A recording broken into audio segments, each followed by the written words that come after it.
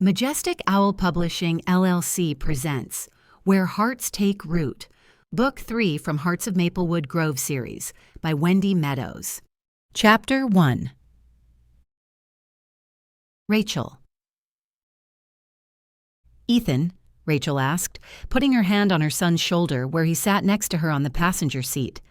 He was in that awkward phase, not the child he used to be anymore, but he had yet to grow into the man he was to become. His limbs were long and gangly, and he snored lightly as he slept. She shook him again. "Ethan, honey, wake up!" His head lolled to the side, but he jerked himself upright and blinked sleepy eyes at her. Brown eyes, just like his father. But Ethan was nothing like Rob. He was kind and gentle where Rob was domineering and rough around the edges. "We're 5 minutes out," Rachel said. When Ethan was a toddler and he fell asleep in the car, she used to let him sleep until they arrived. Then she'd carry him inside with his head on her shoulder, his small body a dead weight in her arms. Now, as her son was growing up, she woke him 5 minutes before they arrived, so he had a chance to wake up, get his wits about him, and be ready for what lay ahead. She remembered what it was like to be a teenager. Time to pull yourself together was always welcome. And after the divorce, Rachel could use the time to put on her proverbial suit of armor before something happened too.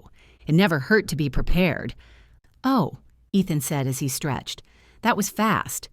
Rachel nodded and smiled. "The trip is a quick one if you're asleep." Ethan looked out of the window at the scenery sliding by. They drove through the rolling hills of Tennessee, dotted with pastures and fields, and a lazy river slowly wound its way through it. The landscape was beautiful, so different from Miami, where Rachel had spent most of her adult life. It had been the only home Ethan had ever known. But with the divorce being as ugly as it was, Rachel had felt the need for change. She wanted a new life, a blank slate, and something completely different from what they'd known all their lives. They did say change was as good as a holiday. Rachel hoped it was true. Not long after, a large sign with old-style writing welcomed them to the small town of Maplewood Grove. This was going to be their new home. When they drove into town, it was like something from a fairy tale. They drove around a central town square with an old courthouse. Main Street seemed to be the heart of Maplewood Grove. The street was lined with quaint family-owned type shops, boasting the original timber facades that had been painted with welcoming hues of reds, blues, and yellows. They passed a hardware store, antique shops, and a barber. "It's like we went back into the past," Ethan muttered. "Look at the ice cream shop." He was right. The ice cream parlor had a vintage sign that promised sweet treats, and it looked like something from the 70s. All around them, townsfolk waved at each other, stopping for a chat. They all knew each other, it seemed. A few people glanced curiously at Rachel and Ethan as they drove past. In a town this small, where everyone knew each other, they would know that Rachel and Ethan were strangers. Her stomach twisted at the thought, but she pushed it away. They needed this change. They needed to get away from Rob, from the life filled with uncertainty. And here in Maplewood Grove, they wouldn't be strangers forever. "It's like a movie," Ethan murmured. "It is," Rachel agreed. "Oh, look."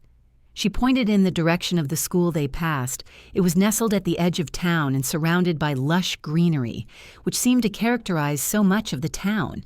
Red brickwork, large paneled windows, and a clock tower that chimed when they drove past made Rachel think this was one of the older buildings in town. Over the years, the school had been expanded to include more modern buildings that were purely concrete. Manicured lawns and old trees around the building looked inviting, with picnic benches under them. Behind the school, they drove past athletic fields, football fields, and a running track. A big banner against the school read, "Go Maplewood Grove Mustangs." Ethan didn't answer, and Rachel wondered what he was thinking. The divorce had been hard on him, and he didn't like change. This move had been tough for him to digest, but Rob hadn't been good for him, and leaving behind the life he knew, including the friends he'd made, had been a necessary evil. "It's going to be fine, honey," Rachel said. "I know," Ethan said. Neither of them sounded completely convinced, but this was one of those things where they just had to take every day as it came. There was no more preparing she could do than that. They turned into a residential area where the homes had wide porches and flowering gardens. Children played in the yards, and neighbors chatted across fences. Rachel followed the directions she'd gotten in the email and finally found their rental house. It was tucked into a quiet, leafy street a few blocks away from Main Street. "Oh, wow," she said when she finally saw the house. "I think this is it." "Really?" "Yeah," she said, and glanced at the address again. The letting agent said that it was a blue house. "That house is very blue," Ethan pointed out. Rachel only nodded. The home had only one story, with a front porch adorned with hanging baskets of petunias and ferns. The house was clad in clapboard, faded over the years, that was painted light blue with white trims around the windows and door. It was hard to believe they'd come this far. The gravel crunched under their tires when Rachel turned into the driveway. She noticed a vintage mailbox, a wooden swing hanging from an oak tree in the yard, and around the back, she noticed a small patio and a backyard. Rachel and Ethan got out of the car and she opened the trunk. Ethan took the two heaviest bags, dragging them out and dropping them on the gravel. "I've got these," Rachel said, pulling sling bags and a backpack from the car. They'd packed all their things into bags, taking only their clothes and most precious personal belongings. Rachel had given Rob everything else. She hadn't fought him on the house, the furniture, the joint accounts. It had been easier to let him have it and walk away. Sometimes it was better to cut your losses than to stay in an unhealthy situation that wasn't good for her or Ethan. The home they'd rented was furnished, and they would live here until Rachel could find a way to start over and buy their own home and their own things. She walked onto the porch first and found the keys in a lockbox against the wall, just as the letting agent had said. She opened the box with the code and unlocked the door. When she stepped into the home, it had a welcoming warmth to it with a combination of modern comfort and rustic charm. The open-plan living space blended the living room, dining room, and kitchen together. Overstuffed sofas and matching armchairs faced a large television. A vintage rug with an intricate pattern added a touch of color to the neutral furniture, and the dark wood bookshelf against the wall held a mix of books and board games. A stone fireplace in the center of the room looked like it could create the perfect cozy atmosphere in winter. On the other side, the dining room had a solid wood table and a mix of chairs. The window looked out over the backyard, and finally, the kitchen had open shelves that displayed the dishes and glassware. The countertops were made of polished wood, and a central island with stools looked like the place where they would be eating their meals, instead of in the dining room. "What do you think?" Rachel asked, turning to Ethan. "It looks like the photos," he said dully. "Well, yes," she said, "but it feels different when you're here in real life, doesn't it?" "Yeah," Ethan said, and he headed toward the hallway that led to the bedrooms. Rachel sighed. Ethan didn't often show what he thought and felt, and she worried that he was struggling more than he let on. She followed him down the hallway. The bedrooms were more rustic than the living room. The main bedroom had a wrought iron queen-size bed with white linens and a beautiful handmade quilt. A vintage dresser faced the bed, and a reading nook by the window formed a cute retreat. When Rachel checked her phone, she had a slew of messages from Rob. "Are you there yet? What does the house look like? I want to talk to Ethan. You can't keep ignoring me. He's my son, too." She sighed. They'd been sent in quick succession. Rachel might have been free of Rob with the divorce, but they'd had Ethan together, and no matter how much she wanted to never hear from Rob again, they had to co-parent as best they could. Ethan deserved to have a relationship with his father, and Rachel wouldn't let her personal relationship with Rob interfere with what Ethan and his dad shared. Not that that relationship went very smoothly, either. But still, Rob had a legal right to know about his son's well-being, if nothing else. "Just arrived," Rachel typed in reply. "Still getting settled. I'll have him call you later when we get a chance to breathe. House is fine." She knew he would reply, demanding to know more, demanding all her time and attention, so Rachel set her phone to mute for a while so that Rob didn't keep making her anxious. She walked to Ethan's room, taking his backpack to him that she'd taken from the car. "Oh, this is nice," she said. His room was more modern, with a comfortable twin bed and a desk for studying, shelves with books, and space for him to put his own things. "You can put up posters and unpack your stuff however you want," Rachel said. "The letting agent said we should do whatever we want and make ourselves at home." "Okay," Ethan said. "Hey, look at me," Rachel said, and Ethan looked up at her with his deep blue eyes. Rachel pushed his dark hair out of his face. "It's going to be fine. We're going to figure it out." "I know," he said. "I know it sucks right now and change is hard, but it won't be so foreign forever." Ethan only shrugged and turned away from her. "You just need to call your dad a bit later and let him know you're okay." "Do I have to?" Ethan asked. "Unfortunately, it doesn't have to be a long conversation. I'll call for supper halfway through so you have an excuse to cut it short. Deal?" Ethan grumbled something that sounded like an agreement, and Rachel sighed. She hated that this was how things were between her and Rob, and Ethan and Rob, but they were making the best of a bad situation. At least she and Ethan would always be together, and she had his back no matter what. She just hoped he understood that, too. "You know you can talk to me about anything, right?" she asked his back when he was turned away from her again. He only nodded, and Rachel sighed, finally leaving the room and leaving her son alone. Ethan was 16, and she knew it was the phase in which he pulled away from her. He used to be so attached to her when he was younger, sharing his whole life with her.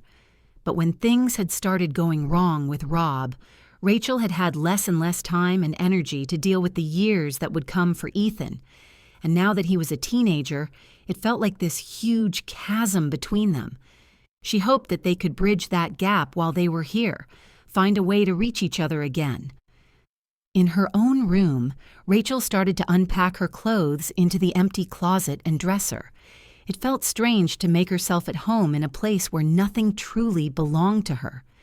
But this was just the first step. She simply had to keep reminding herself that the first step was the important one, because she'd made that change, broken away, and started over when it was what they'd needed.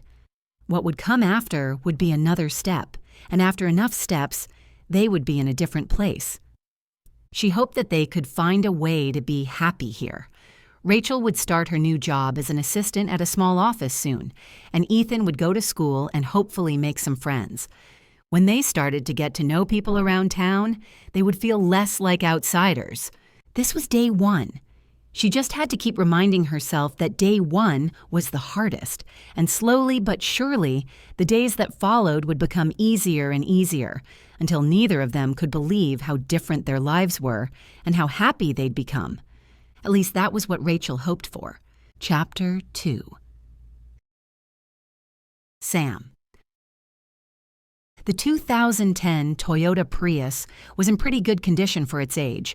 The owner, Mariah, had taken care of her car, but a lot of the people who came to Sam's auto repair shop took care of their cars. In a place like Maplewood Grove, people generally took care of their things. Small-town life was just different than in the city. Not that Sam had ever really lived in a city. He'd gone to visit Nashville once or twice when he and Janine were young, before they'd gotten married and they'd looked for a place to settle down together. But city life had never been for either of them, and they'd finally settled in the small town that felt so much like home. From the moment they'd arrived in Maplewood Grove, they'd known this was where they wanted to move their family. Of course, that had been some 20 years ago. The town was still the same, as were most of the people. It was just Sam who'd changed since then. He and Janine had had Lily when they were only in their mid-20s, and they'd had no idea what they were doing, so of course they'd ended up separating. At least they'd been smart enough to know that they should raise their daughters separately, because there was no way they were meant to live together. But the divorce had been hard. The whole town had been affected by it. Sam sighed. That was a long time ago, and while he didn't think that Maplewood Grove had forgotten, it had at least forgiven him for making the town a spectacle.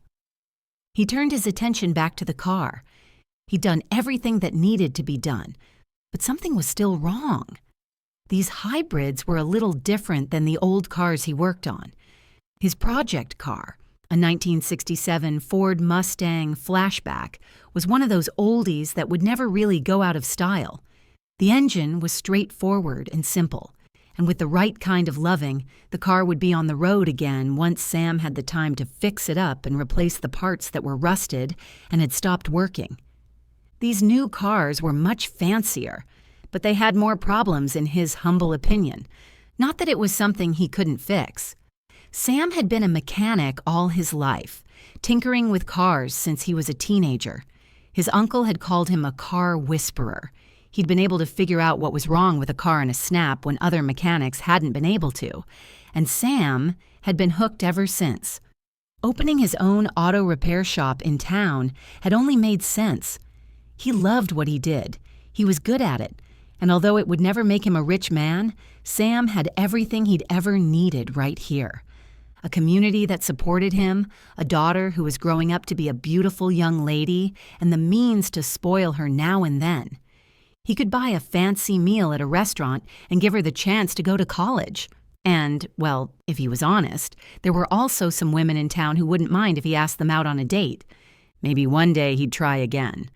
For now, Sam was content with his life. After the divorce, he wasn't sure if he was ready to move on. He was lonely quite often, and it would be nice to have someone to share his life with again, someone who could listen to his dreams, his plans for the future, or his concerns about Lily. The woman who owned the Prius, Mariah, had been quite forward with him when she'd brought it in. She'd hinted more than once that she was single, and since everyone in town knew Sam's relationship status, she was very aware that he had no one right now. But Sam didn't know if he would ask her out for dinner or a drink. He didn't know if he was ready for that kind of thing. When he looked at her, he felt nothing. Sam's phone rang and he stopped working, wiping his greasy hands on his jeans. The material was stained after years of work, and he wore those jeans more often at the shop now so that he didn't have to worry about ruining his other clothes. "Hey, honey," Sam said when he saw Lily's name on the caller ID and answered. "Everything okay?" "Yeah, fine. We have to do a school project and work late. So can I just stay over at Casey's tonight? Then we don't have to worry about back and forth and stuff." Sam hesitated. "It's a school night." "I know, but it's a really important project, and Casey's mom said it's fine." "I think I should give her a ring," Sam said. Lily groaned. "Why don't you ever just trust me, Dad?" The word stung, and Sam quickly backpedaled. "I'm not saying I don't trust you. I just want to be sure, but if you say that she said it's okay, then I guess it's okay. Are you coming home to get some clothes?" "I'll wear some of Casey's clothes. It's fine. See you tomorrow." "Okay, I'll see you tomorrow. Be safe, sweetheart.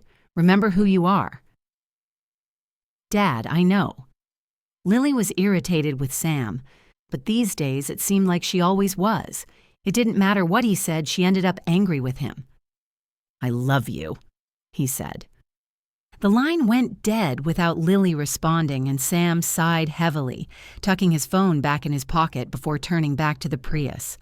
It was a lovely little thing, and Sam wished he could afford something like it for Lily.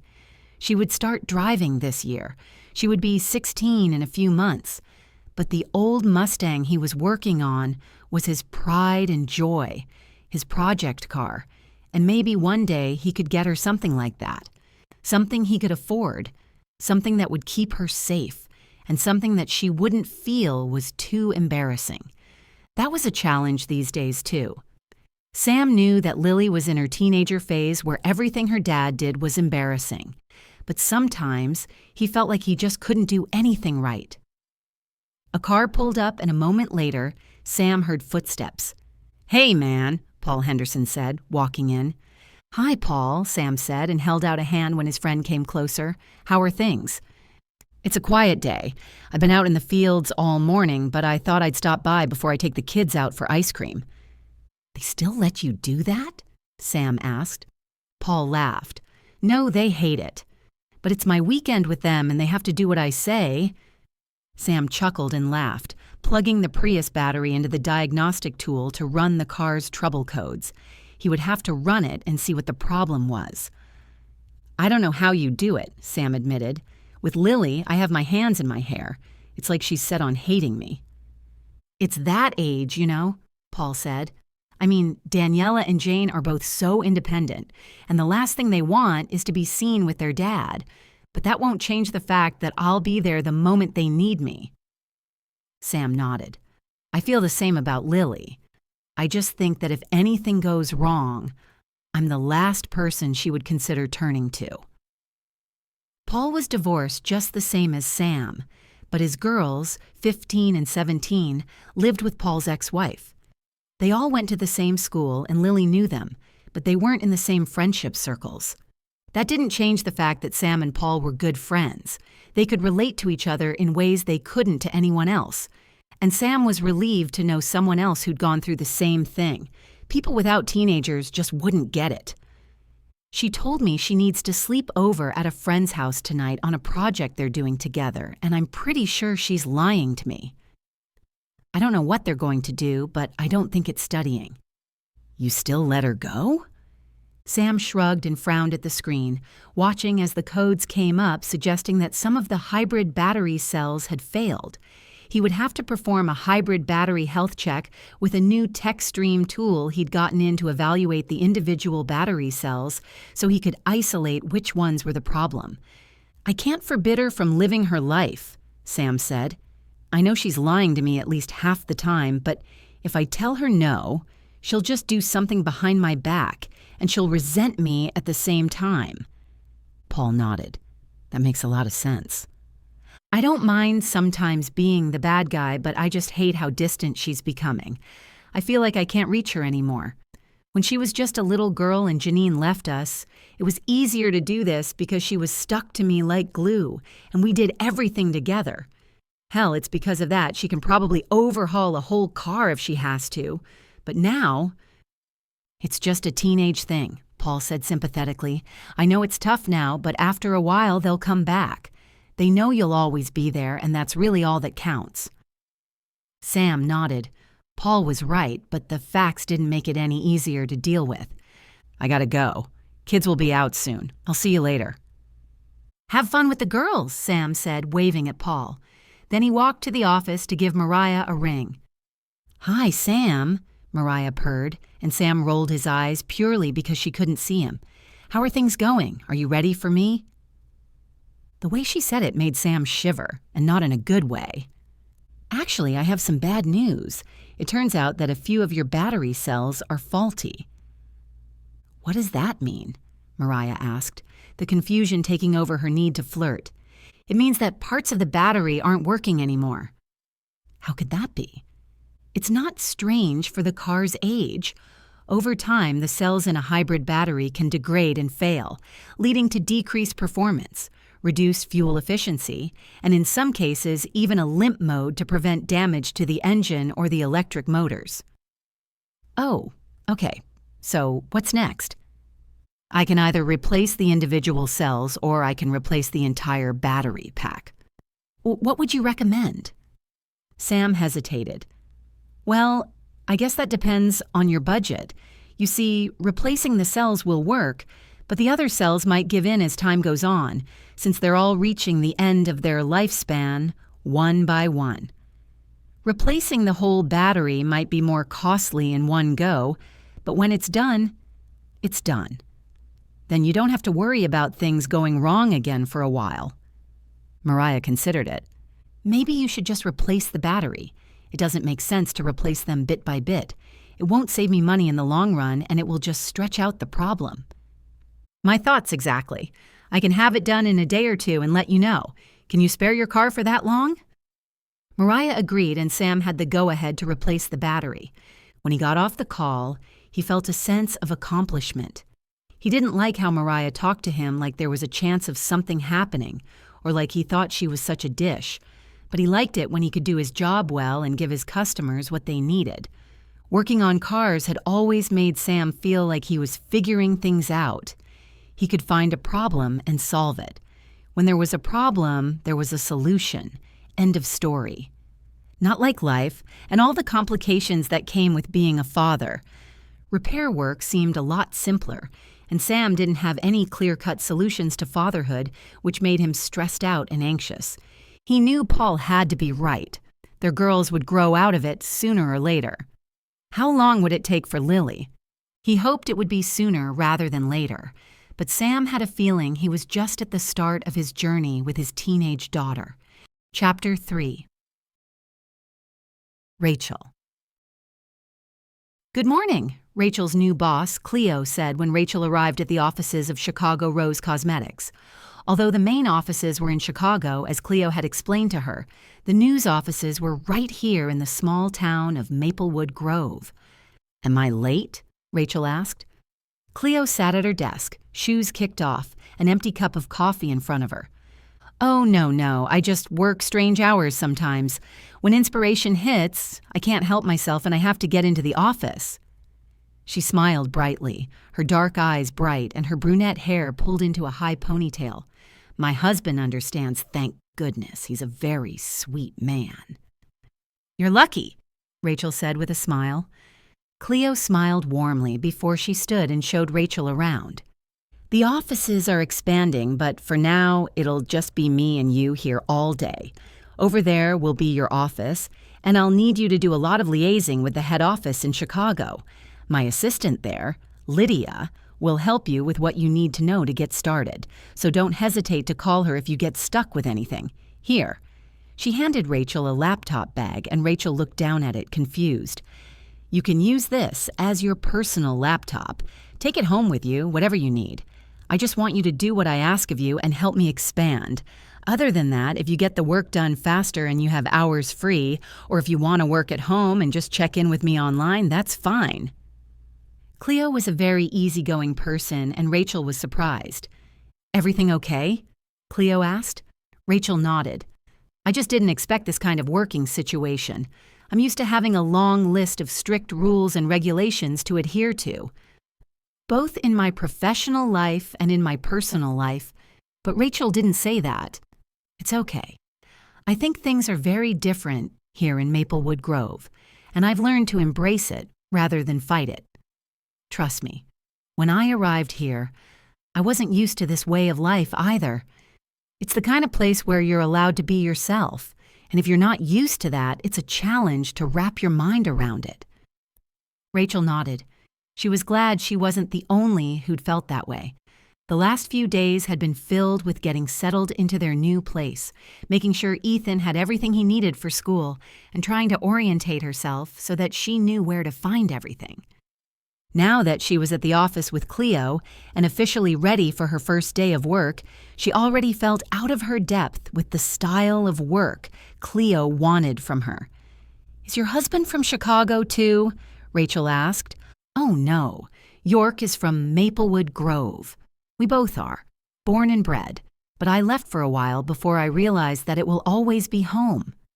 She smiled at Rachel. "It must be a very different speed than Miami." Rachel nodded. "It's definitely an adjustment. I'm more worried about my son. Today is his first day at school, and I can't help but wonder if he's settling in." "How old is he?" Cleo asked. "He just turned 16, and he's at that awkward stage where everything's a little upside down. Or maybe I just feel that way. She hesitated. "We've just been through a difficult divorce." "Oh, that can be hard," Cleo said sympathetically. "But the school here is really a wonderful place. The teachers care about the kids, and he'll make friends quickly. Around here, everyone knows everyone, and in no time, you're a part of the group. I went to that school myself, so I would know." She grinned at Rachel. Of course, that was a lifetime ago now, but not much changes around here, as you can imagine. Rachel nodded. She wasn't sure what she could imagine or expect from the small Tennessee town, but Cleo was being very warm and welcoming, and Rachel felt at ease almost immediately. Cleo's phone rang, and after she got off the call, she gave Rachel instructions for the day. Rachel sat down at the desk in her new office. Cleo had told her that she could decorate however she wanted, and she considered putting some of Ethan's art pieces up or photos of them. It would make the office feel a little more familiar, and maybe it would make her feel like less of an outsider. Rachel focused on her work, doing everything Cleo had asked her to do. She called Lydia and got to know the Chicago assistant she would be talking to a lot. Lydia seemed like the kind of woman who didn't let anyone walk over her. She was fast and efficient, and she knew what she was doing. That was more the pace that Rachel was used to. During lunchtime, Cleo came to Rachel. "Are you busy?" Rachel shook her head. "Just taking a quick break." "Oh, good. Let me take you to the diner down the road. Maggie's is the best place you'll find this side of the equator." Rachel wasn't sure she was ready to head out into public. She just wanted to take a breather. But Cleo was so warm and insistent that Rachel didn't know how to say no. So they ended up walking to the diner not too far from their offices. On the way, Cleo told her a little something about all the people they passed. "Lila owns the store right below us," Cleo said as they stepped out of the door that opened next to the store.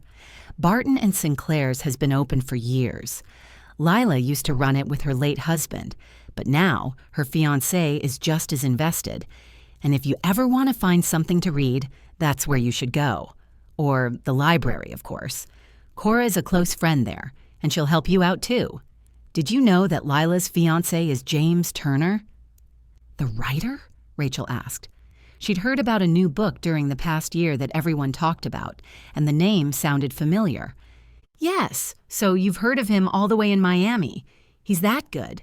But he's not one of those typical writer types, you know. He's really such a wonderful man." Rachel wasn't sure what Cleo meant by a typical writer type, but she nodded and smiled and listened as Cleo told her about everything else in town, the school event coming up, the local fair, and the Green Festival that had taken place a few weeks earlier. It all sounded very fun. "It seems like there are a lot of events coming up," Rachel said. "Oh, yes. Maplewood Grove is a place where community is everything, and we do have a very busy events calendar.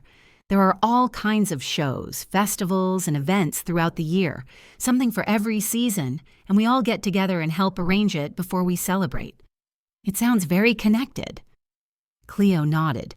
"I think that's the perfect word for the people around here, connected." She smiled warmly at Rachel as they arrived at Maggie's diner. The diner was a retro-style place with just the word diner in neon letters above big windows. When they walked in, lines of tables filled most of the dining room, with a line of booths at the back covered in checkered tablecloths. The air was filled with the smell of home-cooked meals, and the walls displayed photos of the town, farming tools that looked old school, and photos of the high school sports teams. Rachel recognized the "Go Maplewood Grove Mustangs" banner in the photo that she and Ethan had seen at the school, too. "Is Ethan into sports?" Cleo asked when she saw Rachel looking at the school photos. "They have a pretty serious football team." Rachel shook her head. "He's more of an artist, and he loves music. He's teaching himself to play guitar." "Oh, that's a talent I wish I had. Teaching myself to do something like that." Rachel only nodded, not sure how to respond. She didn't mind that Ethan wasn't a sports fan, but she was worried that because he wasn't, it would be that much harder for him to make friends.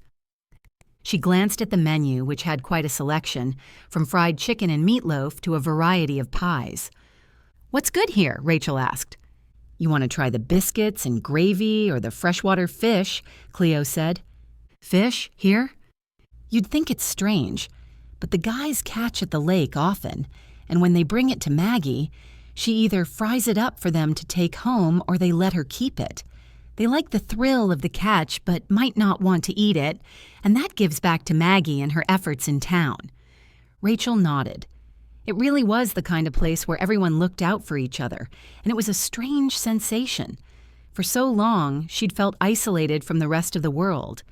Rob had stopped her from being social and hanging out with people, even her family, never mind her friends, and he'd been very specific about her telling him exactly where she was and what she was doing if she had to leave the house. Being away from that had been a relief, but it was still strange not having to answer to anyone or make up excuses just to be able to breathe. When Rachel glanced at Cleo, she realized the woman had been carefully watching her. "Are you okay?" Cleo asked. Rachel took a deep breath and let it out slowly. "Maybe not just yet. It's been a rough couple of years, but in time, hopefully, I will be." Cleo reached across the table and squeezed Rachel's hand just for a second. It was a warm, friendly gesture, but Cleo let go again almost right away, not wanting to crowd Rachel. "It might take a bit of time. I don't know what you've been through, but I know that time here in Maplewood Grove does a person a lot more good than you realize, and you'll find friends here who are there for you no matter what." Rachel nodded, happy to be in Maplewood Grove, even though the adjustment had been a tough one so far. She was just so glad that she'd finally managed to get away from Rob, and that she and Ethan had a chance to start over. She didn't always know what to expect, but the fact that she could expect something and wasn't stuck in a life where she felt like a prisoner was already a start. Before, she'd never had options, but things were changing for them now. That was what she would hold on to. In time, she was sure she and Ethan would find their happiness. When she got home after spending a day at the office with Cleo, Rachel was tired, but she felt a sense of accomplishment. "How was your first day, sweetheart?" she asked Ethan, who was lying on his bed listening to music. He'd already put up posters of some of his favorite bands, and his room already looked more like he was at home there. "It was okay," Ethan said. "I felt very out of place." "It will get better," Rachel promised. "What about you?" "It was hard work, but good," Rachel said. "I think we both just need some time to settle in." Ethan nodded, and Rachel sat on the edge of his bed. She stayed quiet, hoping that he would talk to her, that he would confide in her about something. Anything. She just wanted him to talk about his feelings or tell her if something was wrong. She had the feeling that Ethan was going through a tough time, but he bottled it up so much he wouldn't ever admit to it, and it wasn't healthy. "Can I go out on my bike?" Ethan asked. Rachel blinked at him. Her first reaction was to say no right away, but that was how Rob had been, saying no to everything and for no good reason. What reason did she have to keep Ethan home? The small town was safe, and he could hardly get lost. Besides, she wanted things to be different for them. She wanted him to know that things weren't ever going to be the way they were before. Okay, it was harder than she wanted to admit. "Yeah?" Ethan looked surprised, too. "Just be back before dark, okay? I'll make us something to eat. Pasta and meatballs, what do you think?" "That sounds good." He stood and planted a quick kiss on her cheek. "Thanks, Mom." "Sure. Just take your phone." Ethan said that he would, and a moment later she heard him open the gate that led from the back garden to a side road.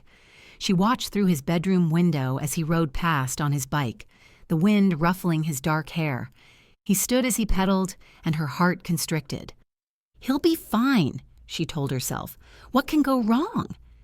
But Rachel wanted to hold on to him, press him close against her chest so that nothing could happen to him. Then again, that was what she'd done before, and it hadn't worked, had it? Rob had still been in their lives, and she'd learned from Rob that holding on was good, but holding on too tightly could be a lot worse. Chapter 4. Sam. Sam's auto repair shop was a separate building with high ceilings and exposed metal beams so that he could hoist the cars up and work under them if he had to. Around the edges of the workspace, metal benches held an organized chaos, with everything he needed to do his job. He'd had 2 people work for him over the last couple of years, but he'd found that it was easier to work for himself, to do it all alone. It wasn't that he didn't want to have more people in the business or didn't work well with others. He just found that fixing cars was as therapeutic for him as it was a source of income. Being alone with his thoughts all day worked better for him than having guys around the shop all day who wanted to make conversation.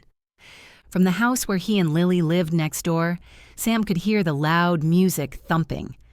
Lily was in her room, but she was in a mood. She'd wanted to head out to the mall, which was just a strip of shops and a food court on the one end. And Sam had told her she couldn't go. He had to put his foot down with her at some point, and she'd barely been home the last couple of days. He felt like she was slowly slipping through his fingers, like he was losing all control. Now she was furious with him. He'd learned that the louder her music played, the more upset she was. He hated it when she was angry with him. But the truth was, even though she was angry, at least he knew where she was. The Chevrolet Silverado 1500 was one of the most popular trucks in town, with a lot of the farmers from the surrounding farms driving one. It was dependable and affordable. This 2003 model had been in his shop for a brake replacement, and Sam had made quick work of it. Tomorrow he would call James Turner so he could pick it up again, and it would be another job well done and money in the bank. The sound of bicycle wheels whirring downhill made Sam look up.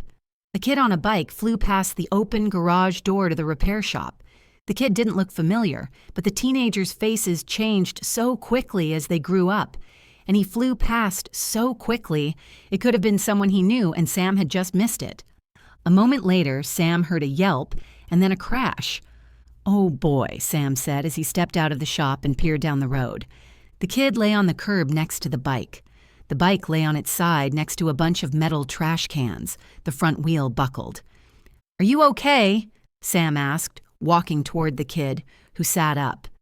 He wore a hoodie with Nirvana written on it. It was the same band Lily liked to listen to, one of those old bands that was making a comeback. Ocean blue eyes looked back up at Sam. "Yeah, I think so." When the kid looked at his knee, his jeans were ripped, and it was clear through the hole that his knee was bleeding. "My brakes failed and I hit the cans." "Ah, tough break," Sam said, holding out his hand to help the kid up. "Are you new here?" The kid nodded. "My mom and I just moved in a week ago. I'm Ethan Carter." He was a well-mannered kid with an open face and a quiet disposition. Sam liked him right away. "Sam Bennett," Sam said, shaking his hand. "Come on, I live right up there. Let's get that knee looked at, and we'll sort out your bike, too." "Oh, that's okay. It shouldn't take long," Sam said, interrupting him. "I'm a mechanic. Fixing stuff is what I do." Ethan hesitated, unsure. He had a bit of a haunted look about him. Someone had hurt this kid so that he was slow to trust, and that was a damn shame. Kids began so innocent, so open and ready for life, but thanks to the people who hurt them, many become mistrusting and closed off to the world. But eventually, Ethan nodded, and Sam picked up the bike. The wheel wasn't as buckled as he thought. It would be an easy fix. He could still push it, which helped. Together, they walked to the house. Sam put the bike in the workshop before he unlocked the front door and let Ethan in. When he did, Lily appeared at the top of the stairs of their 2-story house. She wore ripped leggings and a T-shirt that read, "Conformity is a social disease." Her blonde hair had colorful streaks in it that she'd done with Kool-Aid or something, braided into pigtails, and she wore thick eyeliner that made her green eyes look a lot darker than they really were. "Who are you?" she asked. "Don't be rude," Sam said. "This is Ethan. He crashed his bike." "Oh, bummer," Lily said. "You're the new kid, right? I saw you at school." Ethan nodded. "Come on, I have some Band-Aids in the medic kit and we can clean that right up." "I'll get it," Lily offered, surprising Sam. Usually, she didn't want anything to do with anyone. Sam let Ethan sit in the kitchen, and a moment later, Lily came back with the medical kit. She opened it. "Here," she said, "disinfectant spray, can I?" Sam watched as she took on the role of nurse, becoming a completely different child from the one he'd seen the last couple of months. Ethan nodded. "It's gonna sting, so just, man up." "Lily!" Sam cried out, but Ethan grinned. "Go!" he said. Lily grinned and sprayed. Ethan clenched his jaw and sucked a breath through his teeth, but other than that, he didn't grimace, and Sam knew for a fact that spray stung when applied to an open wound. "Nice," Lily said with a grin. She found a Band-Aid and stuck it on, working through the rip in Ethan's jeans. "There," she said, "all patched up. I don't have a bandage for your sole, but your knee should be fine." Sam wanted to reprimand her again, but Ethan laughed. "Can't fix everything, right?" "Gotta play the cards you've been dealt," Lily said with a shrug. "Thanks," Ethan said. "You like Nirvana?" Lily asked, nodding toward his shirt. "Yeah, Kurt Cobain is like a god." "He is," Lily gushed. "Do you want to see my room?" Sam wanted to tell Lily that she couldn't take Ethan up to her room, but this was the first time she had interacted with someone so warmly in the longest time, and he didn't want to cut that short. He saw a glimpse of the girl he used to know. "Half an hour," Sam said instead. "Then the bike will be ready for you." "Oh, Dad," Lily whined. "No, it's okay," Ethan said quickly. "I have to get back before dark or my mom will get worried." "Oh, okay, cool," Lily said, dropping her temper tantrum, and Sam blinked. This kid looked a little nerdy, a little out of place, and he was nothing like the people Lily usually hung out with. But he brought out such a good side of his daughter. Sam liked that. He liked Ethan in total. "I'll be in the workshop," Sam said, turning away as Lily and Ethan headed upstairs. He had to trust that they wouldn't do anything wrong up there. Ethan looked like a decent kid. In the workshop, Sam made quick work of the brakes. They were just rubbed down and new brake pads did the trick. As for the buckled wheel, he straightened it without much trouble, and the bike was good as new. It was a little on the old side with clear wear and tear, but that was what a bike was supposed to look like. Used and loved. He had just finished when Ethan and Lily appeared at the door. Had they checked the time? Ethan must have. Sam was impressed with his manners and how he clearly didn't want his mom to worry. Lily often broke curfew and made Sam panic when he didn't even know where she was. "Good as new," Sam said, pushing the bike toward Ethan. "Oh, thank you," Ethan said. "What do I owe you for that? I have some pocket money I can bring." "It's no problem," Sam said quickly. "Call it a welcome gift." "Thank you, Mr. Bennett," Ethan said, and Lily giggled. "You can just call me Sam, Ethan," Sam said, but this kid impressed him more and more. Ethan nodded, and then he got on the bike, testing it. When he was ready to go, he waved at Sam before he looked at Lily. "I guess I'll see you at school," he said. "Sure," Lily said, "but you have my number, so if you need something, you can ask." Ethan nodded and waved one more time before he pedaled away. Lily and Sam watched him go. "Nice kid," Sam said. "Whatever," Lily mumbled. Sam took a chance. "Do you want to get Chinese for supper?" "Oh yeah, sure," she said. "And maybe we can watch a movie together." Dad. Right, too much, too soon. But for a moment there, his daughter had been the girl she used to be. His precious Lily. "I'll call you when the food is here," he said when she headed into the house to lock herself in her room with her loud music. He hoped that Ethan would be around more often. He liked him, and clearly his daughter responded well to him too. But Sam wouldn't get his hopes up too much. Lily was still a teenager, and she would be for a while. Sam wished that he had someone who could help him through this, someone who could try to reach Lily when he couldn't, or at least sympathize with how tough parenting was, someone who would watch a movie with him. Sam was okay being alone most of the time, but sometimes the loneliness got to him. He shook it off. He would figure it out. He'd come this far, right? Chapter 5. Rachel. Rachel stood in front of the window in the living room looking out over the road. She wasn't panicked that Ethan wasn't home. It wasn't dark yet, but she still worried about him. The worry over her child would probably never go away. It didn't rule everything, but when Ethan wasn't home, she had a restlessness about her that she didn't have when she knew exactly where he was and that he was safe and sound.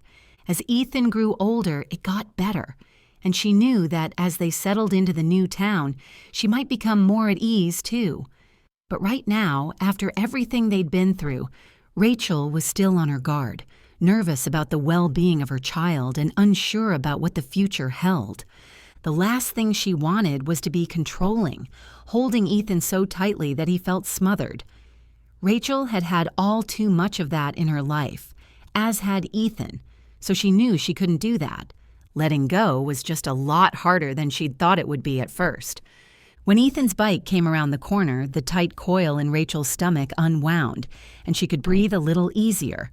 She waited for Ethan to go in at the side gate and put his bicycle in the shed before he walked to the back door and opened it. "Hello, sweetheart," Rachel said with a smile. "How was it?" She glanced down and noticed his torn jeans, his scuffed clothes. "What happened? Are you okay?" "I had an accident, but it's no big deal," Ethan said. "Scraped my knee." He showed her the bandage that had been put on through the hole in the skinny jeans. The leg was too tight around Ethan's calf to pull the pants leg up like she would have done when he was a child and wore sweatpants. "Where did you get a bandage?" "Oh, I crashed in front of a mechanic's house. Sam Bennett. His daughter Lily helped me fix up the scrape, and Sam fixed my brakes. They're really nice." Rachel blinked at her son. "He fixed the bike?" Ethan nodded. "The brakes went out, that's how I crashed, and the front wheel was all messed up. Sam fixed it for me so I could come back home." "Lily goes to my school too. She's my age." "What's Sam charging for the bike?" Rachel asked. She didn't have a lot of money to work with right now and wouldn't until she got paid at the end of the month working for Cleo. "Oh, he said it's on the house." Rachel shook her head. "We can't just accept charity from strangers." "It's not charity, Mom," Ethan said, rolling his eyes. "He was just being nice. He's really good at it, too. He has all kinds of cars and stuff in his workshop." Rachel considered it. "I think I should go over there and thank him," she said. Ethan didn't look like he was against the idea. In fact, his eyes lit up. "Can I come?" "I would hope so. I don't know where they live." "Right," Ethan said. "Let me just change into something else. These jeans are screwed." Rachel waited for Ethan to put on a different pair of pants, and when he was ready, they left the house and headed down the road in her car. Ethan directed her and pointed when they arrived at the house. It was a 2-story craftsman-style house. The front porch looked out onto the quiet street, and the exterior was the same as Rachel's and Ethan's, but painted in a sage green. Everything in town seemed to be bright and colorful like this, like something from a kid's storybook. Rachel loved it. The front yard was filled with a variety of flowers and shrubs. Attached to the house was a workshop with a big sign that read, "Sam's Auto Repair," and a large roller door that was shut. Rachel and Ethan walked to the porch, and she knocked on the door. The man who opened had a rugged handsomeness about him that Rachel saw right away. Dark eyes and tousled dark brown hair with traces of gray at the temples. "Oh, hello, Ethan," he said in a deep voice and smiled.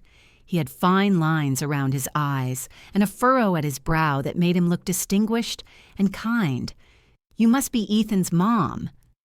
"I'm Rachel," she said and held out her hand. "Sam." When they shook, his large, strong hand with calluses wrapped around hers. He had broad shoulders and strong arms, too. He wore a plain t-shirt and old jeans stained with grease, thick boots, and a simple belt. Rachel forced herself to look into his eyes again. She couldn't be rude and stare. "I just wanted to thank you for fixing Ethan's bike.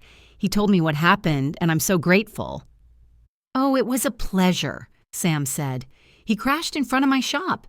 I have a few scrapes and cuts from when I was a teenager, too. I know how it goes." Rachel nodded.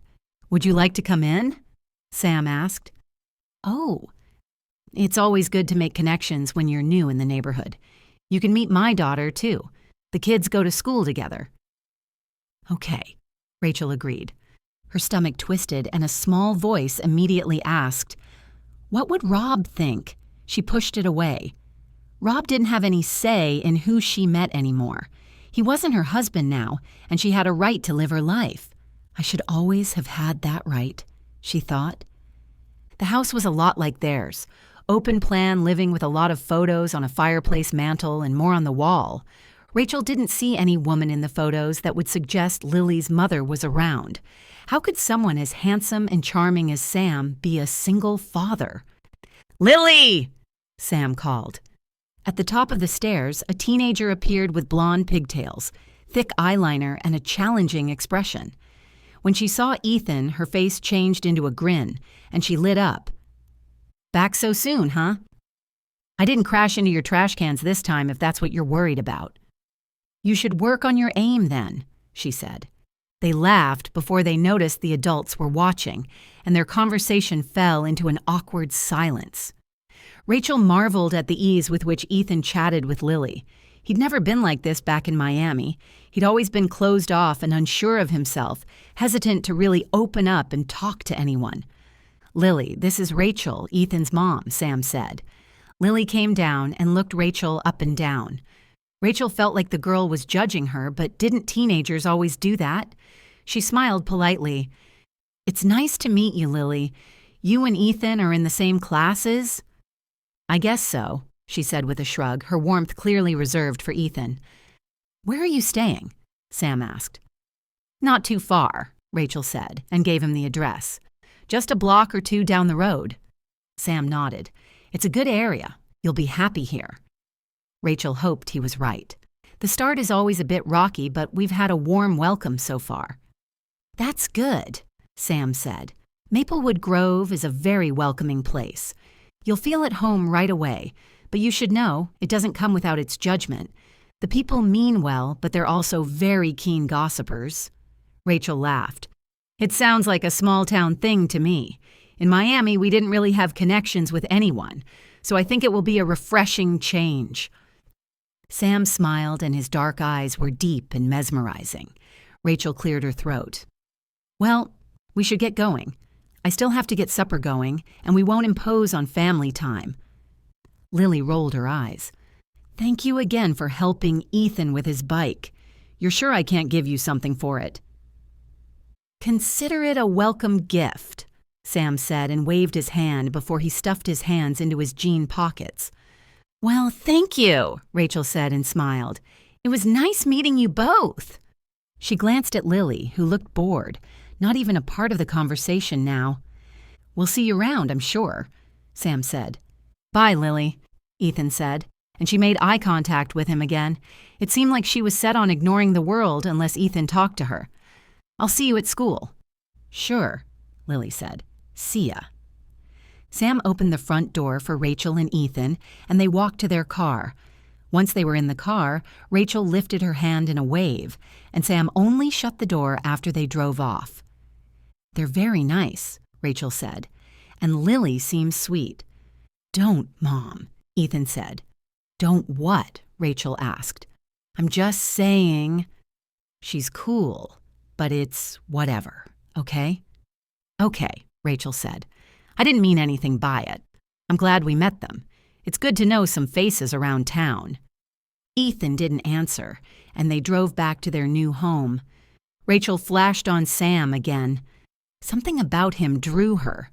It wasn't just how attractive he was. He had a way about him that made her feel at ease. "You just got out of something serious," she told herself. "The last thing you need is to be looking at someone else." But Sam had left a lasting impression, and she couldn't shake the look of his dark eyes, warm and smiling. Her stomach twisted. Rob would be furious. It would take a while for her to get that voice out of her head and ignore what Rob might think. She had a right to meet people and think they were handsome, didn't she? What if she wanted to start dating again one day? Just the thought made her feel sick with nerves. Rob would make her life hell if she didn't do exactly what he wanted, and he wouldn't allow another man into her life. Or Ethan's, even though he lived on the other side of the world from them, even though they were divorced. And for anyone to get involved with someone who had such a tyrant of a man still hanging over them. "Let's just focus on getting settled and find a rhythm," Rachel told herself. That was the only way to move forward. Taking things one day at a time. Chapter 6. Sam. Rachel was gorgeous. Sam didn't usually react that way when he saw a woman, and the fact that he noticed her looks right away stopped him short. What was it about her that drew him? Of course, the way she looked was a start. light brown hair that hung in waves over her shoulder, petite build, and beautiful bright blue eyes. Her face was delicate, as was the rest of her, and she hadn't looked dressed up like she was looking for attention. A long-sleeve gray top, stylish jeans, and comfortable flat shoes. She'd worn a crossbody bag and a thin silver necklace. Minimal makeup if she'd been wearing any. Sam didn't like it when women fussed about their looks all day, taking hours to get ready, dressing to the nines when there wasn't a special event. The way Rachel carried herself had drawn him because she was elegant and graceful, but seemingly completely unaware of her beauty. That was what drew him the most, the fact that she didn't seem to know how intriguing she was. And she was intriguing. He'd only spent 5 minutes with her, but he wanted to know more about her. Someone knocked on his door and Sam opened it, hoping to see Rachel again. Instead, it was the delivery guy bringing their food. "Oh, hey, Charlie," he said to the kid who always did the rounds. "Thanks." "Sure, Mr. Bennett," Charlie said. He was tall and skinny with hair that hung in his eyes and a case of teenage acne.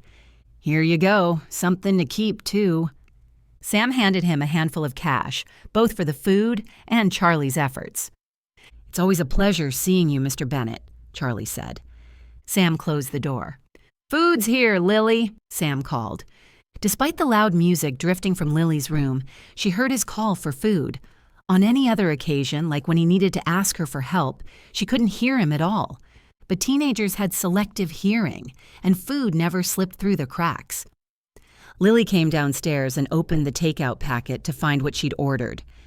"Do you think Ethan is someone you'd like to hang with at school?" Sam asked. Lily glanced up at him, suspicious. "Like how?" "Like a friend. You know, someone you'd be willing to be seen with in public." Lily rolled her eyes. "I don't know. I guess I'll see.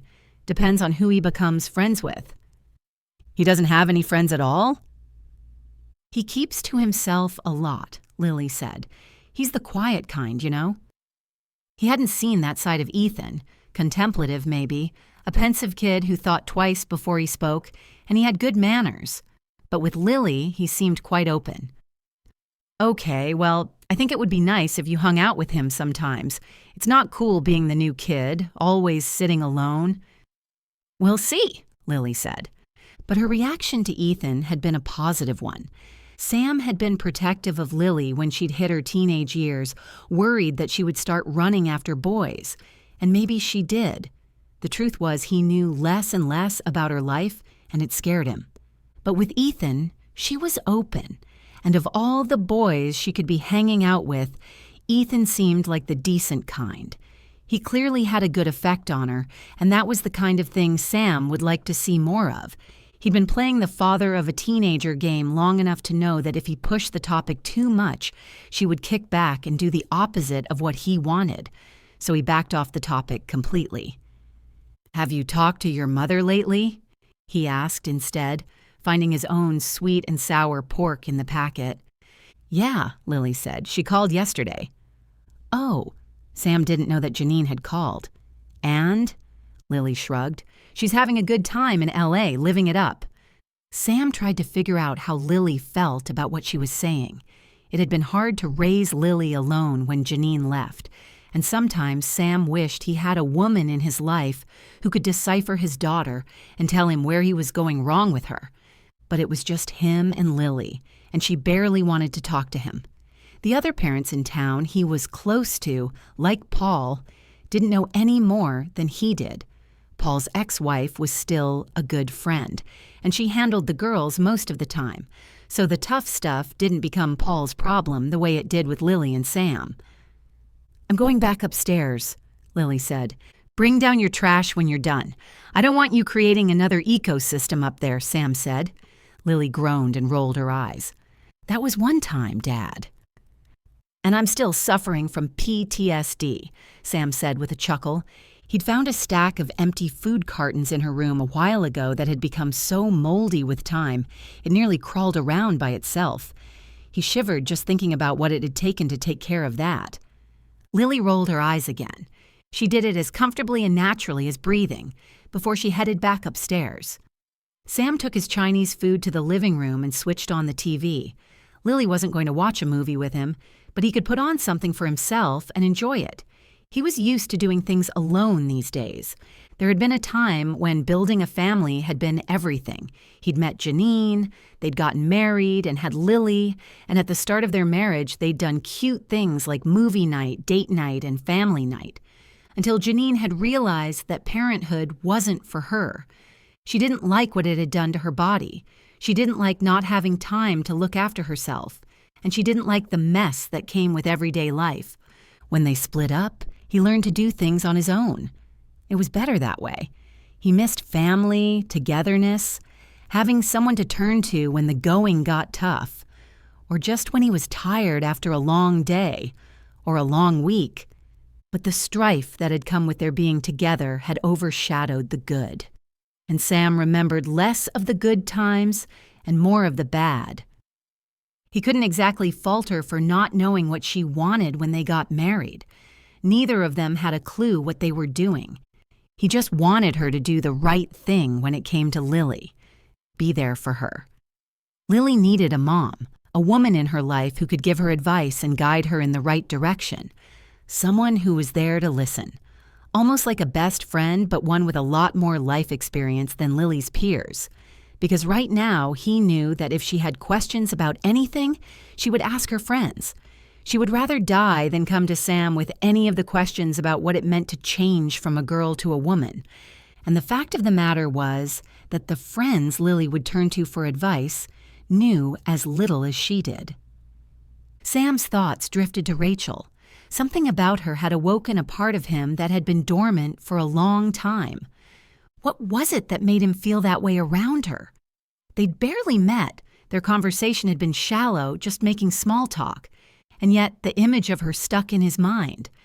And she wasn't wearing a wedding ring, a bracelet and a ring on her right middle finger, but no wedding band on her left ring finger. He didn't know why he'd noticed that. But if she wore jewelry regularly, then a wedding band would surely have been there. If she wasn't wearing one, it was because there wasn't one to be worn. It would be so nice to have someone in his life again, someone he could share his experiences with. Was Rachel someone like that? Someone he could risk being with? Because that was what it was, a risk. He would be opening his heart to someone again, not knowing if it would work out, not knowing if she would want something different later. When Janine told him that the life she'd built with him wasn't what she wanted, he'd understood her, but it had hurt all the same. It was tough to hear that the person you'd chosen to spend the rest of your life with didn't want to spend the rest of their life with you. It had been years since Sam had even considered dating again. He hadn't met someone who made him think about it, and instead he'd focused on getting his work done every day and making sure Lily had what she needed. Food, clothes, a roof over her head. What she needed these days was different, though. He could give her the basics, but she needed more than that. Sam needed more than that, too. He wanted love, companionship, support. He wanted a teammate, a partner who could tackle life with him. Rachel flashed before him again. Ethan was the spitting image of his mother, and it was clear they had a close bond. Sam was willing to bet they'd been through a tough time. They both had a haunted look about them, like they hesitated just a second before saying or doing anything, as if it could be wrong and they'd be punished. Or maybe Sam was reading something into it that wasn't there. He forced himself to focus on the movie he'd put on. Thinking about Rachel and wondering about a future when they'd only spent 5 minutes together was silly. After all, she might not want anything at all. Or maybe she already had someone and they just weren't married. There were so many reasons why his flights of fancy were out of line. He would just eat his Chinese, watch his movie, and do what he'd done for the last 10 years. He would do his job, try his best with Lily, and know that all he had to focus on was getting from point A, when he opened his eyes in the morning, to point B, when he closed them in bed at night. Those bite-sized chunks had gotten him through the past decade, and hopefully they could get him through the next decade too. But thinking about moving forward, doing the same thing repeatedly, and fighting this battle alone was exhausting. It would be so nice if Sam had someone by his side who could tell him he was doing okay, who would be there the next day when he opened his eyes again. If only he wasn't so scared that he would get hurt again. Chapter 7. Rachel. The next few days were more of the same. Rachel and Ethan fell into a routine in Maplewood Grove, where she would see him off as he boarded the school bus, and then she would head out to the offices of Chicago Rose Cosmetics. Slowly, as she got the hang of the job, Cleo gave her more and more to do, and Rachel was always grateful for the work. She was good at her job, and it was a nice distraction, especially when Rob made her anxious. Not a day had gone by where he hadn't inundated her with messages demanding feedback on their life or calls to find out why she wasn't replying quickly enough. The more she tried to hide her life from him, since he had no right to any of it that didn't involve Ethan, the more he seemed to crack down on her. "What are you doing for work?" Rob asked when she was on the phone with him. Again. "It's an office job," she said, "but it pays well." "But what do you do?" "It doesn't matter. I'm covering bills and making sure Ethan is taken care of." "Why won't you just tell me? You always do this, trying to hide everything from me as if I'm some kind of lunatic when I just care." Rachel took a deep breath and let it out slowly, trying to keep her control. "I don't need to share these things with you, Rob." "Fine," Rob snapped. "What are you going to do later?" "I haven't decided yet." "Are you making friends?" "Sure," she said. "Who?" Cleo came into her office and Rachel was relieved. "I have to go. My boss needs me." Rob wanted to protest, but Rachel ended the call before he could. She took a moment just to pull herself together before she smiled brightly at Cleo. "How can I help? I already sent you the emails about the processed orders for the week like you asked, and—" "Was that your ex-husband?" Cleo asked. Rachel nodded slowly. "He's a little overbearing. He means well, but it doesn't always come across that way. It sounds like he's very controlling." "You have no idea," Rachel said softly.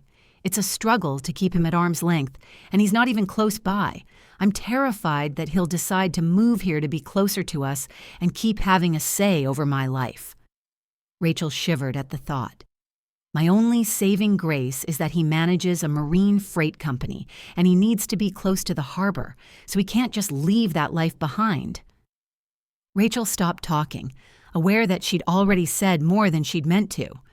Cleo looked sympathetic. "I'm sorry you had such a bad experience. Love should never leave a bitter taste in your mouth or make you feel like you should keep looking over your shoulder." Cleo's description was exactly how it was. "We're taking it one step at a time," Rachel offered, not sure what else to say. "Is there something I can do for you?" "No," Cleo said. "York and I are going on a picnic, so I'm closing early today, and I just wanted to tell you that you can take the rest of the day and put your feet up." "Oh, are you sure?" Rachel asked. "I still need to fax out those request forms and tomorrow is another day," Cleo said. "Really, go ahead, rest. There's nothing we must do today that can't be done tomorrow." She smiled at Rachel, who returned her smile with relief. "Thank you. It means a lot to me that you're so lenient. You work harder than anyone I've seen, Rachel. You deserve a break." Cleo waved at Rachel and left the office, and a short while later, Rachel locked up behind herself and headed home, too. When she got there, she noticed Ethan's bike against the side of the house, and another bike, too. He must have brought a friend home. Rachel was excited to know it. Ethan hadn't had the best transition coming to Maplewood Grove, although he seemed more at ease here. Not as haunted and stressed to always please his father. He hadn't settled into school that easily, and making friends had always been a challenge. When Rachel opened the front door, the sound of laughter floated toward her. Ethan's laughter, followed by the giggles of a girl.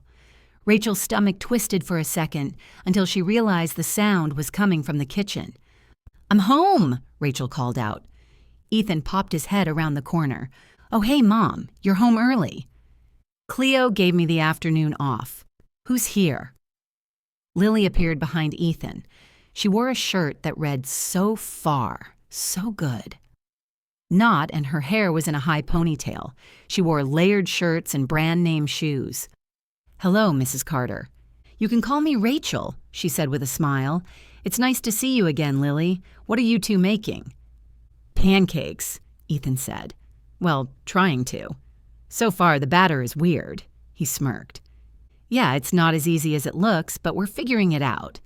Lily glanced at Ethan and grinned. "Do you need help?" Rachel asked. Ethan and Lily both shook their heads, and Rachel knew they wanted to be left alone. Teenagers didn't want their parents around to cramp their style. "Okay, well, I'm going to read on the couch," Rachel said. She wanted to be close enough to hear the kids and know they weren't doing something they weren't supposed to without getting in their way.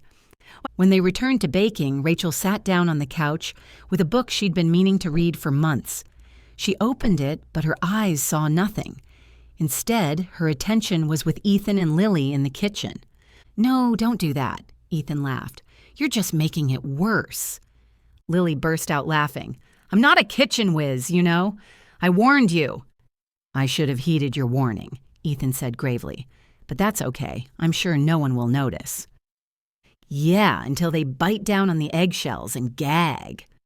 They erupted in a fit of laughter, and Rachel couldn't help but smile. How long had it been since she'd heard Ethan this talkative, this positive? He hadn't laughed like that in a long time, and her heart constricted. She wished only happiness for her son. Looking at Lily, she wouldn't have chosen the girl as a friend for her son. Lily was all about wearing brand names, rebelling against the system, and asserting her personality. It was a typical teenager thing, but Ethan wasn't exactly like that. He'd always been a little different, more interested in music and art than sports and the more popular brands. But somehow, these two kids on opposite sides of the popularity spectrum got along well. "Do you like it here?" Lily asked, and Rachel's focus was on the teenagers completely now, so much so that she closed her book. "Yeah, it's not bad," Ethan said, and Rachel could envision him shrugging. She didn't want to turn around and look and show them she was listening in on their conversation. "I mean, it's not Miami." "No way," Lily said with a laugh. "Do you miss Miami, though?" Ethan was quiet for a while, and Rachel wanted to know the answer to that question, too. "I don't know," Ethan finally said. "I miss the weather and the ocean, I guess. And I'm not used to not knowing where everything is, which makes me feel weird. But I didn't have the best life in Miami, so I don't miss that part." The tension in Rachel's shoulders bled out a little. He would never have told her that, but it was good to know that despite how hard it was to change, he was happier than he'd been in Miami. "I get it," Lily said. "It's been pretty rough with us too, and it happens, you know? But if you don't know where something is, you can ask." "Thanks," Ethan said. "Sure." Something fell and broke. "Uh-oh," Lily said. Ethan chuckled. "It's okay, we'll clean it up quick." "Your mom won't be mad?" Lily asked. "Who can be mad about an accident?" Ethan asked, and Rachel's heart swelled with pride. Rob had always been so angry when something went wrong, blaming Ethan for things he couldn't control and making him feel like the bad guy. Clearly that hadn't stuck, and Ethan sounded easygoing about the mistake. Rachel just hoped it wasn't something important that broke. She could talk to the property owner and replace whatever it was. She was just so happy that Ethan had found a friend. And even though Lily looked like she could be a handful, she seemed like a sweet girl. She wondered what Lily had meant when she'd told Ethan that they'd had it pretty rough, too. Rachel knew that it was never smooth sailing for anyone, but something must have gone wrong for Sam to be raising his daughter alone. It was commendable how he did it, running a business and raising a teenager together. It couldn't be easy.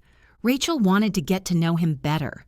She was glad Ethan had felt the freedom to bring Lily over. "Careful," she heard Ethan say. "It's really hot. Here, let me do it." Despite how Rob had treated Rachel, Ethan was a gentleman, always polite and kind, and clearly he was like that with Lily, too. "It's going to either taste really good or really bad," Lily said. Ethan laughed. "Hey, we'll know soon enough. If it tastes like crap, we'll just add a lot more syrup." I like the way you think, Lily said. Anything is better when you add more sugar. Except when they're already sweet enough, he said. There was no response, and Rachel didn't want to turn to look at what was happening behind her. She didn't want to break up their moment. A short while later, Lily laughed at something again, and Ethan guffawed too. Yeah, maybe we should leave this to the pros. One thing is for sure, I'm not going to become a chef. No one would buy my stuff. Now, you should come to Gordon's Bakery with me after school, Lily said. It's got the coolest stuff, and it's nice to just sit and talk. We're going with a whole group tomorrow if you want. You're sure you want me there? Sure, Lily said. Why not? Ethan hesitated. I just don't know if your friends will like me. I think you're pretty cool, so they will too, Lily said, determined. Come on, it'll be fun. Okay, Ethan said, and Rachel's stomach did a flip that her son was agreeing to a social event without her encouraging or forcing him to go. She desperately wanted him to make friends, and clearly it was happening. She would say yes when he asked because she needed him to live his life, and she needed to learn to let go. This would be good for both of them, but the most important part was that Ethan was happy. There had been a time when Rachel was worried he would never be happy, and she'd been too scared to leave Rob, worried that it would hurt Ethan even more without his father at his side. Now she knew that she'd done the right thing. It had been tough at first, Rob simply not wanting to let them go. She still worried about the impact it had on Ethan. But now, Ethan was starting to crawl out of his shell for the first time since Rachel could remember, and she just wanted him to have a normal life. She needed a normal life too. But it wasn't that simple, and the first step was to make sure that her son was okay. As a mother, that was her biggest goal. She would find her own happiness too, eventually. But if Ethan was happy, she was happy. If he wasn't doing well, then nothing else mattered. So as long as he was in a good space, then they could keep moving forward and things would work out okay in the end. Rachel let out another deep breath. There had been a time in her life when she'd believed she would never get to a point where they felt free again, where they could live a life that was worth it. But now that they were in Maplewood Grove, things were already starting to change. And change was good. Chapter 8. Sam. Hey, Dad, Lily said. Sam slid out from underneath an old Toyota he was working on. Hi, he said. He didn't add what do you want because that would be rude, but Lily only ever came to his workshop to ask for something. Usually money. What's wrong with the car? Just a standard service, Sam said. It shouldn't take me too long. Lily nodded and sat down on a stool, looking around. She studied the tools on Sam's workbench, reached for a wrench, and turned it around in her hands. Everything okay? Sam asked. Yeah, Lily said. You don't have to stop working. Sam wasn't sure what was going on. Lily was never like this with him. But he nodded carefully and slid back under the car. I invited Ethan out to the bakery today, Lily said. Yeah? Yeah, the guys thought he was weird, but I think Marcia likes him. Sam hesitated. It was nice of you to invite him out with your friends. I mean, why not, you know? He's cool. Even though the guys didn't like him? I didn't say they didn't like him, Lily corrected. They just thought he was weird. But weird isn't the worst thing, right? Sam hesitated, working on the car as he listened to his daughter. Apparently, not making direct eye contact made it easier for her to talk to him. He would remember that. It isn't the worst thing, Sam agreed. If you go to the land of normal, no one will be there. You used to tell me that as a child, Lily said, and Sam could hear the smile in her voice. I guess I never really understood it before. Being a teenager was a strange space to be in. Sam had read parenting books about how to raise teenagers, and one of the first things he'd learned was that teenagers shifted from wanting acceptance from their parents to wanting acceptance from their peers. He'd used that idea over and over again when he felt like Lily was pushing him away. He thought that what he'd told her as a child was moot now, but clearly some of the lessons had stuck. "Do you like Ethan?" Lily asked. "Yeah," Sam said. He rolled out from underneath the car and ducked into the open hood to keep working, not wanting Lily to stop talking. "He's a decent kid." "Yeah, I think so too. I mean, even though he's weird." Sam smirked but didn't say anything. "Do you like his mom?" "What?" Sam asked and froze. "Rachel," Lily said. "Do you like her?" Sam glanced at Lily, but she was playing with a screwdriver now, turning it around and around on the table. "I only spoke to her for a minute when she came to the house, remember?" "Yeah, I remember," Lily said, nodding. "But she's nice, and you don't have friends." Sam gasped and looked at Lily. "I have friends." "Who?" Lily demanded, looking at Sam now. Her expression was challenging. "Well, Paul, for starters. And, some of the other parents. And all the people who come in." "You can't call your customers friends, Dad," Lily said and rolled her eyes. "Just because you're really busy and see people all day doesn't mean that you have friends." Her comment stung, but she wasn't wrong, and Sam didn't know how to answer. So he checked the car's oil instead. "Do you think Rachel is making friends?" Lily asked. "I have no idea." "Maybe you should be friends with her." Sam looked at Lily again. "Do you think so?" Lily nodded. "It sucks being new and not knowing anyone, and that doesn't change when you get older, right?" "Right," Sam said. "It doesn't."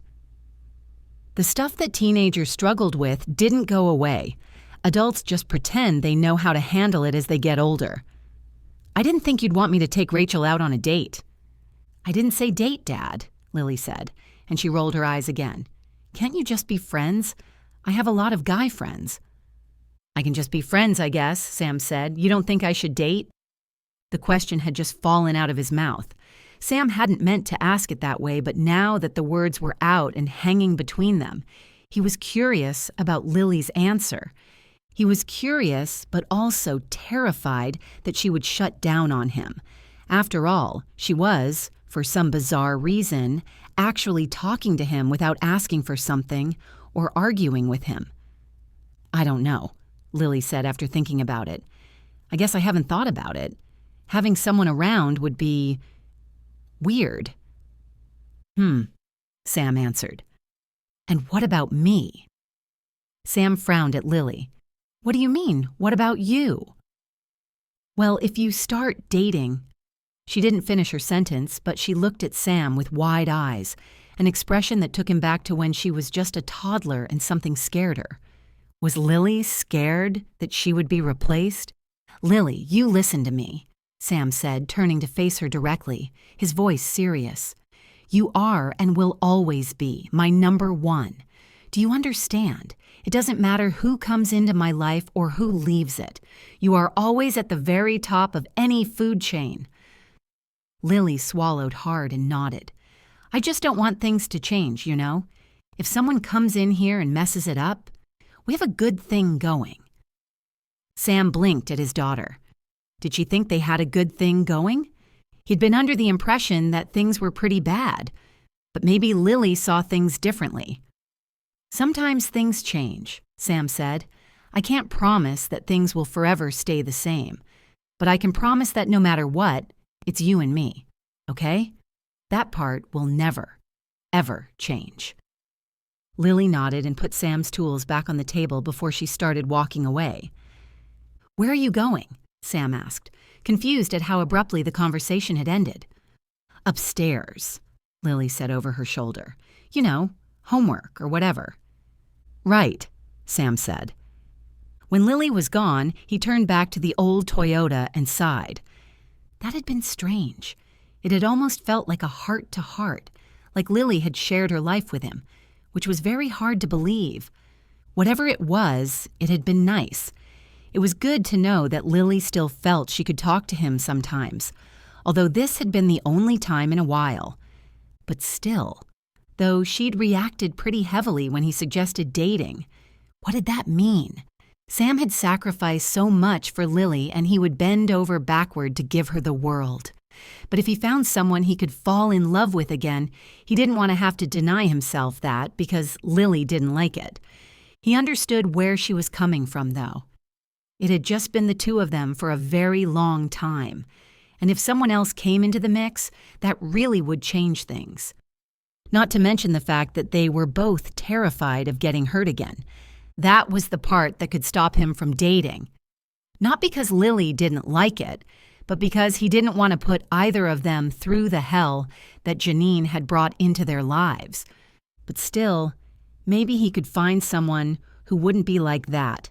Someone who could change things for him and Lily, for the better. Sam flashed back to Rachel again. Lily was right when she said that Sam didn't have friends, and she was right that Rachel was as new and alone as Ethan was. Maybe taking her out really wasn't a bad idea.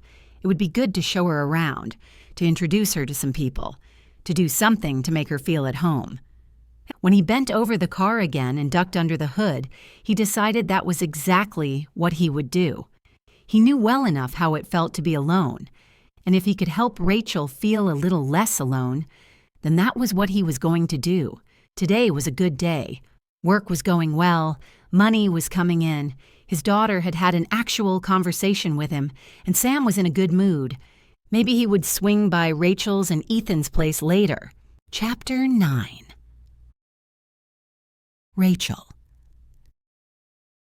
Gordon's Bakery was a quaint little place with a bistro vibe, where the customers ordered what they wanted from the counter and brought it to the tables themselves. Rachel had heard about the place when Lily had invited Ethan to go with a group of friends, and during her lunch hour a couple of days later, she decided to check the place out herself. Ethan had talked about how great it was, and he'd been right. The cafe latte she'd ordered was delicious, and she dunked something in it that the bakery owner had described to her as maple rocks, a sort of hard cookie that had to soften in the coffee before she could eat it. It was incredible. When she looked up toward the counter again, someone familiar walked in. She watched as Sam made his way to the counter and placed his order. With his back to her, she could stare without being rude. He wore a pair of jeans that had seen their fair share of work and a well-fitted Henley that showed off his muscular build. His sleeves were rolled up, his arms stained a little with grease or something else from a car. He wore heavy-duty boots and a practical belt that matched the watch Rachel had seen him wear before. Rachel sipped her coffee, forcing herself to look away. She didn't want to be caught staring. Why was she so drawn to Sam? He was handsome in a rugged, distinguished way, with his short, dark hair and gray at the temples, but he had a quiet strength about him, too. Sam didn't seem like the kind of man who imposed. He was confident in who he was, but he was also fine just being who he was, without anyone else giving him that approval. It was a breath of fresh air after Rachel had spent more than enough time with a man who'd needed social validation at every turn. Her phone rang and Rob's name flashed on the screen. "Speak of the devil and he shall appear." Rachel rolled her eyes and lifted her phone. She stared at it while it vibrated in her palm. It was always on silent mode while she worked, and she hadn't taken it off yet, and wondered if she should answer it at all. She didn't want to talk to Rob. He was becoming a pain. Rachel was exhausted after weeks of him hounding her every day. But if she didn't answer his call, he would be even worse the next time around, and he would start making life hell for Ethan, too. That was how he'd always punished her, by getting to Ethan when Rachel didn't do what Rob asked, because he knew that Ethan was her weakness. Ethan was the one thing in the world Rachel would never put in harm's way. She groaned inwardly and answered the call. "Rob," she said, "what took you so long to answer the phone?" "I was busy." "With what?" Rob asked. Rachel sighed. "What can I help you with?" She tried to keep her voice calm and steady. "I want to know how Ethan is doing in school," Rob said. "He just started, Rob. Give him some space to find his feet." "I want to know how he's doing." "He's doing well," Rachel said. "How would I know that?" Rob asked. "You don't share anything with me." Rachel bristled, but she forced herself to stay calm. "Ethan sent you his last test score, didn't he?" she asked. "Yes, but that's not enough." How can you let him go out and socialize when his grades look like that? That's another thing I want to talk about. We just moved to a new town, Rob, Rachel said. He needs time to adjust. I don't mind if his grades dip a little, considering everything we've been through. Everything you put Ethan through. It's just a matter of time before he settles in and things turn around, Rachel finished. It was tough to stay calm. Her voice was starting to become higher pitched, and she felt a tightness in her chest that often came when talking to Rob. It was the start of a panic attack if she didn't manage her anxiety. You working all day isn't good for Ethan, Rob said. You're never there for him, so he's starting to slack. I knew leaving Miami was a bad idea. I could have made sure things were going right when you were still here. You didn't leave us alone, Rachel snapped. Even after we got divorced, you refused to give us space, to understand that you don't have the right to control us anymore. You're still making it impossible to do anything when you're always trying to stick your nose into my business. Ethan isn't just your business. He's my business too, Rob said. Rachel squeezed her eyes shut, her anxiety getting worse. Ethan isn't failing, she said tightly. He's making friends. He's adjusting. That's all I ask of him, to try his best, and he's doing exactly that. I'll send you his grades as soon as there's something to send, but only if you back off. If you're going to flip your lid when he doesn't make straight A's, you're not getting anything. How dare you, Rob cried out.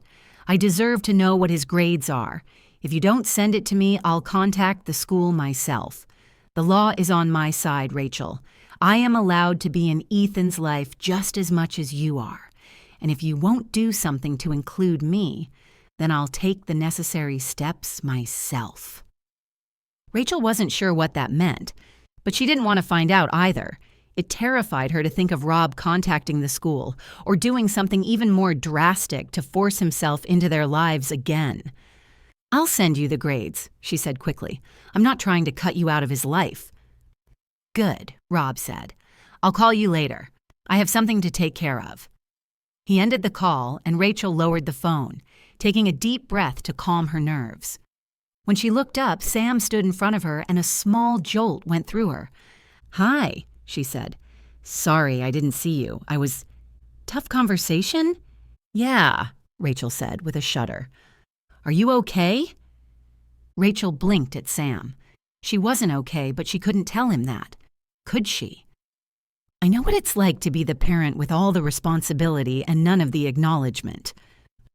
Rachel let out another shuddering breath, letting her forced smile slip a little.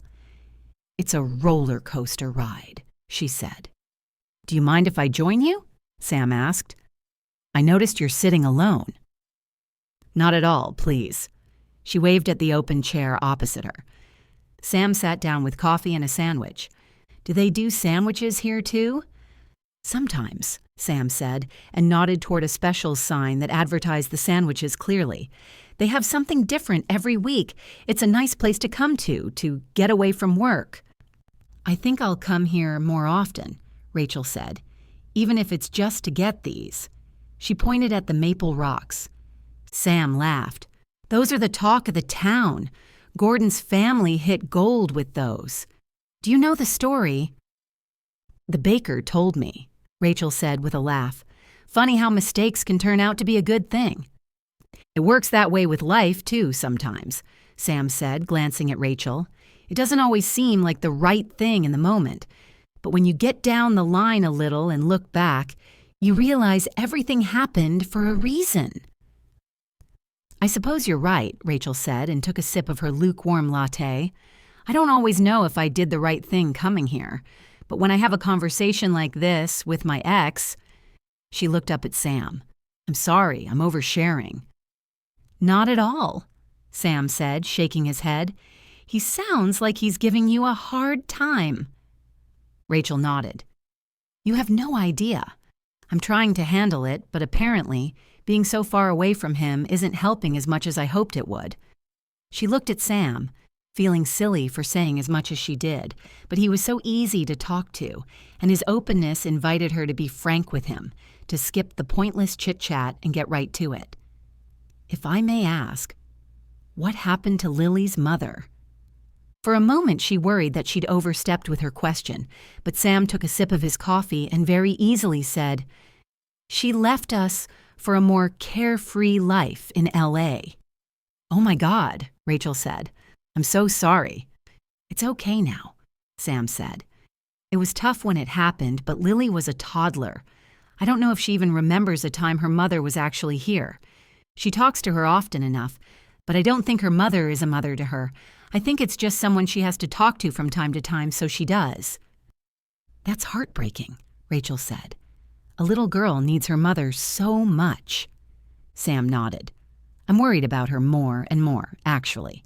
I don't always know if I'm doing the right thing, guiding her in the ways she needs." "Kids are stronger than you realize," Rachel said. "We can only do the best we can and trust that it's good enough to give them the tools to keep going without us." "Yeah," Sam said.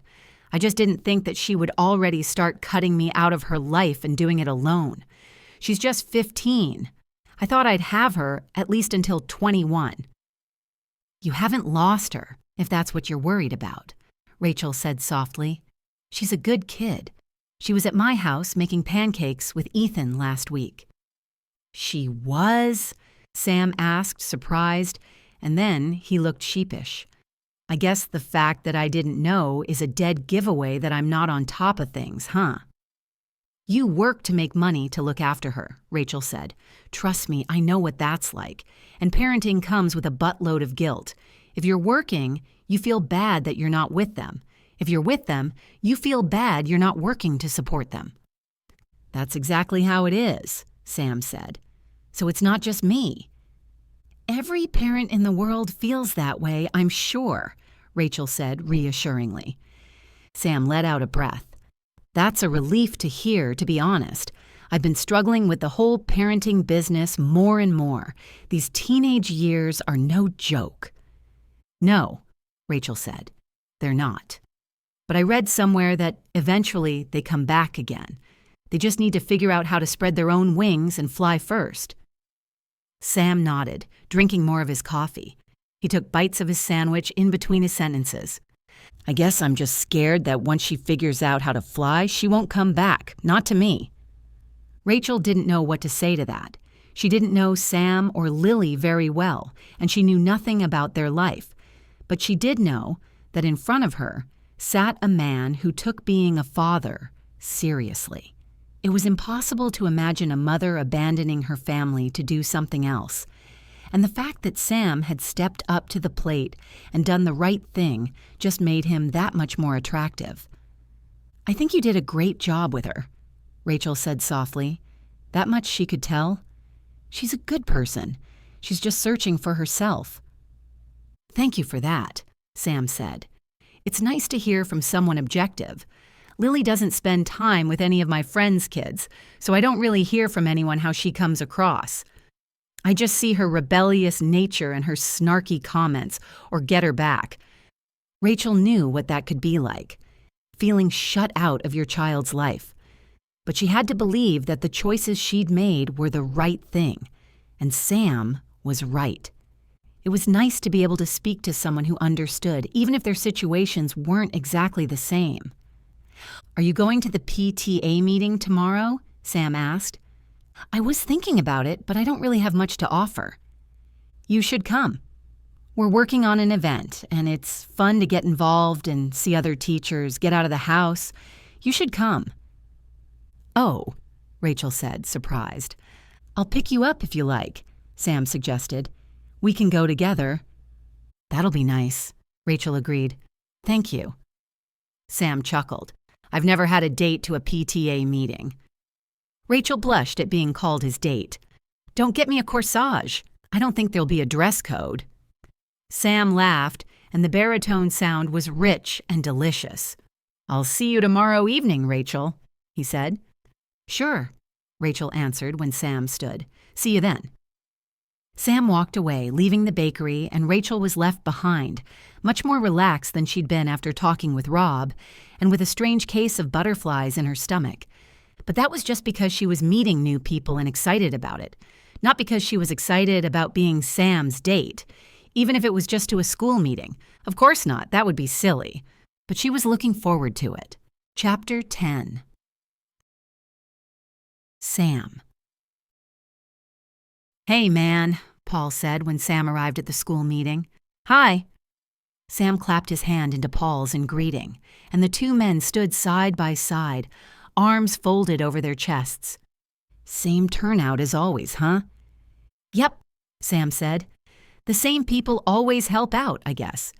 It's not really my scene, but these days it's the one thing I can do to know what's going on in Lily's life without her being able to fight me on it." Paul chuckled. "Teenagers are tough. Everyone told me so when we had kids, but I didn't think they were right. You always believe things will be different with your kid, and then at some point you realize they're all exactly the same." Sam nodded and smiled along, but he didn't feel like he and Paul could relate as well as they used to. Paul was a father, too, and that had given them something to talk about. They'd been able to strike a chord for years. But these days it felt like Sam's problems with Lily were something Paul would never understand. He was also divorced, but with his wife so hands-on in their daughters' lives, the two of them were still a team in a lot of ways, and that was a luxury Sam never had after Janine left. It had been just him almost from the start of Lily's life. When he and Paul were talking about pink parties and Barbie dolls, it was one thing, but dealing with the tough stuff when the rest of the world wasn't watching, that was where their paths had started to diverge. "What do you think they're going to do this year?" Paul asked, turning the topic to the PTA meeting about the upcoming fall festival. "I have no idea," Sam said. "Let's hope it's not something stupid." "Hear, hear," Paul said with a smirk. Evelyn Harper walked in, and the chatter in the room died down before she began speaking. She was the English teacher and had taken it upon herself to get involved with all the community events that the school hosted. She loved being involved in Maplewood Grove and giving back to the town, and she was the perfect person as head of the PTA meeting and someone on the faculty to spearhead these kinds of things. There had been a time when Sam thought something might happen between them, but he'd found that they didn't have anything in common aside from their willingness to help in the community. "Welcome, welcome," Evelyn said with a broad smile. Her dark hair was tied back tightly into a bun at the back of her head, and her big eyes were bright. "I'm so excited about this year's fall festival. There are so many of you here, and that just makes my heart sing." Sam glanced around the room.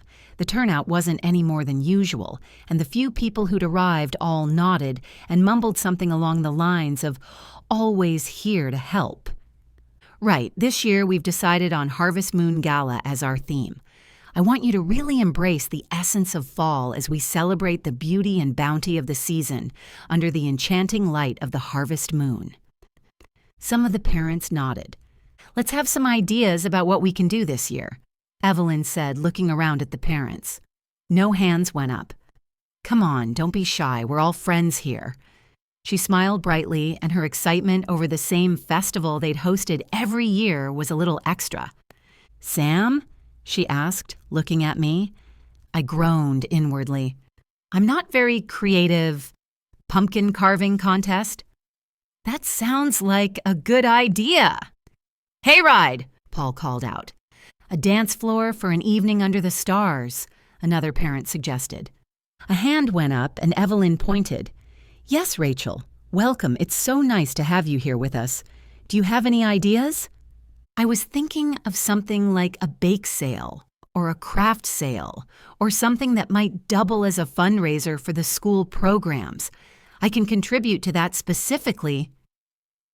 "That sounds like a wonderful idea," Evelyn cried out. "And of course, all of us will pitch in with baked goods." The other women in the meeting all nodded eagerly. Sam glanced toward Rachel, where she stood toward the back of the group. She looked a little out of her comfort zone. "Here," Evelyn said, a stack of forms in her hand. "We need a couple of things, including an organizing committee. These festivals are hard to plan, and the more of us who work together, the better. Who wants to help us arrange this?" Rachel lifted her hand immediately. "I'll offer some of my time." "Thank you," Evelyn said with a smile and handed her a form. "I'll help too," Sam said before he could stop himself. What was he doing? He wanted to work with Rachel and get to know her better. And what better excuse than to work on a school festival together as a member of the PTA?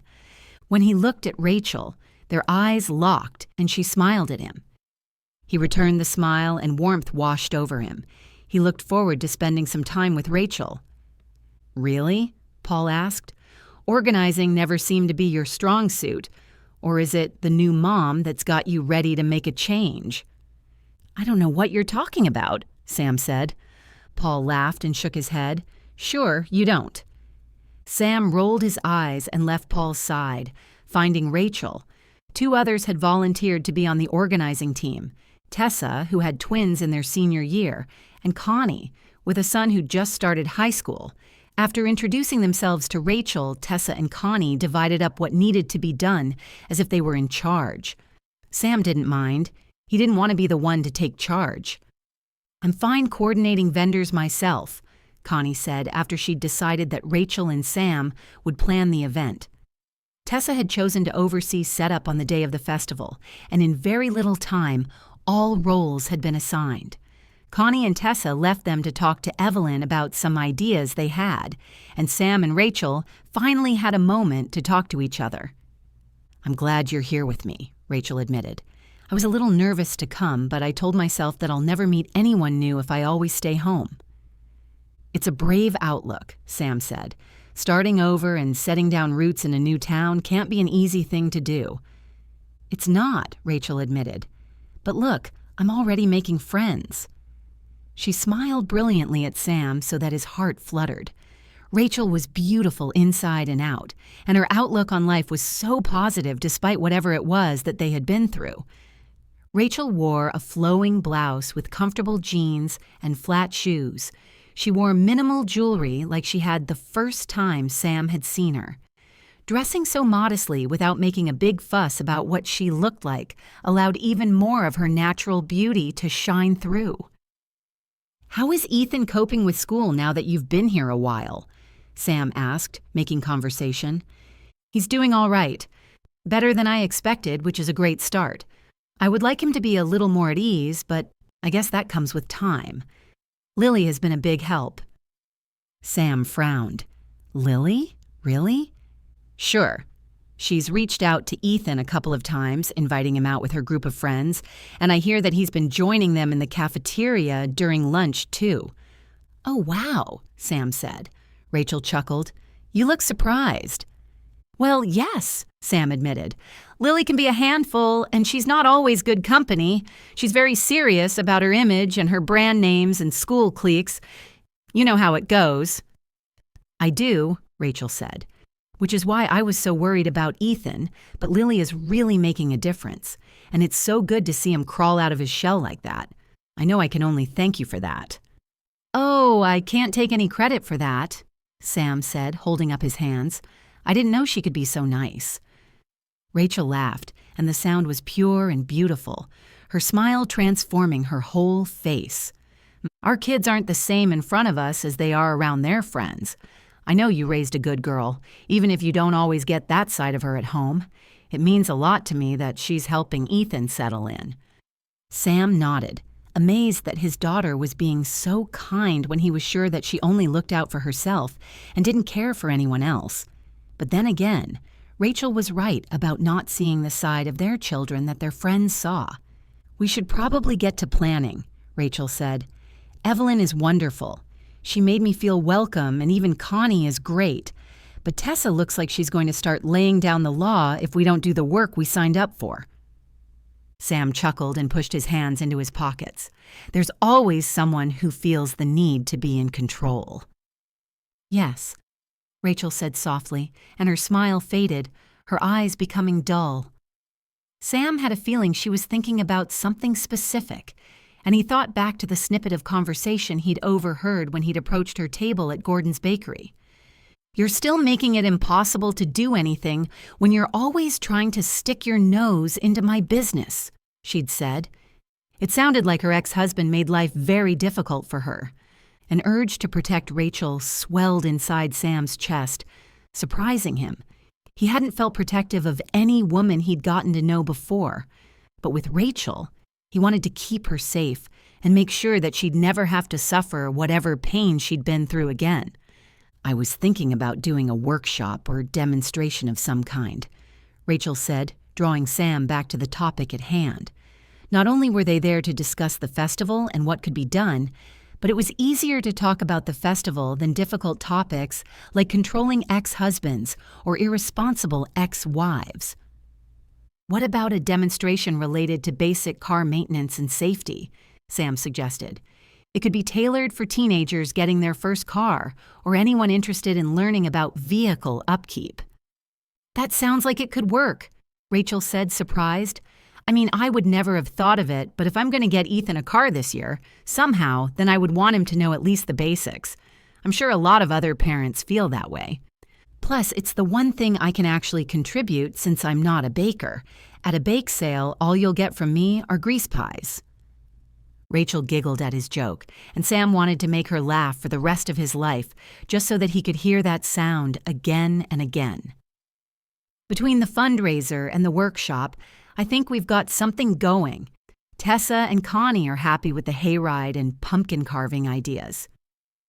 Sort of like Halloween without the scare, Sam said. I love the idea, Rachel said with a smile. Sam studied her face. Her mouth intrigued him. Not just because she had positive things to contribute whenever she spoke, but because whenever she said something interesting, he wanted to kiss her, which was all the time. What's going on with me? He'd never felt this way about a woman before, not even when Paul had tried to set him up on a date or two a couple of years after Janine had left. But Rachel was different. Sam didn't know in what way yet, but he knew that what he felt when he was around her wasn't something he wanted to let slip through his fingers. We should get together and plan this in a little more depth, Sam suggested. He just wanted to see Rachel again. He wanted to take her out on a real date. That's a good idea. How about Friday night at my place?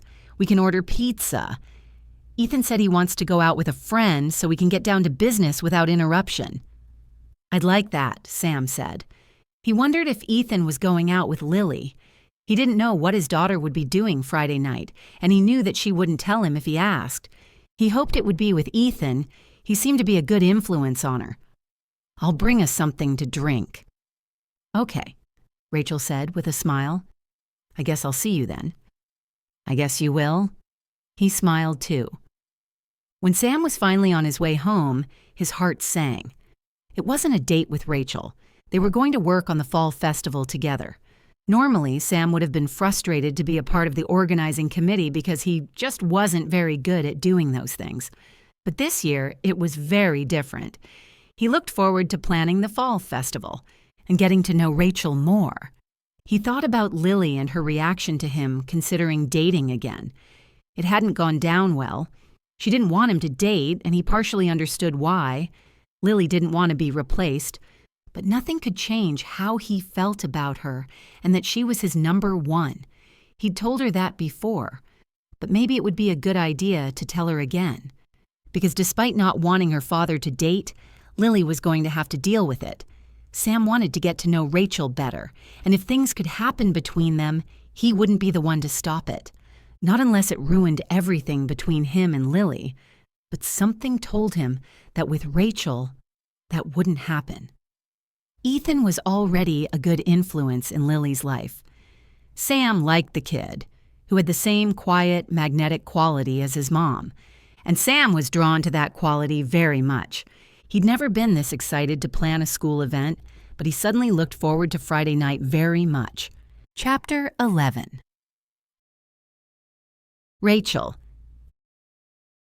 Ethan sat on the stage with 3 other kids who looked uncomfortable and out of place. Try it again, Heather Goldberg, the drama teacher, said. It's going to be very different on the day, and the moment you find your stride, you're not even going to notice the crowds. They're all going to be watching, though, one of the kids said. She was scrawny with braces and big glasses, and she looked like she wanted to be anywhere but here. They're not there for you to perform the way they would be if it was a concert, Christy, Heather said. It's just mood music, and that's the easiest music to play. Rachel glanced at Ethan, who held on to his guitar with practiced ease. He'd spent a lot of time on it in Miami, and Rachel knew it had been an escape, something that he'd used as an outlet for his emotions when the times were very uncertain for them both. But since they'd arrived in Maplewood Grove, Ethan had started playing guitar purely because he wanted to. The music he played now and the ease with which he'd gotten so much better had proven that he was in a very different emotional space. Rachel was relieved to know that things were turning around for her son. She'd been so nervous about his adjustment here in Maplewood Grove. "It's not hard, Christy," Ethan said, speaking up.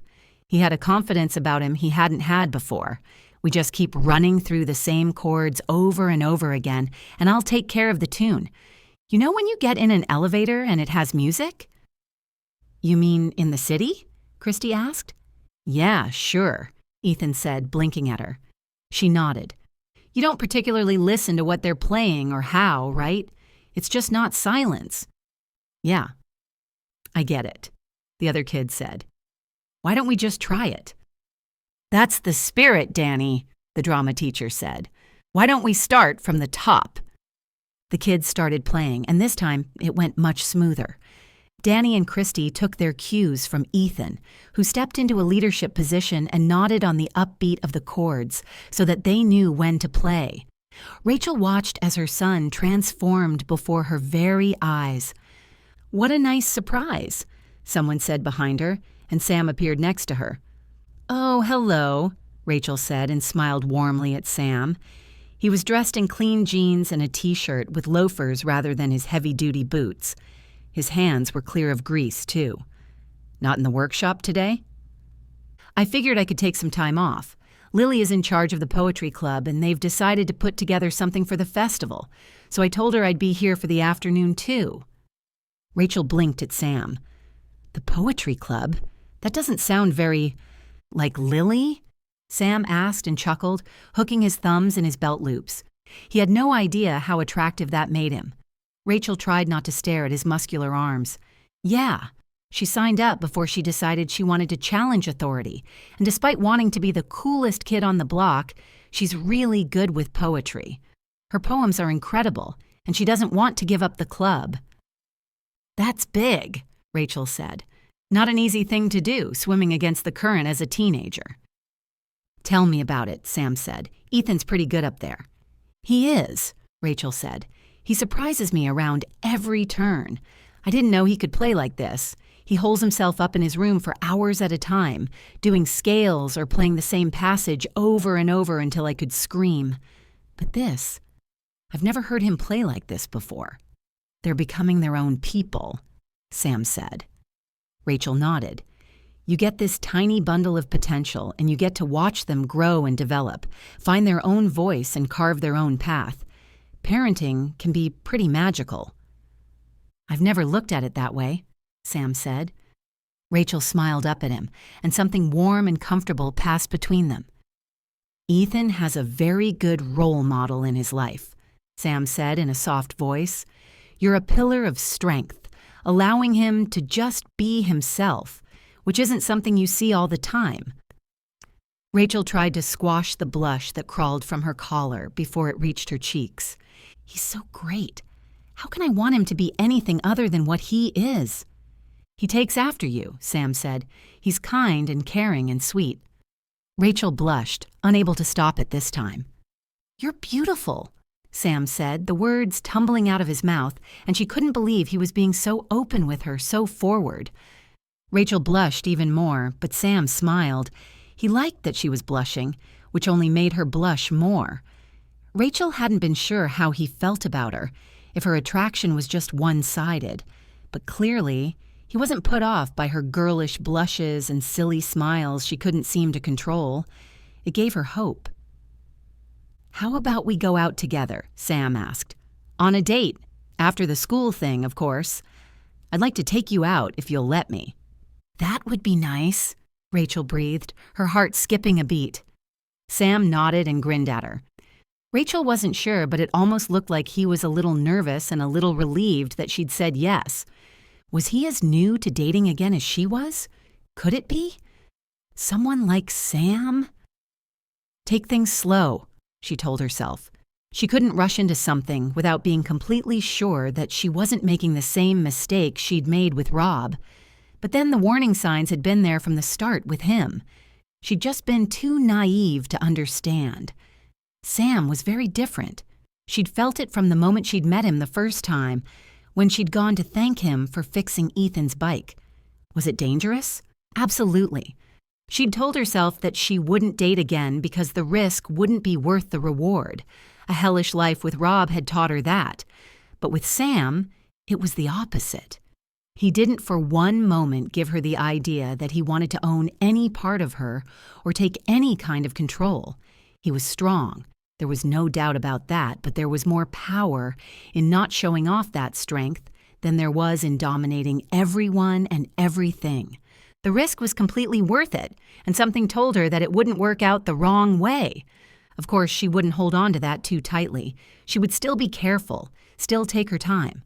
After all, they both had children, lives that needed to be taken into account, and she knew so little about Sam.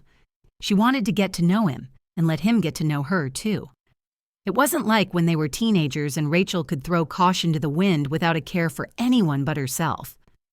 Times had changed, and there were others to take into account, responsibilities to remember.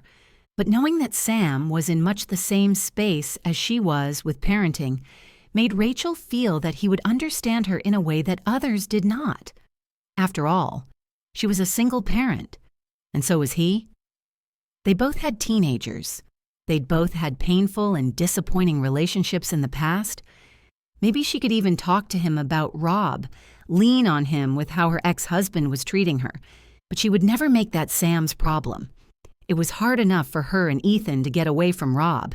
She didn't need to drag Sam into it, too. Thinking that made her stomach twist with nerves and guilt. Could she do that to Sam? Could she draw him into this twisted business with Rob? Because if Rob found out that she was even just going out on a single date, he would demand to know everything. And he could even make himself known to Sam and threaten him. Rachel wouldn't put anything past Rob. Fear threatened to grab hold of her, but Rachel took a deep breath and kept it at bay. It was just a date. She was just going to spend time with Sam and get to know him. There was nothing wrong with that, and there was no way Rob would know about it unless someone told him, which, of course, she wouldn't. And she knew that Ethan wouldn't do anything like that either. He knew his father just as well as Rachel knew him, and they'd learned very early on that some things were better left unsaid. In a relationship where two spouses should have been able to be open with each other, it was sad to know Rachel had built up those defenses. But that was over now, and she was starting to live her life again. That was what she would focus on, getting ahead of herself and worrying about things that didn't exist yet, didn't make sense. She just had to take things one day at a time, and if there were bridges to cross, she could cross them when they got there. In the meantime, she looked forward to a date with Sam. It had been too long since a man had made her feel so incredibly special. Chapter 12. Sam. "Hello," Sam asked, answering his phone on Friday morning. "Mr. Bennett?" The familiar voice of the school principal sounded over the phone. Sam sighed. "Hello, Charlie." He was on a first-name basis with the principal, which wasn't always a good thing. "Tell me this is a social call." "Unfortunately, it's not," Charlie said. "I need you to come into the school. I didn't want one of my secretaries to call you again." "I'll be there soon," Sam said and stifled a groan. When the principal called these days, it was always bad news. Lily was getting into more and more trouble. He grabbed his keys and got into his car, then drove toward the school building. When he reached the principal's office, Lily sat in the hallway slouched in a waiting chair. "Lily," Sam said. She glanced up at her dad. "Nice to see you here." "No, not nice," Sam said grimly and went to sit down next to his daughter. "Unless, of course, he's calling me in to tell me your outstanding grades got you some kind of scholarship." Lily snorted and rolled her eyes. "Good one, Dad." Yeah, Sam had thought it was a good one, too. He always wished it was something like that and not some other reason that Charles Davis called him in. But that was never the case. Lily didn't do anything other than get in trouble. They didn't have to wait very long before the secretary, a wide woman with red hair and glasses perched almost on the tip of her nose, called them to go to the principal's office. "Thank you for coming down so quickly, Mr. Bennett," Charlie said. "I'm sorry to have to call you away from your work." "It's not your fault," Sam said calmly. He hoped Lily would understand it was her fault, but she had a rebellious look of not caring at all on her face, and she slouched in the chair in front of the principal just as she had in the hallway. "Lily, sit up," Sam said. She rolled her eyes but did as he asked and sat up enough so that he couldn't complain again, but barely. "I called you in today to talk about something serious. This isn't just a case of disrupting a class or fighting in the schoolyard." Charlie glanced pointedly at Lily. Sam had been called in for grievances like that more than once. Lily was caught cheating on a math quiz. "What?" Sam cried out, staring at his daughter in horror. "Lily!" "What?" she asked. "It was just a stupid quiz, and it was just one time." Sam shook his head, his emotions all over the place. At that moment, he felt like a failure as a parent to the nth degree. "Cheating?" "No, Lily," Sam said. "You're a Bennett, and you're better than that." The principal sighed. "It's my duty to warn you, Sam. If Lily is caught cheating again, I'm going to have to expel her." "Just like that?" Lily asked, shocked. "What about detention or whatever?" Charlie cleared his throat. "Today was just a class quiz, so you're lucky. If these grades counted at all toward your report card, then it would have been a different story. It was only so that they can gauge where the children are in the curriculum and what work still needs to be focused on." Charlie looked at me, his face apologetic. "I can't let something like this go. If it happens again, she's done." There were no other schools in Maplewood Grove. The next town over had a school, but it was almost an hour's drive away, not to mention the implications. Sam's mind spun. How could Lily think cheating was at all okay? "Thank you for the warning," Sam said tightly. "It will never happen again, will it, Lily?" He glared at his daughter. Lily only rolled her eyes. "Lily," Sam said, his voice hard.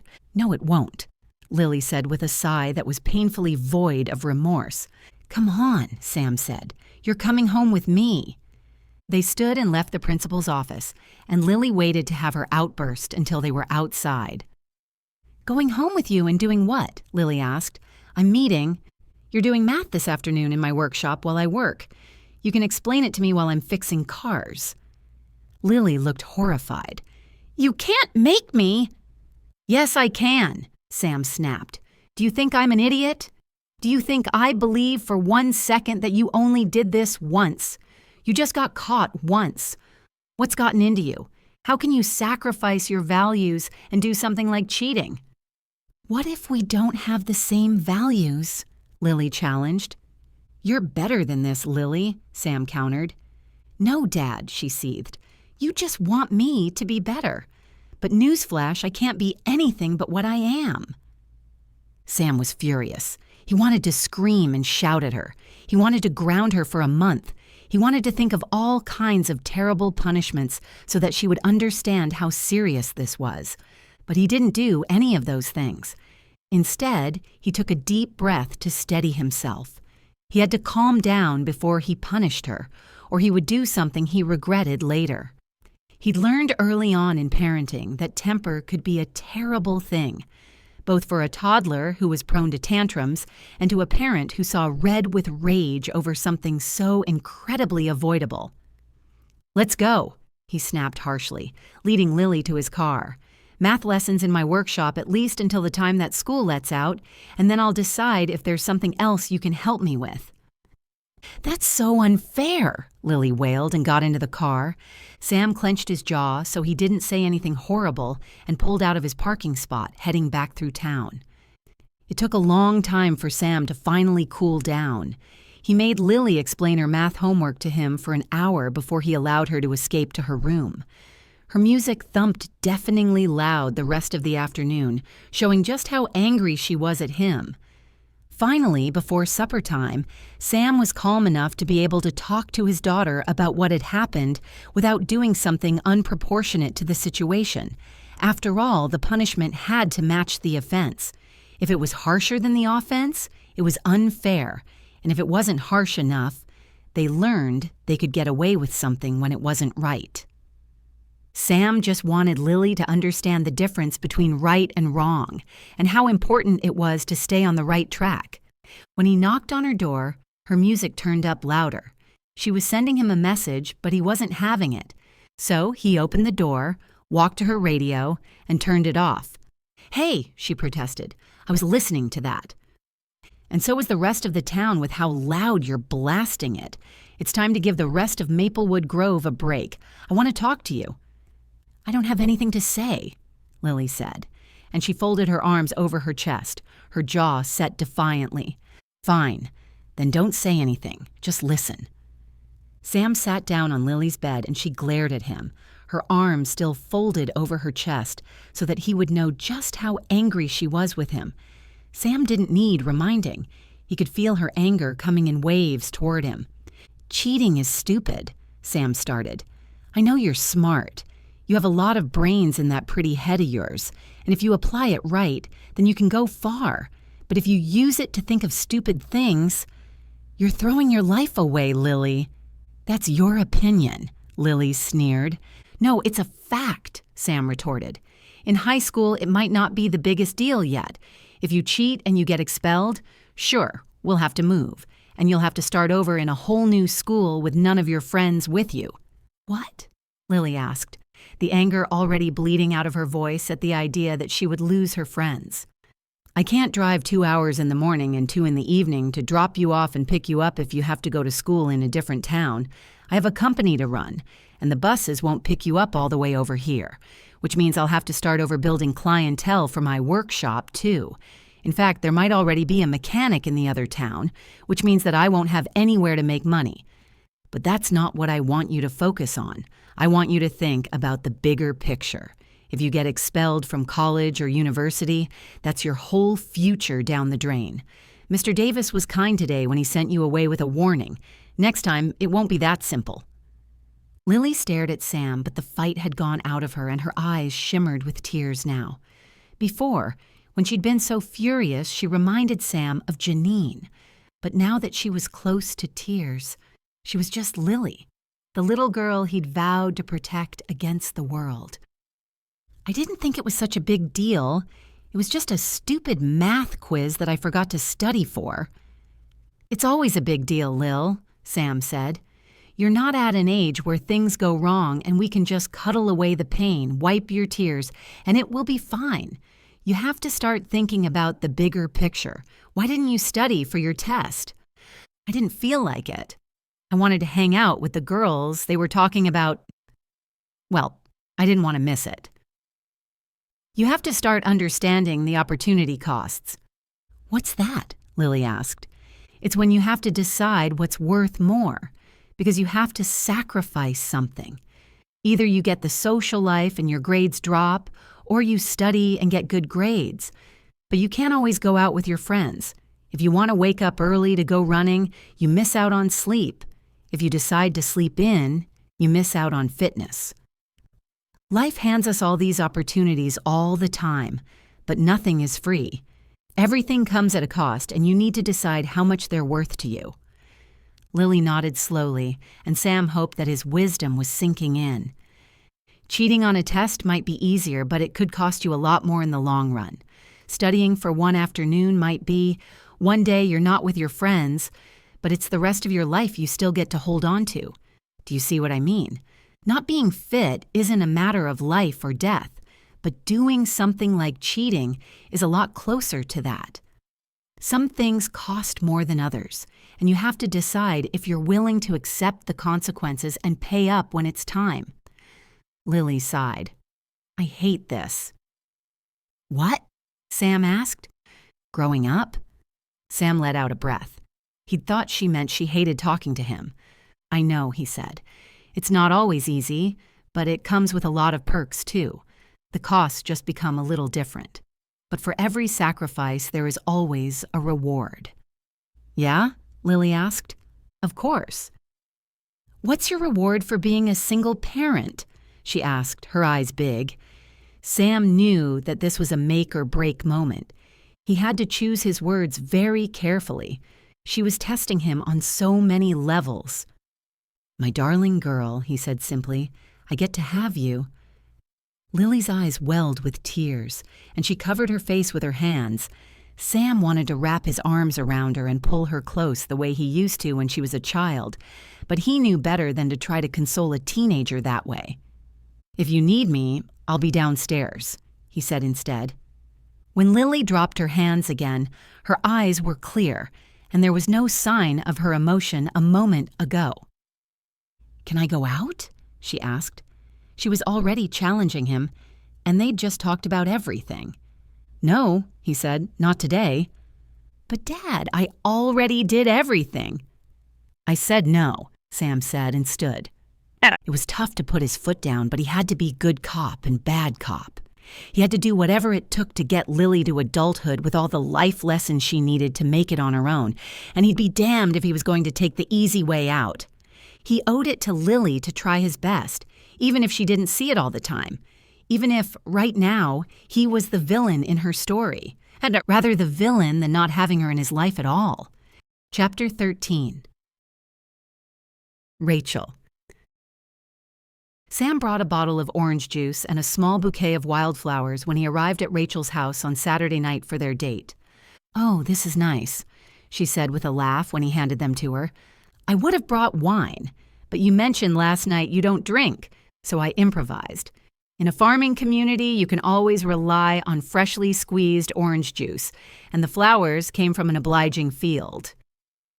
I hope that's where you got them, Rachel said and smiled at him.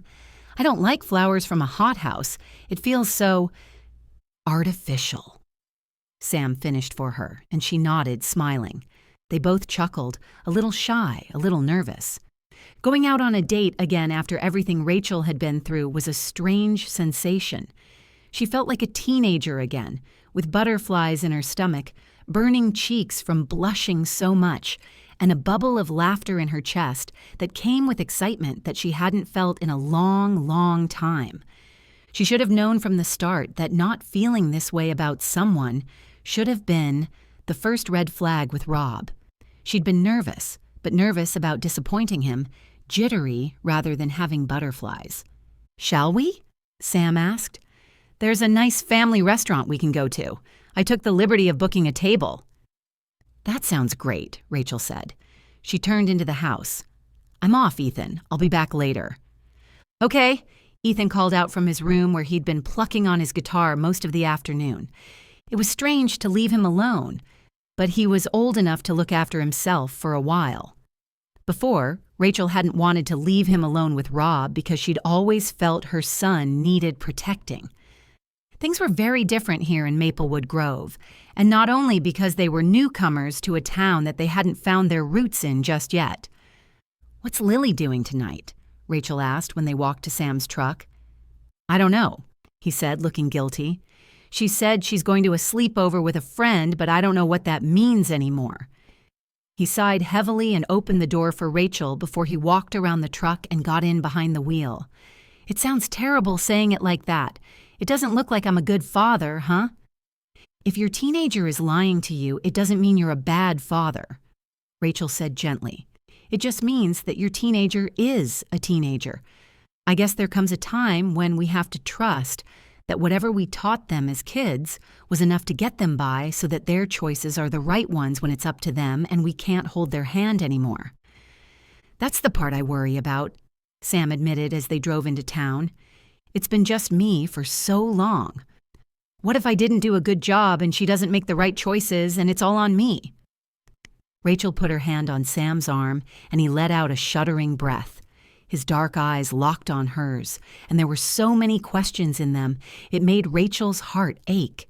This man had been through so much, and he'd had to deal with it all alone. It made her feel less alone in her trials. Do you know what makes you a good parent? She asked. What? Sam asked. The fact that you're asking yourself if you're a good parent. Sam frowned. What do you mean? Parents who don't care about their children won't ever ask themselves that question. But the parents who really care and try their best are the ones who ask that. And the fact that you're asking shows that you care enough to wonder. That tells me that you've done a good job. Sam looked relieved. I can't tell you what a breath of fresh air that perspective is. Rachel smiled at him. He looked so handsome in his button-down flannel shirt and his jeans, with his beard stubble accentuating his manly look. But it was the relief in his eyes that really got to her. This was a man who cared about his child the way that a man should, and being a responsible parent, caring that much, was more attractive than anything. They climbed out of the truck and walked into an Italian restaurant in town that also offered burgers and steak on their menu. They sat down at a table, and Rachel was immediately aware of a few eyes curiously studying them. You can't do much around these parts without someone knowing about it and having an opinion, Sam offered. It's not something you can get upset about, it's just fact. It's something I still have to get used to, Rachel admitted. I think I'm getting better at it, though. The upside of all this attention means I won't ever be truly alone, and there's some reassurance in that. Sam chuckled. That's a very positive way to look at things. I don't know. Rachel shrugged and glanced around again. I've been isolated before, and when you don't have a support network, someone at your back when the going gets tough, the going gets a lot tougher. Sam looked like he wanted to ask questions. If he did, Rachel would answer them. But he looked like he didn't want to impose, and a moment later, a server appeared to take their order. Rachel ordered pasta and Sam opted for a burger. Their food had just arrived, and Sam was in the middle of telling Rachel a hilarious story about Lily as a child when Rachel's phone rang. Rob's name flashed on the caller ID. Oh, no, she breathed. Panic immediately tightened her throat, and she swallowed hard. I'm so sorry, I have to take this. Will you excuse me? Of course, Sam said. His eyes were on hers, but her mind was too foggy to decipher what expression she saw on his face. She was in a panic about Rob and what he would say. As soon as she stepped out of the restaurant and into the cool air, she answered. What took you so long? Rob asked. I was busy, Rachel said. Behind her, the sounds of the restaurant, laughter and music poured through the doors into the night. What do you want, Rob? Rachel asked. Where are you? Does it matter? I'm trying to get a hold of Ethan, but he's not answering his phone. Is he with you? No, Rachel said before she could think about her answer. He's at home. And how exactly would you know that if you're not with him? Rob asked. I thought you would know better than to just leave him up to his own devices. But no, you're painting the town red, doing God knows what, while our son is looking for trouble. Who says he's looking for trouble? Rachel asked. He's a good kid, Rob. He's home. His music is probably on, so he didn't hear his phone. It's not the end of the world. I'll ask him to call you when I get back home later. I don't like this, Rob said, and by the tone of his voice, Rachel could picture his face perfectly. Clenched jaw, gritted teeth, scowl on his face, eyes that promised to make life difficult for her. Well, this is how it is, Rachel said, scraping her courage together. I have to go. Am I going to have to pay you a visit? Rob asked. Rachel's blood ran cold. What would you do that for? I'm allowed to see Ethan, especially if I think that something might be wrong and I'm not happy with how you're neglecting him. Neglecting? Rachel cried out. He's 16. He's allowed to be alone for an evening. This is exactly the reason why I didn't want the two of you so far away. You don't know what you're doing. You don't have what it takes to look after him, no matter how much you want to believe you do. Rachel was shocked, but she allowed her anger to filter through instead. She had to put her foot down at some point, or this would never end. I'm not doing anything wrong. I'm a good parent, and you know it. Ethan is allowed his freedom, and I'm allowed to enjoy myself. I'm going to end this call and go back to my party. I told you I'll ask Ethan to call when I see him, and I'll do just that. Good night, Rob. Rachel ended the call before he could respond and squeezed her eyes shut. She let out a shuddering breath. Doing that had been hard, and although a part of her felt triumphant, another part was terrified that she might have made matters worse. Well, it was done now. She turned back into the restaurant and joined Sam at their table. He'd finished his fries, but his burger was still untouched. "You didn't have to wait for me," Rachel said. When she reached for her fork, her fingers trembled. "Is everything okay?" Sam asked gently. Rachel nodded, but her eyes welled with tears despite herself. "Fine," she said with a wobbly voice, and took a bite of her pasta, hoping that it would buy her time to pull herself together as she chewed. "Do you want to talk about it?" "I'm not going to talk about my ex-husband on a date," Rachel said in a small voice, swallowing her pasta. "He's just horrible. I'll manage." "What happened?" Sam asked. He really looked like he cared, and Rachel's resolve to be strong and look like nothing had gone wrong buckled. A tear rolled over her cheek as she started. "He's really controlling, and being this far away from him didn't change much about it. I can't believe he's still such a big presence in my life when it's been more than 2 years since our divorce was finalized." As soon as she said the first words, it was as if the dam burst and everything poured out. She told Sam about Rob's controlling nature, how he wouldn't leave her alone just for 1 day, even for half of one, and how he was threatening to come to Maplewood Grove now because she was a bad parent. "I can't have him come here. Ethan is happy for the first time in his life because he's away from Rob and his clutches. Nothing Ethan does is good enough for his father, and here, for the first time, he's starting to crawl out of his shell." Sam reached over the table and put his hand on Rachel's. The contact was warm and supportive, and Sam's eyes found hers. They were filled with sympathy. "He's not going to come here." "How do you know?" "Well, it sounds like he's trying to scare you so that he can keep controlling you, and as long as he has you scared, he doesn't need to do more." "Well, I am scared. He's successful, but I don't know for a fact he won't come." "Well, if he does," Sam said, determined, "then he'll have me to reckon with, and the others in this town." Rachel shook her head. "I can't involve everyone else in this mess. It's bad enough that Rob is in my life. I don't need others to struggle with him, too. Thanks to me. Once the town is done with him, he'll stay far away, trust me," Sam said. "This is a community that will stand by you no matter what. But not only that," he squeezed her hand in his, "I'm here, and I want to make sure you're okay." "Why do you care so much?" Rachel asked. "I like you," Sam said simply. Rachel blinked at him, and he lifted a hand, wiping away the tear on her cheek. She blushed, and he smiled at her before he took her hand again and lifted it to his lips, planting a kiss on her knuckles. "I'll save the proper kiss for after the meal, but for now, let's eat and talk about lighter things." Rachel's stomach erupted in butterflies all over again, and she took another bite of her pasta, but she barely tasted it.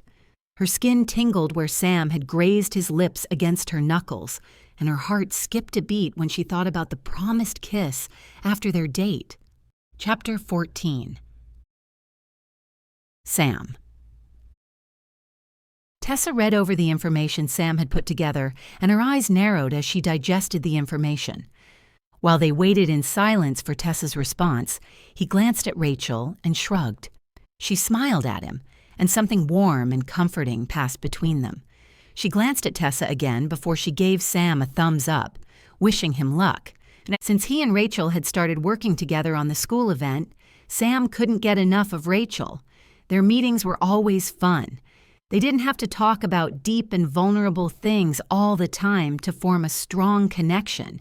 And after a couple of weeks of meeting regularly to discuss the different ideas, Sam had started seeing Rachel as much more than just someone he'd partnered up with for the event. He saw her as a friend, and he saw her as much, much more. "Is this your whole proposal?" Tessa asked, finally lowering the pages. "Well, yes," Sam said. What did she mean, his whole proposal? It was a strange way to phrase it. Do you feel it's not detailed enough? I could— It's a great idea, Tessa said, and her face broke into a grin. I don't know what's going on here between you two. She waved her hand between Rachel and Sam, and Rachel blushed. Sam loved it when her cheeks colored like that, and she looked at him with stars in her eyes. But I really like what you two have come up with. You have school event chemistry written all over you. Right. Sam glanced at Rachel again, and she was trying to hide a giggle. He chuckled too. Their chemistry was a lot more than just a knack for planning school events together, but Tessa didn't need to know that. Not that she didn't know that they were seeing each other more and more often. Sam had taken Rachel out a few more times over the past 2 weeks, and everyone in town had seen them together by now, he was sure.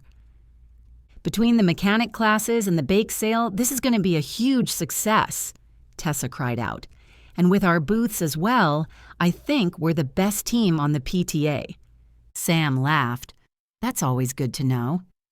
It's not about winning or losing, of course, Connie said quickly. She'd been quiet until now, letting Tessa take the lead as she always did. But when you do better than the others, it really does make things feel a lot sweeter. She looked pleased with herself. Thank you, everyone. Evelyn called out from the front of the room, drawing the attention of the different groups of parents who worked together to make the event a success. You can relax and grab a snack or two. Graciously sponsored by Gordon's Bakery. The parents swarmed the table eagerly, but Sam hung back. Rachel joined him. If you don't go now, there will be nothing left, Sam pointed out. I know, but I'd rather miss out on snacks than be trampled by the hungry hordes. Sam chuckled. Who would have thought that planning an event could make them so hungry? We live in uncertain times, Rachel said dryly, and Sam laughed outright at that. She was funny and interesting, and he just loved spending time with her. She glanced at him, her eyes bright, and nudged him with her shoulder. It put her body closer to his, and Sam took the liberty to slide his arm around her waist. When Rachel leaned in rather than pull away, they stood together for a moment before Sam lifted his other hand, put his finger gently under her chin to tilt her head up, and kissed her. He'd only kissed her once before, but he would never forget it. And now, it was that much more incredible. He would always be able to remember the way her lips felt against his, the scent of her subtle perfume in his nose, and the way she sighed softly when his lips brushed against hers. Rachel was the most incredible woman he'd ever met. When they broke the kiss, Rachel's eyes were filled with stars, and she smiled dreamily up at him. He chuckled. Sorry, I couldn't resist, but we're at school. Rachel giggled. We're not going to get sent to the principal's office, you know. Sam grinned and shook his head. I don't know about that. Tessa can be a meanie if she wants, and she has the eyes of a hawk. Not while she's digging into those cookies, Rachel pointed out. Sam looked for Tessa, who stood talking to Evelyn holding a small plate with a tower of cookies. She chewed as she nodded with crumbs on her chin. When Sam and Rachel glanced at each other again, they both guffawed. I'm starting to really enjoy PTA meetings, Rachel said. And to think in Miami I hated them. I hated them too before you came along. I just had Paul to talk to, and he's not nearly as beautiful as you are. Rachel giggled. If he's my competition, then I'm in the clear. Sam's smile faded and he looked at Rachel, their eyes locking. All jokes aside, you're in the clear anyway. No one else here has a thing on you. You're in a league of your own. I hope you know how amazing you are. Rachel shook her head almost imperceptibly and glanced away before looking back at Sam. With my messy past and baggage, I'm not exactly the catch people look for. Everyone has a past, Sam said in earnest. I have one too. We're not human if we haven't been shaped by what we've been through before. You're always so good to me, Rachel said softly. I'm going to say it again, because you might not have heard me the first time, but you're really amazing. Rachel glanced at Sam and her cheeks turned bright red as she blushed. Sam planted a quick kiss on her lips just to seal what he'd just said, but he didn't want to draw too much attention to them, now that most of the other parents had loaded plates with baked goods. "It looks like they've just about eaten everything," Rachel said. "No treats for us tonight." "I'll just have to take you to Gordon's on a lunch date tomorrow to make up for it," Sam said. Rachel smiled at him and nodded. "I happen to be free during lunch tomorrow." Sam grinned, pleased that things were going so well. After the PTA meeting concluded and everyone headed home, Sam dropped Rachel off at her place. He waved at Ethan, who'd opened the front door for his mom, before putting the truck in gear and driving back to his own house. While he did, his mind spun. He was falling for Rachel. There was no other way to put it. And even though he'd been nervous to fall for someone, to open himself up again to the possibility of getting hurt, with Rachel, it had all seemed so natural. It was impossible not to like her, to fall head over heels in love with her.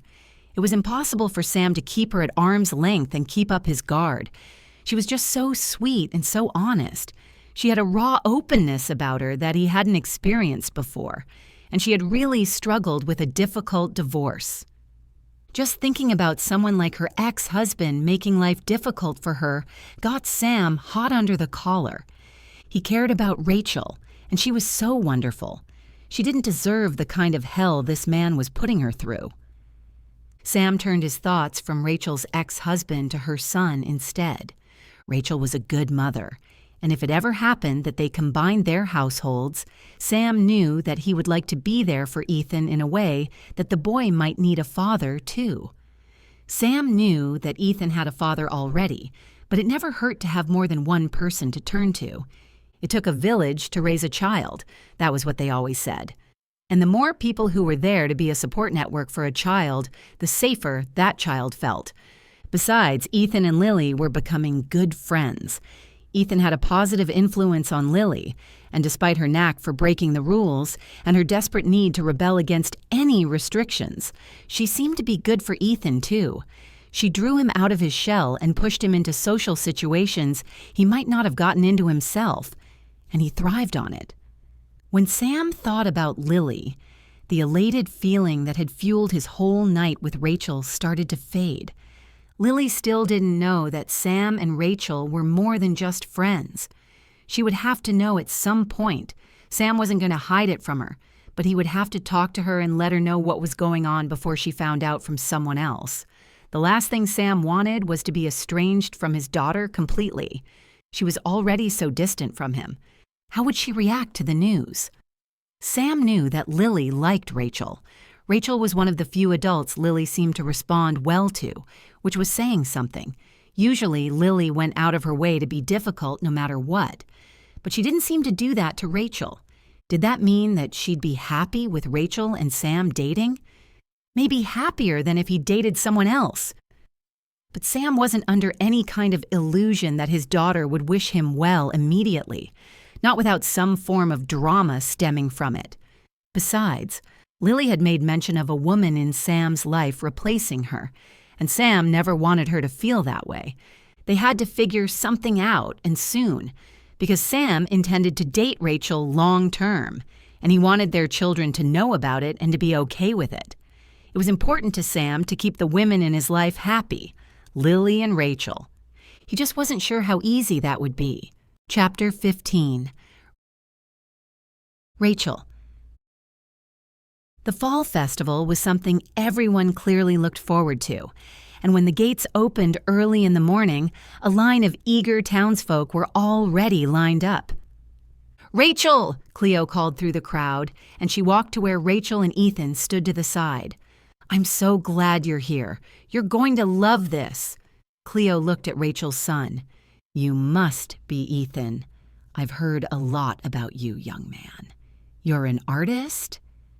Ethan glanced at Rachel, but he nodded before she could encourage him. "And a musician." "That's fantastic," Cleo said before she introduced herself. "Oh, Mom works for you," Ethan said. "That's right. But I like to think of her working with me because she's really good at what she does, and without her, I'm sure my office would fall apart." Rachel waved her hand dismissively. It's not that big a deal." "Take the compliment, Mom," Ethan said under his breath and nudged her. She was surprised by her son's reaction. Ethan had really changed so much since they'd arrived in Maplewood Grove. Before, he would have shot down a compliment in the same way she just had, because Rob had almost trained them not to ever think much of themselves. But he was right. Good work should be rewarded. "Thank you," she said to Cleo. Cleo smiled at her before looking at Ethan again. "I know it's still a couple of years away, but do you know what you want to study?" "Something with art or music if I can," Ethan said. "But that's not really mainstream, and everyone keeps telling me that I can't make a career out of something like that." Rachel knew that when he said everyone, he was mostly referring to his father. "Do you know what? Everyone told me the same thing. I always wanted to go into fashion and makeup, but my family expected me to take over the family hardware store instead." "What did you do?" Ethan asked. "I opened a makeup company," Cleo said matter-of-factly, "because who you are is important, and you should never allow anyone to tell you otherwise. I did it the wrong way. I pushed my parents away because of it, but I've learned my lesson now, and we're all good.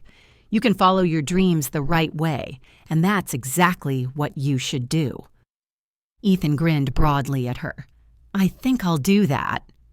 Cleo smiled at both of them before she headed into the crowd to find York, who'd arrived earlier to bring in some livestock for an auction fundraiser.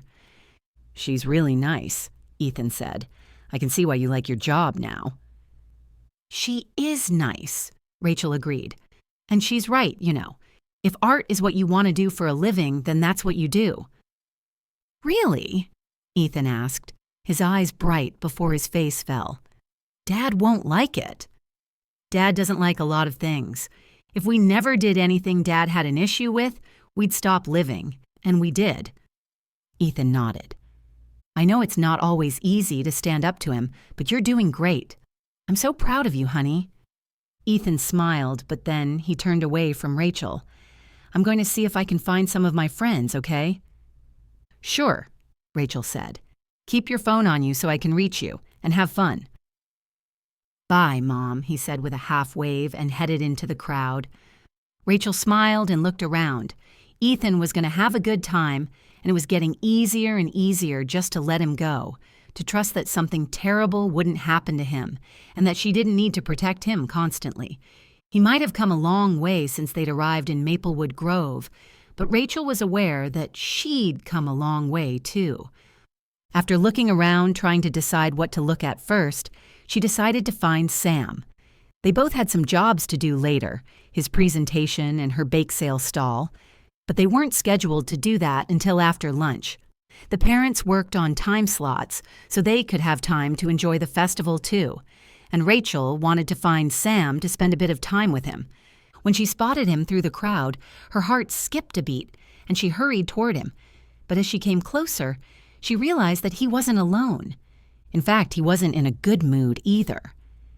Lily stood in front of him, her arms folded over her chest and her face turned away from her father's so that she didn't make eye contact.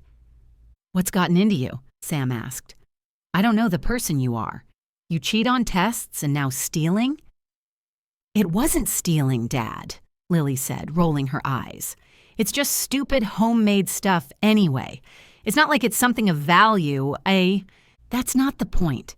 The point is that if it doesn't belong to you and you haven't paid for it, you don't touch it. Don't you see how serious this is? You might not get expelled for cheating on a quiz, or you might get grounded for sneaking away the bracelet. But when you're an adult, the law isn't going to let you get away with a slap on the wrist. This is the stuff you go to jail for." Lily groaned, tipping her head back, and her whole body suggested she'd rather be anywhere but there. Ed, she wailed. "It's not a big thing. I'm not going to end up in jail. Why can't you just relax? You're blowing it all up to this big thing when it's not." "It might not be a big thing now, but things will get bigger one day. And what will you do then?" Lily didn't answer him, and Sam shook his head. He looked furious. "You're grounded for the next month. No sleepovers, no bakery trips, nothing but school." "What?" Lily cried out. I mean it, Sam said. You're playing with fire, and one day, if you're not careful, you're going to get burned. Lily glared at her father, and she was about to storm off, but he grabbed her arm.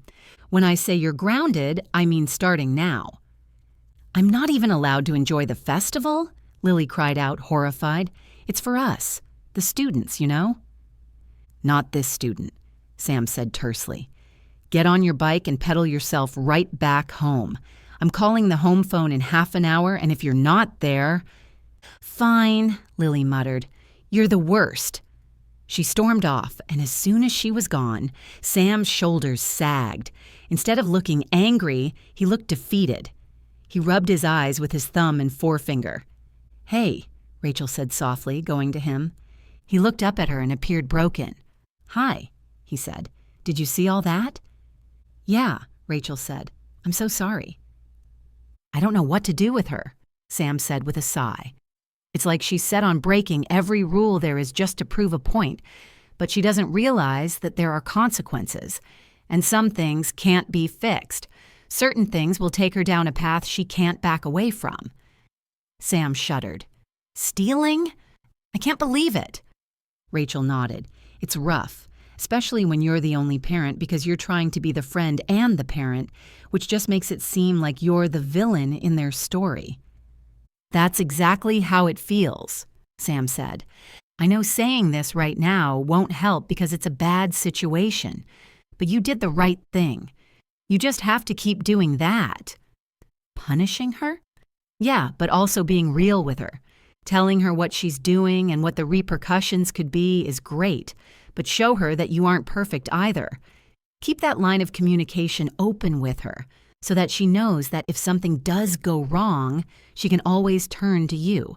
I don't know how to do that with something like this, Sam admitted. Rachel considered it. Maybe you could share some things that you did as a teenager to show her that everyone makes mistakes, even parents. That might actually work, Sam said. I'm always trying to be a good role model.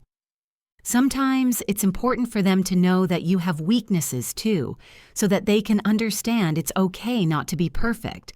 We try so hard to be perfect, and it's the imperfect, human, cracked side of us that they can really relate to, because they're the same. Sam nodded. That makes so much sense. I'll try that with her. Be vulnerable first, right? Something like that. Within reason, of course. Some things they're not ready to hear and some things they never should. But I think it could make a difference. Sam pulled Rachel against him in a sudden hug that caught her by surprise. But then she wrapped her arms around him, and when he shuddered against her, she held on. It wasn't so easy to do this parenting thing, even when there was another team member to rely on. When they had to do it completely alone, it was even harder. But they didn't have to do it alone anymore. Somehow, Rachel and Sam had found each other, and even though they weren't teammates in the true sense of co-parenting, it was so good to know that there was someone who could understand, someone who could be strong when the other was weak. I'm going to call the home line in a little while, Sam said, and then I want to enjoy this festival a little. See what they have at the stalls. Join me? I'd love to, Rachel said with a smile. She and Sam could enjoy themselves and just forget about the tough times for a while, reveling in each other's company. Rachel had been terrified to move away from Miami and to a completely new place like Maplewood Grove, but the longer she was here, the more she felt that it had been the right thing to do. Ethan was doing well, crawling out of his shell and becoming the beautiful person he was meant to be.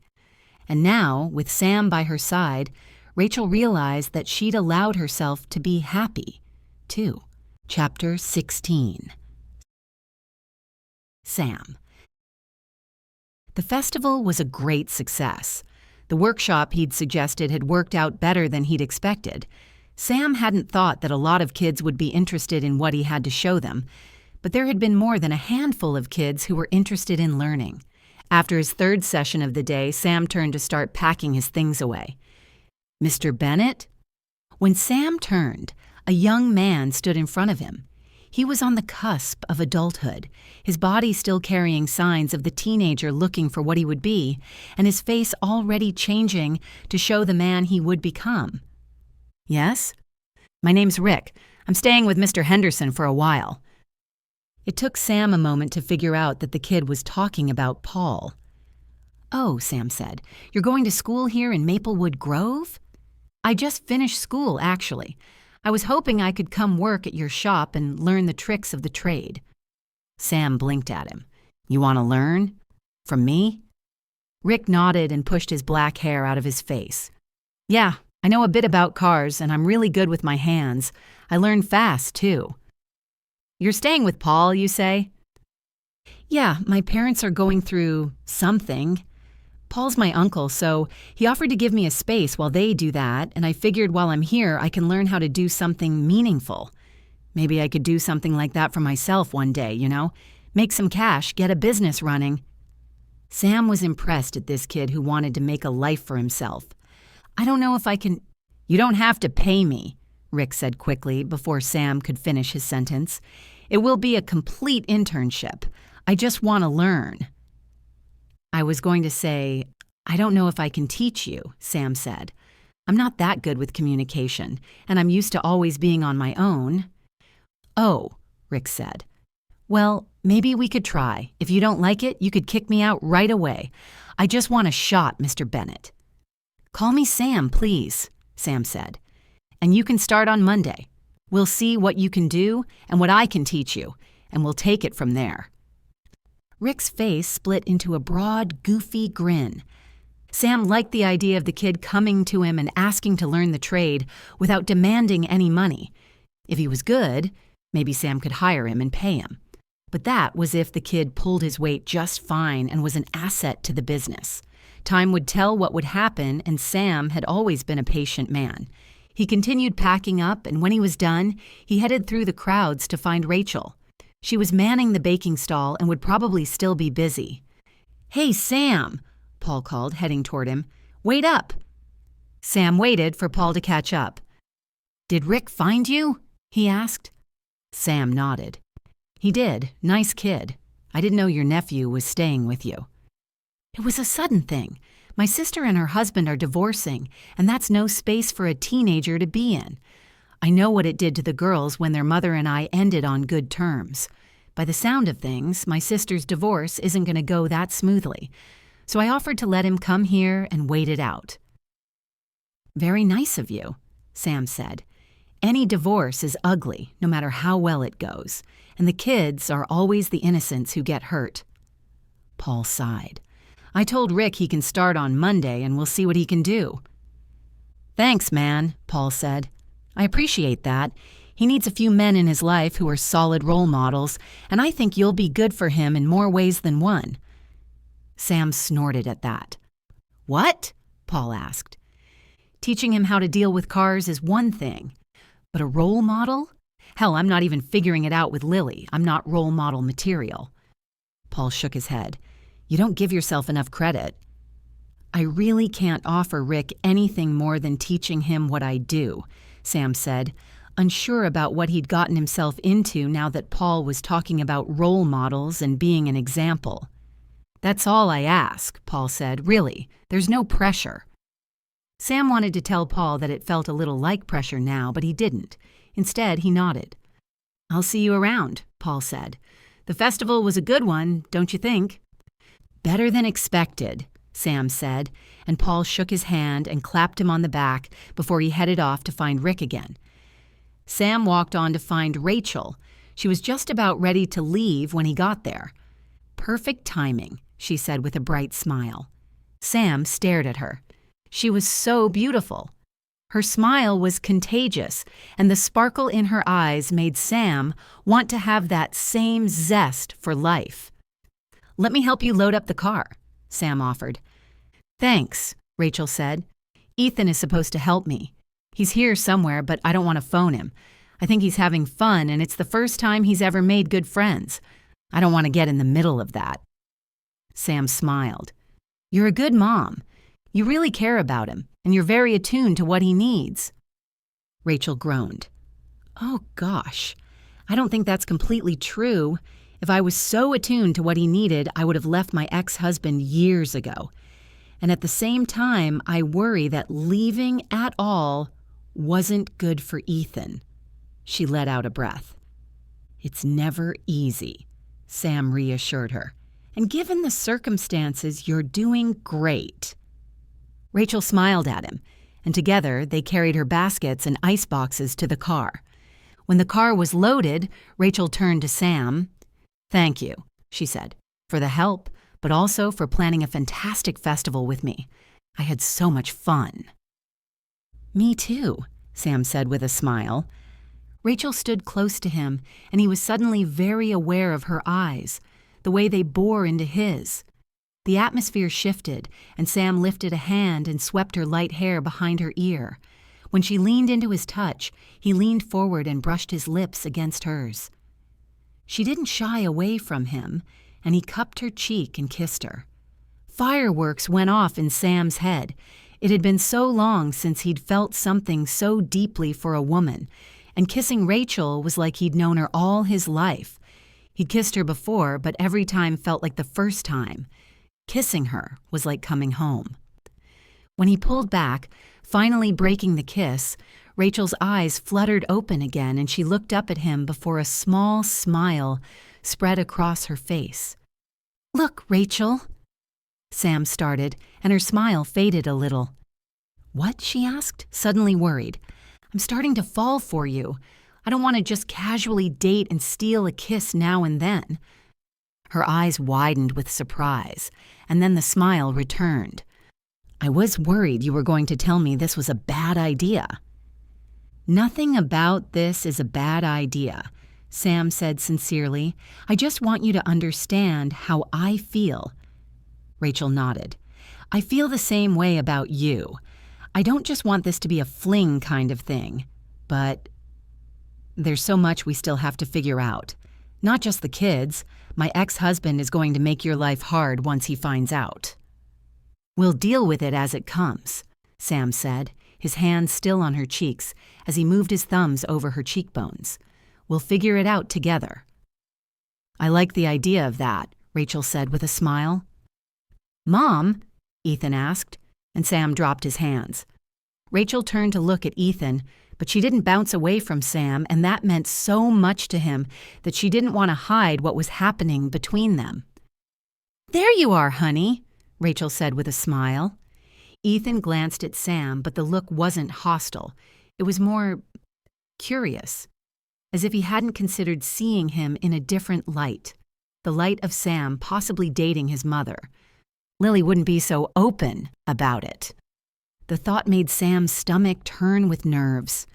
"Are you ready to go?" Rachel asked. "Yeah," he said. Rachel turned back to Sam. "I'll see you later."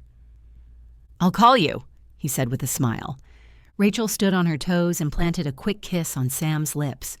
Knowing that she'd instigated it made his heart soar. She got into the car with Ethan, and Sam waved as they drove off before he walked to his own car. He was going to have to talk to Lily, who would already be angry with him for grounding her from the festival. This was going to be fun. When Sam arrived home, Lily's music was cranked all the way up so that the windows rattled. He'd learned when Lily hit puberty that the louder the music, the angrier the teenager. Oh boy. He took a deep breath and steeled himself as he climbed the stairs. When he knocked on the door, the music didn't stop, so he turned the doorknob and pushed the door open. Lily was lying on the floor reading something. She looked up at Sam, and her eyes shot daggers at him. "Turn that down, will you?" Sam shouted over the music. Lily turned the music down, but only enough to not have to shout.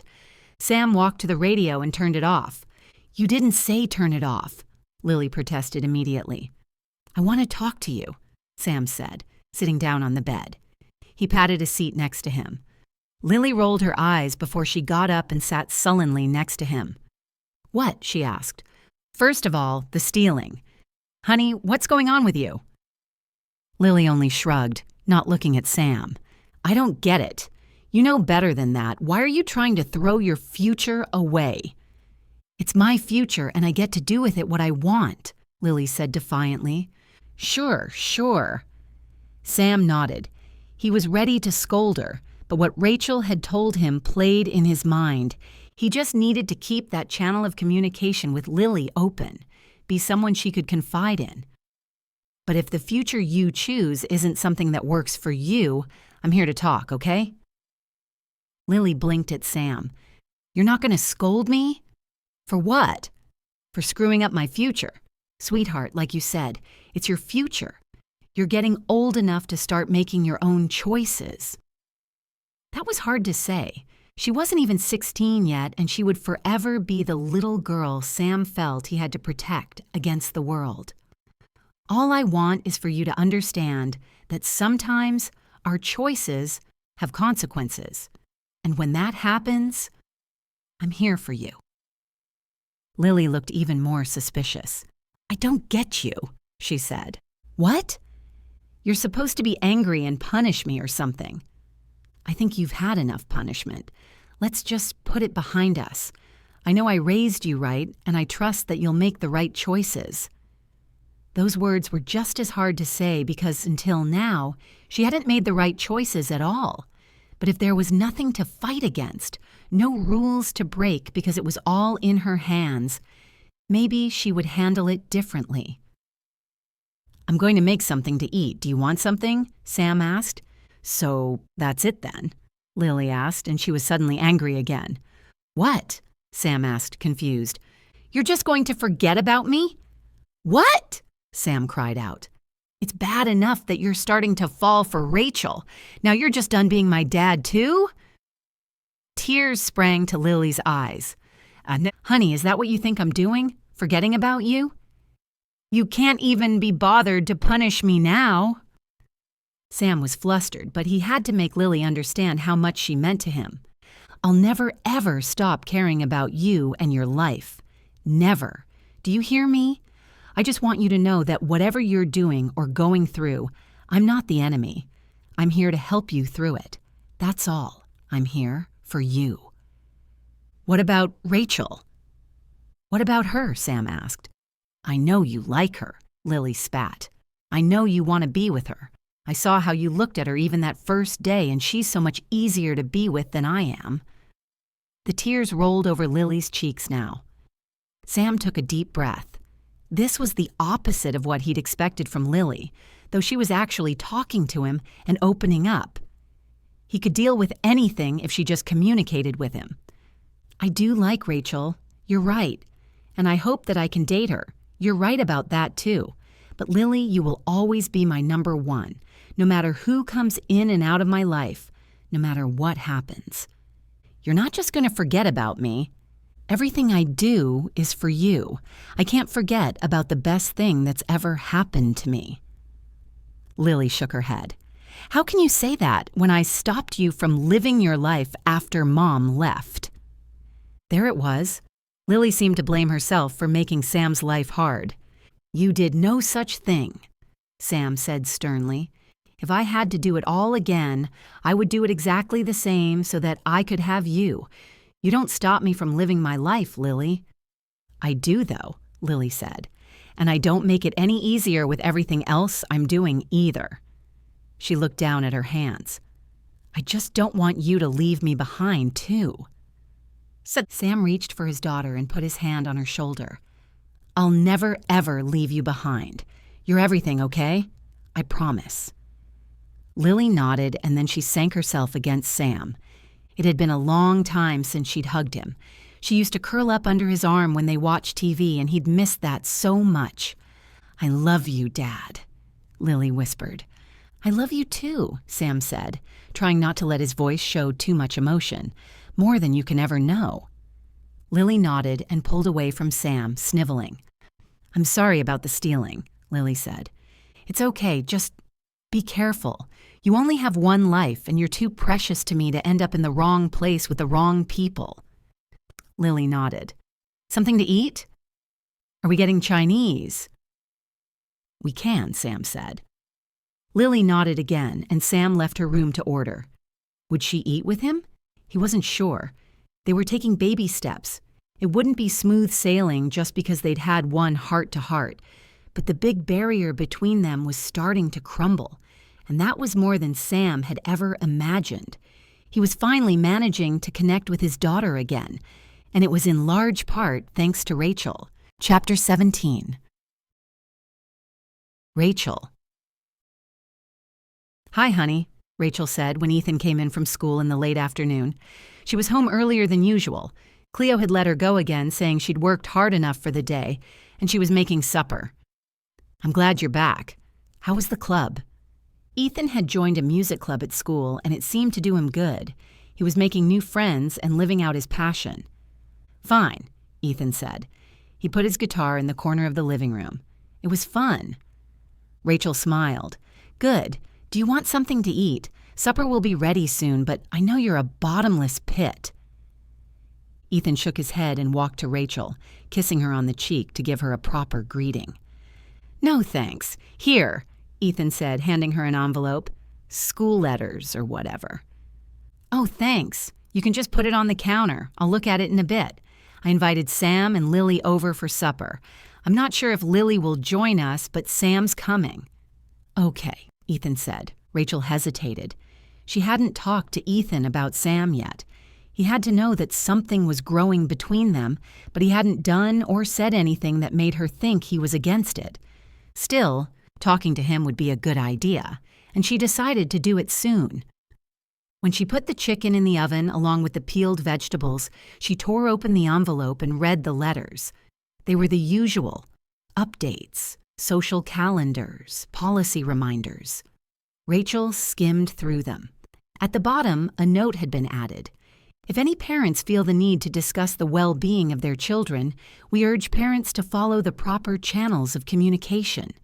For your convenience, they're listed below." Rachel knew the methods, but she'd never felt the need to contact the school. Ethan was doing so well, and he was happy. The teachers were very involved with the children, and Rachel had felt from the start that they cared. The oven was on a timer, and the chicken and vegetables had to cook, so Rachel walked to Ethan's room. She wanted to talk to him about Sam. Now was as good a time as any, right? Sam was only coming in a couple of hours. Rachel knocked on Ethan's door before she pushed it open. Ethan sat on his bed, books open before him, going through a textbook. He had to be the best student Rachel had seen, and his grades reflected that. "Mind if I sit down?" Rachel asked. "Sure," Ethan said, and cleared away some of his books. "I just wanted to check in with you, see how things are going," she said. "If there's anything you want to talk to me about?" She meant Sam, but Ethan had a pencil in his hand and doodled in the corner of his notebook. "Yeah, actually," he said, not making eye contact. "Dad called the school." Rachel blinked. "What?" She hadn't expected a conversation about Rob. She'd thought Ethan might want to talk about Sam. Ethan glanced up. "I overheard 2 teachers talking when I took a class register to the office. My teacher sent me. Apparently, he's worried about my well-being." Rachel frowned. "I don't understand." "Yeah, me either. I mean, I'm doing okay, right? I study hard and my grades are okay. I guess they could be better, but..." "Honey, your grades are fine. You don't need to work any harder than you do. In fact, I wouldn't even be mad if you backed up a bit and just had fun. You know, be a teenager." Ethan gave her a lopsided smile, but it faded again quickly. "Dad won't be happy with my report card when he sees my grades at the end of the year," he said softly. Rachel's heart constricted. Ethan was trying so hard, working his butt off to impress Rob, but Rob could never be impressed. He was the type who always criticized, no matter what. And if one thing was perfect, then another thing was wrong. "I don't care if your dad's not happy," Rachel said firmly. "Right now, what he thinks doesn't matter. What matters is what you think. Do you think you're doing enough?" Ethan hesitated before he nodded slowly. "Then that's all that matters. You still have a lot of time to get serious in life. Don't throw the time away where you can be young and have fun." Ethan nodded, but Rachel knew it wasn't that easy. Telling him that Rob's opinion didn't matter wouldn't really change how Ethan approached his schoolwork. He would still try to win his dad's approval. That was what boys did. They wanted to make their fathers proud. The only problem was that it was impossible to make Rob happy. It had taken Rachel too long to understand that for herself. When Rachel left Ethan's room, she was seething. While she was talking to Ethan, she'd kept calm for his sake. He didn't need to see how angry Rob made her. But now that she wasn't in front of her son, she scowled and stamped her foot. She checked on the food, which was still doing fine, before she locked herself in her room. She dialed Rob's number with trembling fingers, struggling to contain her anger. "Rachel," Rob said, answering on the first ring. "Everything okay?" "No, Robert," Rachel said tightly. "Everything is not okay. Did you call Ethan's school?" "I did," Rob said. "As his parent, I believe I have a right to speak to them about my son." "Did you follow the proper channels?" Rob snorted. "Those channels don't really mean anything." Rachel bristled. Rob always thought he was above everyone else, that the rules never applied to him. "You had no right," Rachel said. "Of course I had the right," Rob snapped back. "He's my son, and I deserve to talk to someone when I'm worried about him." "What are you worried about?" Rachel asked, caught off guard. "He's doing well, adjusting, making friends." "I'm worried about his performance in school and his social circle. I asked them to send me an outline of the curriculum, and I'd like to know the qualifications of the teachers who work with him." "Rob!" Rachel cried out, horrified. "You can't do that!" "It's a farm school, Rachel. For all we know, they just appoint anyone to take care of our most precious possessions, and I have a right to know if Ethan is in good hands." "The school is a good one," Rachel said tightly. "Ethan's working hard, studying harder than ever." "The move might have negatively impacted his education either way," Rob said dryly. Rachel knew what Rob was doing. He was undermining her authority and decisions in front of the school staff, making it seem like she didn't know what she was doing. "Don't call the school," Rachel said. "If you have something to discuss it with me, and I'll take it up with them."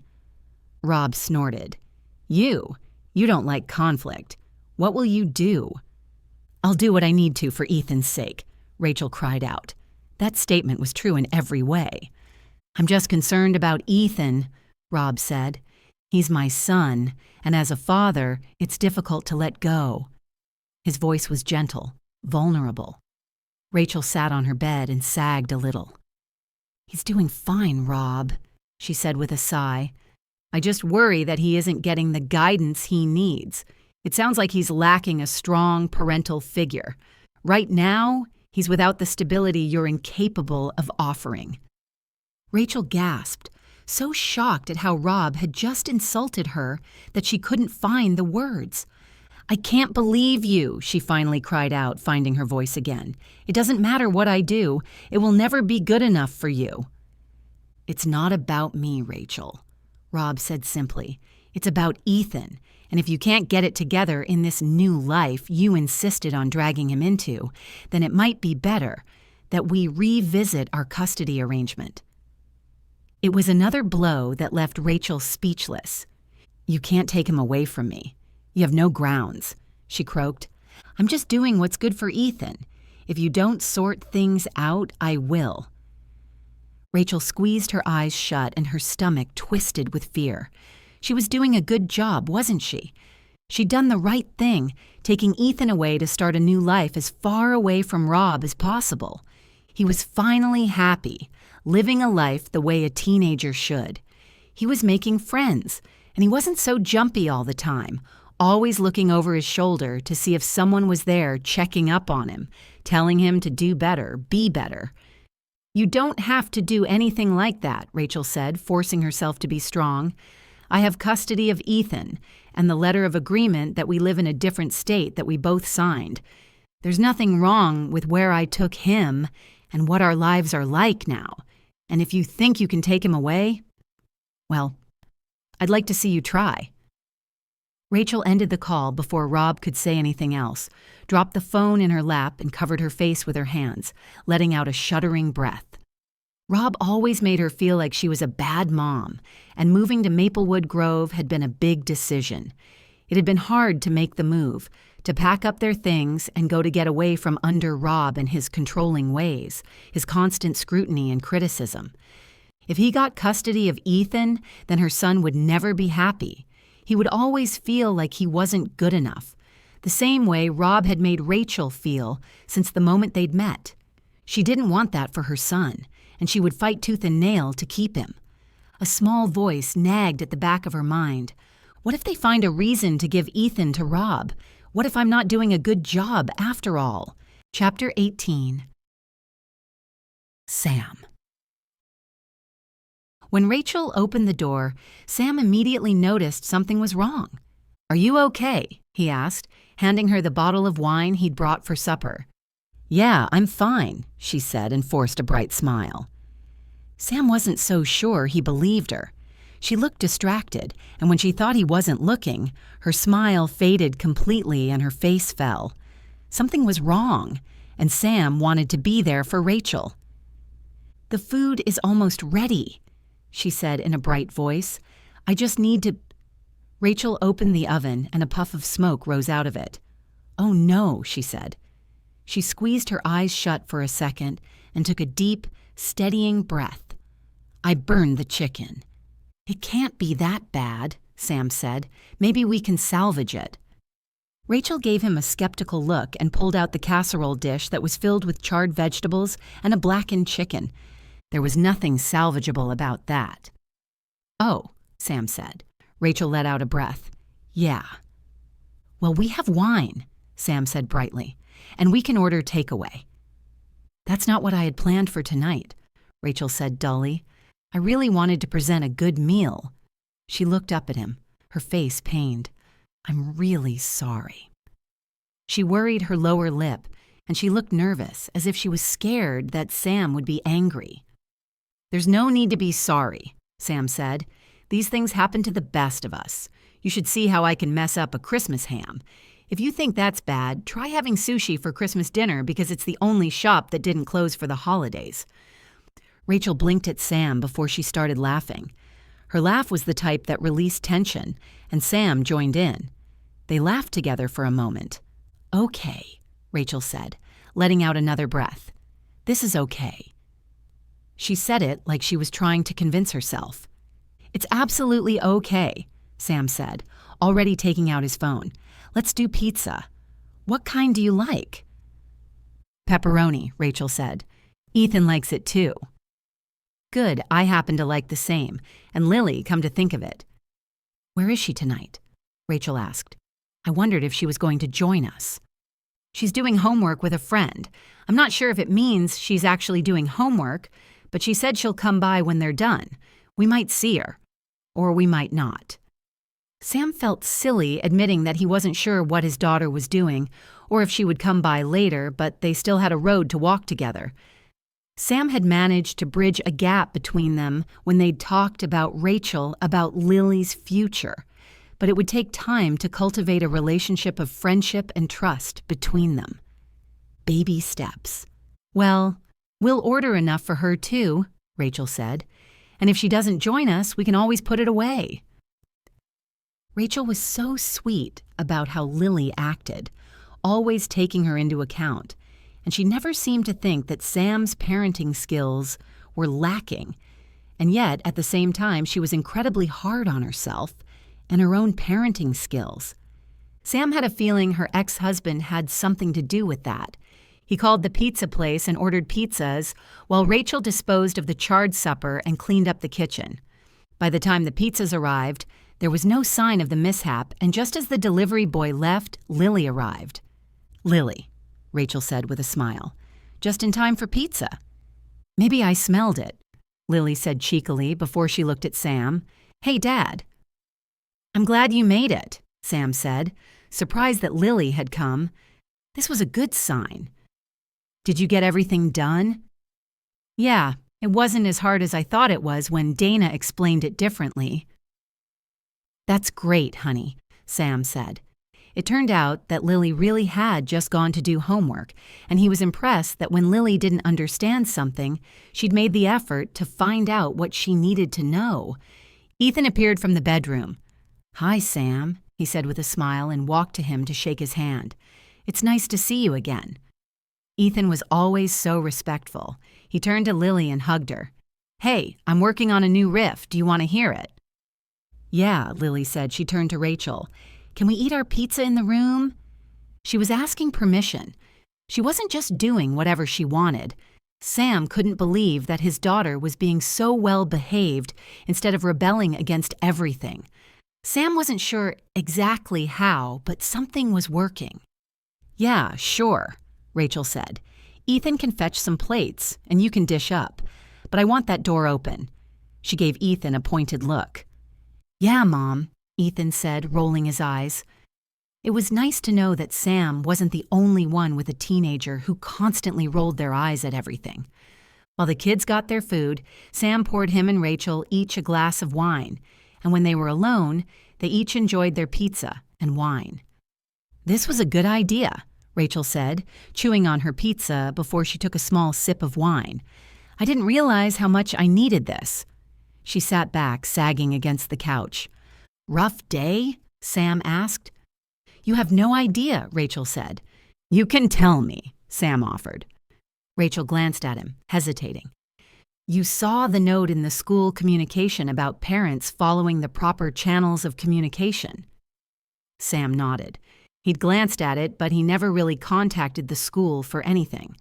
They usually contacted him about something Lily did, not the other way around. "Well, that was aimed at us," Rachel said. "Rob called the school asking about Ethan's well-being and demanding information about the curriculum." She shook her head, irritated. "As if I'm not giving him enough information as it is. He phones every day and I tell him what he needs to know." Sam frowned. "He went over your head to the school?" "You think it was out of line too?" Rachel asked. "Very," Sam admitted. "He's not here to see anything, and to call the school makes it seem like you're not noticing the important things."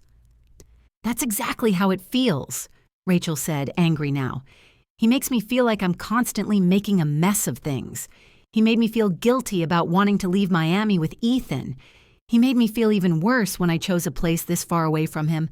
And despite checking in every day, he doesn't think I'm doing the right thing. He's always on Ethan about his grades, even though Ethan never takes a moment off studying.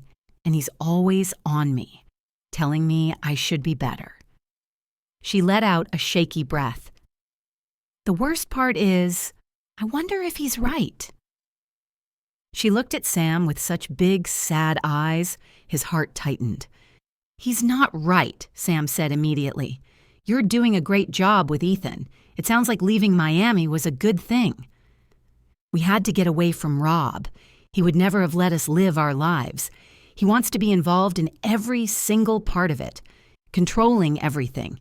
He's still trying, but it's harder now that he can't just arrive at the house whenever he thinks I need to be scolded." Sam shook his head. "That's not right. And for the record, I think you're a great mom. Ethan is so well-mannered, and you gave me advice with Lily that actually worked." "Really?"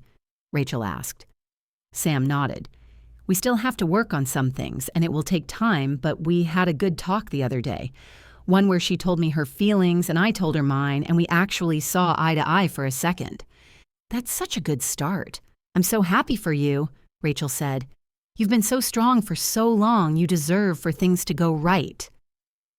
"You see, you do this every time," Sam said. "What?" Rachel asked, and immediately she looked worried again. Sam hated that she was so nervous, that she blamed herself so quickly for doing something wrong. She'd been divorced for quite a while, as far as Sam understood, but it was clear that she wasn't free of her ex-husband's control in many ways.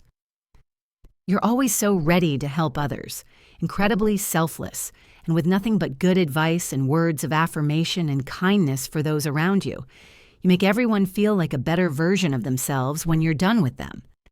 And yet you're so incredibly hard on yourself, and you won't see the good in yourself that you always see in others." Rachel looked surprised. "That's what you see when you look at me?" Sam shifted a little closer. "I see a lot more when I look at you. But yes, you're a beautiful person inside and out, Rachel. You should cut yourself some slack. You're trying too hard to appease a man who will never be satisfied, and you overlook how great you really are." Rachel rested her head on Sam's shoulder. It's just not that easy when he's always in my life, always making demands, always reminding me that he's there." "I can imagine it's hard," Sam said sympathetically. "He wants to take Ethan away from me," Rachel said, her voice so fragile it was barely more than a whisper. "He threatened legal action because he said Ethan isn't getting the guidance he needs, and I'm lacking as a parent." Sam clenched his jaw. He was getting angry at this man.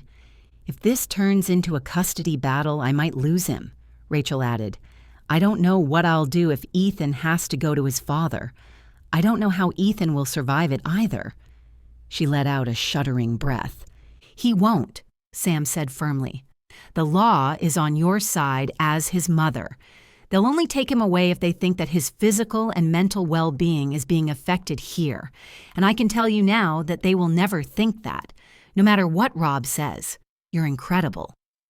"I'm terrified of the process," Rachel admitted. "I'm so scared of every step of the way if it goes that far. Rob might just be threatening, but if he really does take out the cash to do something like that, I'm so scared he'll win." "He won't," Sam said again, "but I know it will be daunting.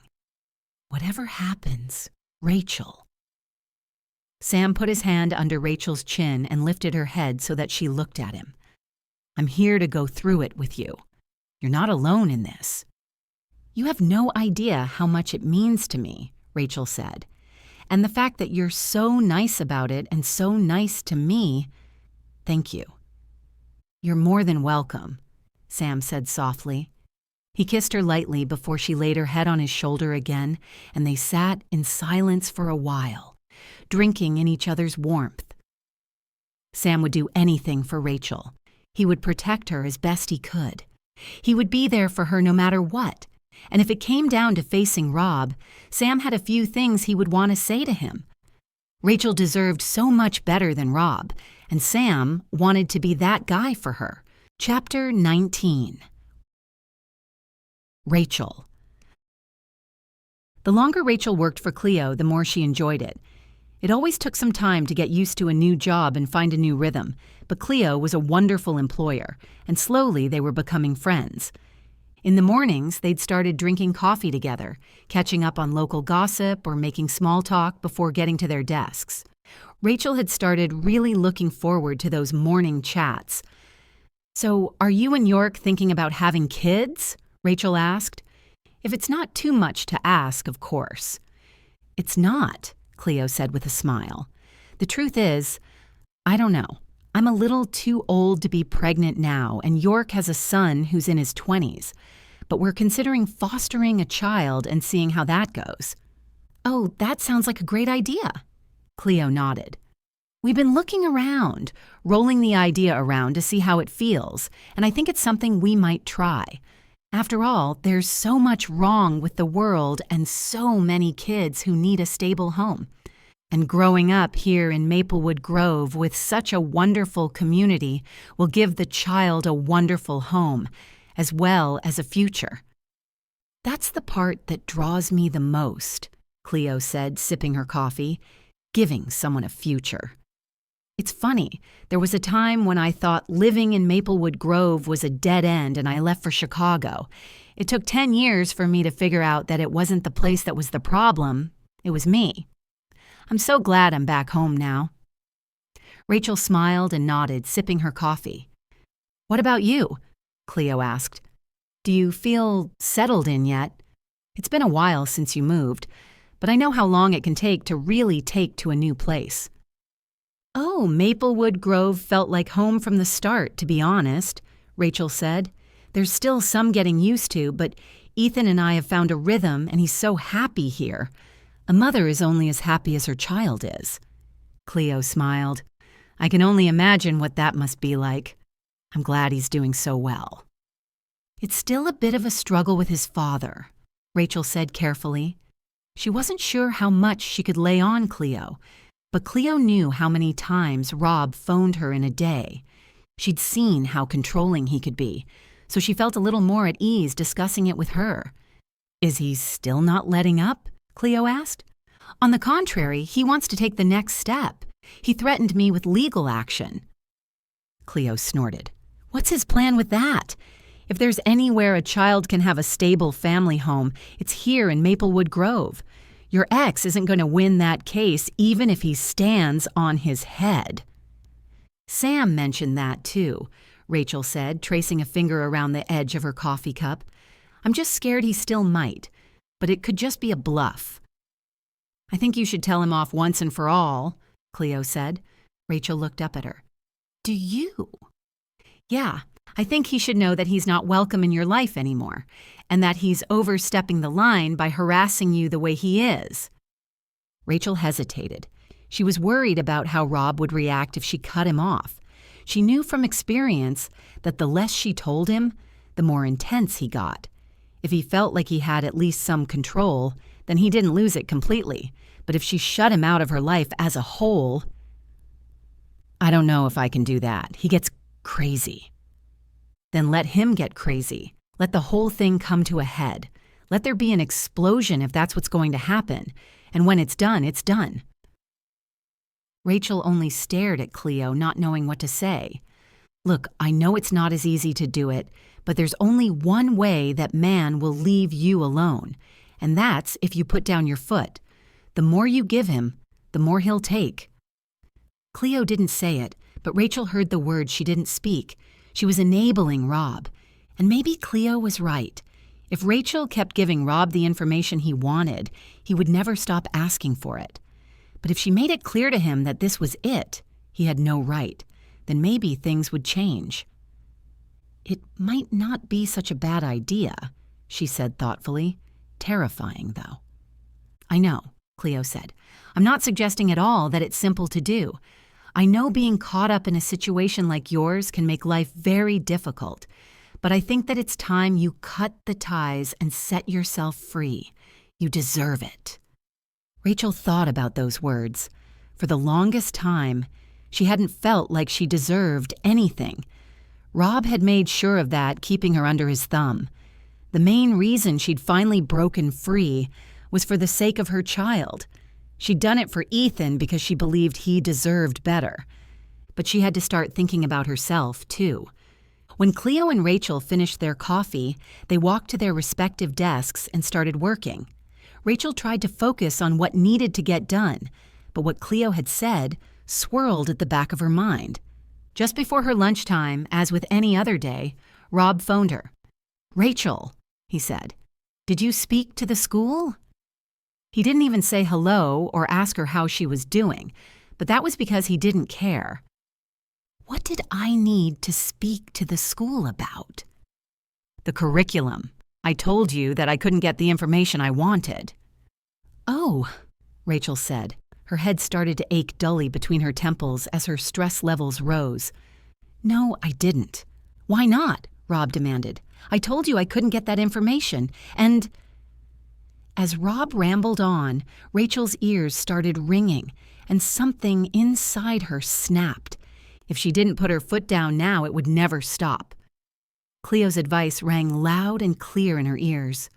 "Rob," she said, cutting off whatever he was busy saying, "that's enough." "What?" he demanded. "This is none of your business. Ethan is happy. His grades are good, and the school is a reputable one, as are all the other schools in the county. I'm a good parent, and I won't let Ethan fall behind in his schoolwork. If he's struggling, then I'm here to make sure he has the help he needs." "Ethan needs a lot more than—" "I'm here for him," Rachel said. "I'll always be here for him, no matter what. I know the move was a challenge, but he's doing well, and you should take my word for it. It's not right that you went behind my back to contact the school, and you're no longer getting daily updates or responses to your crazy demands." Rachel's fingers trembled, and her heart beat out of her chest with what she was doing. She was standing up to Rob. She was really doing it. Rob hesitated for a moment, shocked at how Rachel was speaking to him, and Rachel herself was even surprised that she had it in her. "Now, you listen to me," Rob started when he finally found his words. He was seething. "If you for 1 second think I'm going to back down from the fatherly role in Ethan's life, you've got another thing coming. He deserves a mother and a father in his life who care for him. You're right. and I wouldn't dream of cutting you out of his life completely. I just won't answer your ridiculous demands anymore. Ethan and I have a life here, and you don't have the right to know about every minute of every day. You'll get all the information about Ethan, as is your right, and of course, you should contact him. But if it turns into this same kind of harassment, I might just look into legal help myself." Rachel had no idea where that threat had just come from. She hadn't for 1 second considered getting legal help to fight what Rob was doing, but the moment she said it, she thought that maybe it wasn't the worst idea. If it came to it, she would protect her son no matter what. And she had a life worth protecting too. It had taken a while to understand, to know that what she deserved was so much more than Rob had ever let her believe. But Sam had shown her that her life was worth living. He saw a different side of her, making her feel like she had much more worth than she could ever imagine. She would hold on to that because it was a wonderful feeling. "Are you threatening me?" Rob cried out. "No, Rob," Rachel said calmly. She was amazed at how she was managing to stay so calm in the face of someone she'd feared for so long. "It's not a threat, it's a warning. Now, I have work to get to." She ended the call and stared at her phone in disbelief. What had she just done? "Shooey!" Cleo said from the door. Rachel looked up and her cheeks colored. She hadn't realized that Cleo had been listening, leaning against the doorframe, arms folded over her chest. "You sure told him, sister." "Too much?" Rachel asked in a small voice. No, just the right amount," Cleo said firmly. "You let him know that you're Ethan's mother and you're in charge of his well-being, and Rob has all the right to be in his life, as long as it's not problematic. You did everything right." Rachel sagged in her chair, her whole body feeling like it had turned into jelly. "I don't even know how I did that." "Well, you did do it, and we're going out for lunch to celebrate. My treat. Taking back your rights and your freedom like that deserves a lunch fit for the queen you are." Rachel blushed again. Cleo was making such a fuss about this when it wasn't such a big deal. Wait, what was Rachel thinking? Of course it was a big deal. She just put Rob, the domineering, controlling husband she'd struggled to get away from for years, in his place, telling him exactly how things worked. It had taken her a very long time to get to this point. She couldn't have done it without the people in her life who kept believing in her. Sam, for telling her that she deserved so much more, and Cleo, who told her that she had the right to stand up for herself. It was a strange sensation, this empowerment, but Rachel liked it. A small part of her was terrified about what the backlash would be. Rob would be furious, and when he was, nothing could stop the terror he became. But they were almost 1,000 miles away from Rob and had driven all day just to get to Maplewood Grove. He didn't have the power to do anything but have a temper tantrum over the phone when he was that far away. That made her feel better, and Rachel was determined to celebrate her newfound strength with Cleo over lunch, accepting who she was now without fighting it. It felt good to be free. Chapter 20. Sam. "You got it?" Sam asked Rick when the kid was underneath the car working on an old car's oil pump. "Yeah, got it, Mr. Bennett." "It's Sam," he said, not for the first time that day, or that week. Rick insisted on calling him Mr. Bennett, but the kid had earned the right to call him Sam. Not only was he a hard worker, arriving early and leaving late, and putting his back into every single thing he did, he was also a good person. Always a ray of sunshine, always in a good mood and ready to work. He never grumbled about anything Sam gave him to do either. He did it with a smile, no matter how mundane the job was. Rick rolled out from underneath the car. "Should be good now. If oil leaks through that, then I might just start believing in magic." Sam chuckled. "Okay, give it a drive around the block and we'll park it again and see what the floor looks like in the morning." Rick got in the car and carefully pulled it out of the workshop. While he was gone, driving it around the block as asked, Sam walked to the house to get a couple of bottles of water for him and Rick. Lily was in the kitchen. "Hey, Peanut." Sam said without thinking. He used to call her that when she was little, but she rolled her eyes at the nickname now. He frowned. What are you doing? Lily stood in front of the counter, a stack of sandwiches in front of her. Oh, I made you and Rick some food, she said. I came down for something, so I figured you'd probably be hungry too. You don't usually eat, but I know you worry about him working so hard, so... She glanced at the sandwiches. They were a little messy, and the cutting board had drops of jelly and smears of peanut butter on it, but the gesture was so touching. It's perfect, honey, Sam said. Thank you. Lily shrugged. It's whatever, you know. Sam smiled at his daughter, who took her own sandwich and a glass of milk and disappeared upstairs again to her bedroom. Loud music started right away, a noise that sounded like people shouting at each other to a rhythmic drum beat. When he got back to the workshop, the music Rick had put on was much more palatable. Despite his age, Rick seemed to like the oldies, and Sam could relate to that. It often took him back to a time when he was young and reckless, when he didn't have life all figured out the way he had now. If he'd known what he knew now, would he have done things differently? When it came to Lily, the answer was a resounding no. He would do everything exactly the same again if it meant that he could have her in his life. But there were some other things he might do differently. Hindsight was always perfect, wasn't it? That was what he liked about Rick. He was younger and carefree. He had barely any responsibilities. He didn't have to pay rent, and he was serious about making a space for himself in the world, learning a trade that would ensure he always had a job, despite his freedom. He was hardworking, determined, with good manners, and that combination would take him far in life. When he returned with the car, he parked it next to the others they weren't working on right away and got out. She runs like a dream, he said. Well, as much of a dream as an old wreck like her can run. He guffawed. Don't tell the client I said that. We treat every car as if it's their most prized possession when they're around. But between you and me, sometimes I wonder why they still bother saving the cars. It's like that around here, though. In a small community like this where people do hard, honest work, folks don't always have the money for something fancy. Rick nodded. Yeah, I noticed that. His eyes fell on the pile of sandwiches Sam had brought from the house. Is that food? Yeah, Sam said with a chuckle. Lily made it for us. Sweet, Rick said, storming the sandwiches and grabbing one. When he bit into it, he groaned. Peanut butter and jelly has to be the ultimate when it comes to sandwiches. My mom used to make these for me when I was a kid, and I used to get so much jelly on my hands and mouth and make everything I touched sticky. He grinned before his smile faded. Have you heard from your parents? Sam asked, sitting down on a stool. Rick did the same. They check in on me now and then, so I guess I have. Just not the kind of check-in you were hoping for? Sam asked. Rick shook his head. I just want them to tell me the whole thing was a joke, you know?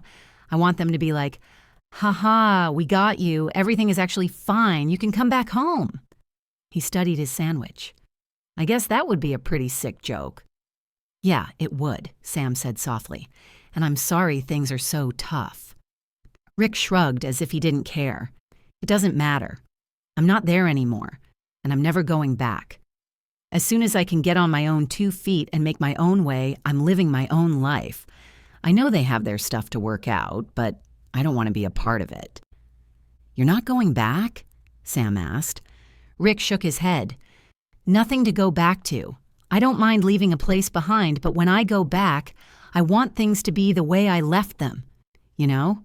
I want things to stay the same as they are in my memories, but that won't happen with them splitting up. Who waits until their kid is 19 to split up? A lot of people stay together for the kids, and when they think the kids will be fine, then they call it, Sam said. Rick snorted. Do they think that somehow we won't care as soon as we hit 18? That a divorce won't be so painful because we're supposedly old enough not to feel anything about it anymore? Sam shook his head. I'm going to be honest with you. I don't know what your parents might have been thinking. I was just guessing. The thing is, no matter what goes on between them, it won't change how either of them feel about you, and that's the part you should think about. They sat in silence for a while, eating their sandwiches. "What about you?" Rick asked. "What about me?" "You're divorced, right?" Sam nodded. "For a while now. It's just been Lily and me for years." "But you're not looking to have a family again." Sam considered it. "First of all, families come in all shapes and sizes, and Lily and I are a family all on our own." "Yeah, that's not how I meant it," Rick said quickly. No, I get it. And yeah, I want to be in love again and remarry eventually." Sam's mind drifted to Rachel. They were becoming more serious, and he really wanted to see more of her. Maybe one day he could even go as far as marrying her. She was a wonderful person, and Ethan was just as great. The boy was a little unsure about himself sometimes, and it was clear that he needed a man around to guide him in the right direction when he felt lost. Sam wanted to be that man, for both of them. Time would tell if it worked out that way, but Rachel was so good to Sam, and she'd helped him so much with Lily. Slowly, his daughter was changing, showing a different side of herself than the rebellious teenager Sam had come to know. He knew that having Rachel in Lily's life as a mother figure would be good too. He had no idea about becoming a woman, and Lily had to go through that all on her own. One day when you find the right woman, you make sure that you do right by her, Sam said to Rick.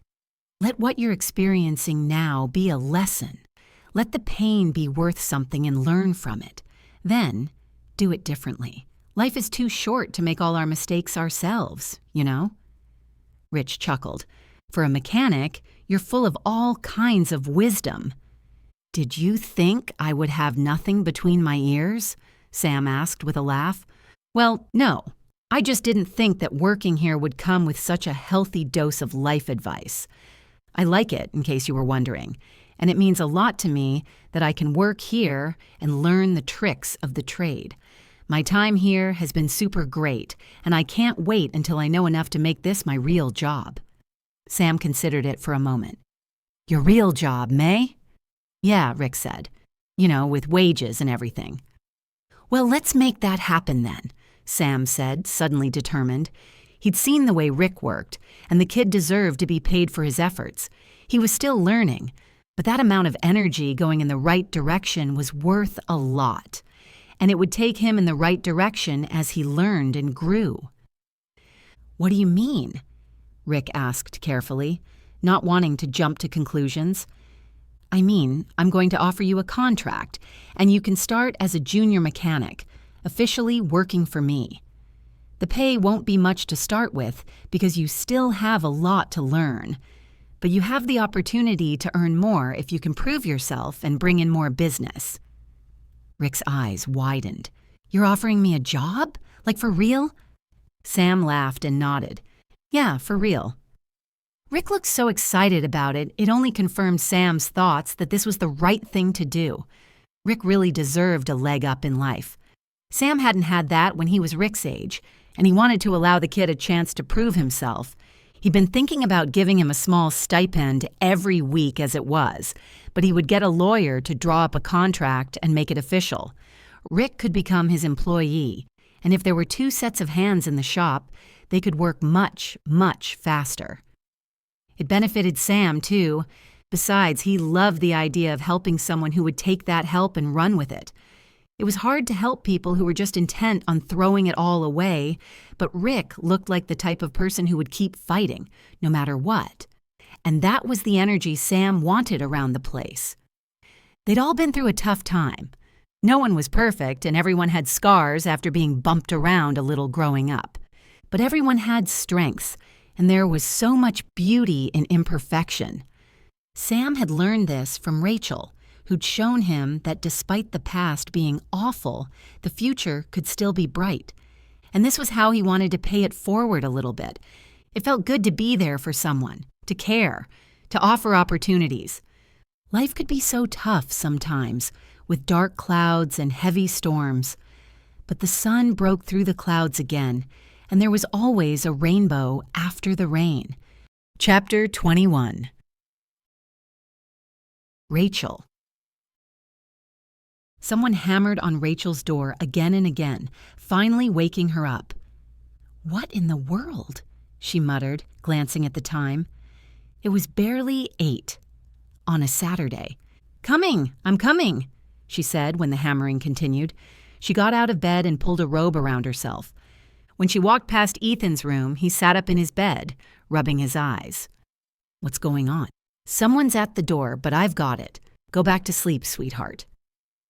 Ethan fell backward on his bed, and he was out and snoring before Rachel could leave his room. She walked to the front door and opened it. "Rachel," Rob said, standing in front of her, larger than life with an air of dominance. Her stomach dropped and her body ran cold. "What are you doing here?" she asked in a small voice. She looked over her shoulder, hoping that Ethan didn't hear his father's voice. He would have the same reaction of dread when he saw his father. "I'm here for Ethan," Rob said curtly. "What?" He tried to push into the house, but Rachel stepped to the side, putting her body in front of his. Rob looked surprised by her reaction. She'd never done this before, never stood up to him like this. "I'm sorry, but you can't come into the house. It's early and we're not receiving guests." Rob turned red. "You're going to deny me?" "Yes," Rachel said firmly. "This isn't your house, and I'm not comfortable letting you in. We can discuss whatever you want to discuss right here." "And where do you expect me to stay?" Rob asked, his red face getting even redder as his anger climbed. "There's a very nice bed and breakfast in town. I'm sure Nancy can put you up in a room. I don't know why you came all this way, Rob. We could have talked over the phone." Rachel was stalling, trying to calm her racing heart and her spinning mind. She was in a panic that Rob had shown up without warning and that he was claiming to be here to take Ethan. She just needed to keep standing firm, and chattering on like this was buying her time to get herself together. "We're not married anymore, and the law is on my side when it comes to custody of Ethan. Rob isn't going to get away with anything. I've got this." The pep talk only helped marginally with her panic, but it was good to remember the facts. "No, we couldn't talk over the phone," Rob spat. "You won't take my calls and you're giving me nothing to work with. I'm telling you everything you need to know when it comes to Ethan's health and well-being. Other than that, it's none of your business. What goes on in my life has nothing to do with you." "If you want to play hardball, then that's what we'll do," Rob sneered. "I've been nice until now, letting you get away with whatever you want, running rampant around the country and dragging Ethan through it." Rachel gasped. Rob hadn't allowed her anything she wanted. "But it's over now, Rachel. I'm taking Ethan home with me, and there's nothing you can do about it." He wanted to storm into the house again, but Rachel refused to move. She stood her ground, terrifying as Rob might be. He was a domineering man, always intimidating everyone with his size and attitude. He was tall and wide, a block of a man, and he could be terrifying. He'd always managed to control Rachel with that intimidation, but she knew that when it came down to it, he wouldn't lay a hand on her. He wouldn't even push her out of the way to get into the house, and that was what she was banking on. She held on to that fact for dear life. Rob glared at her. "Ethan's not going anywhere with you," Rachel said calmly, and her voice surprised both of them. "I have custody of him, and his care is my responsibility. He's happy here, so here is where he'll stay." Rob looked like he was going to implode with anger. A vein popped out on his head. "You really think you can manage raising a teenager? You barely managed when he was a toddler." Rachel tried to stay strong.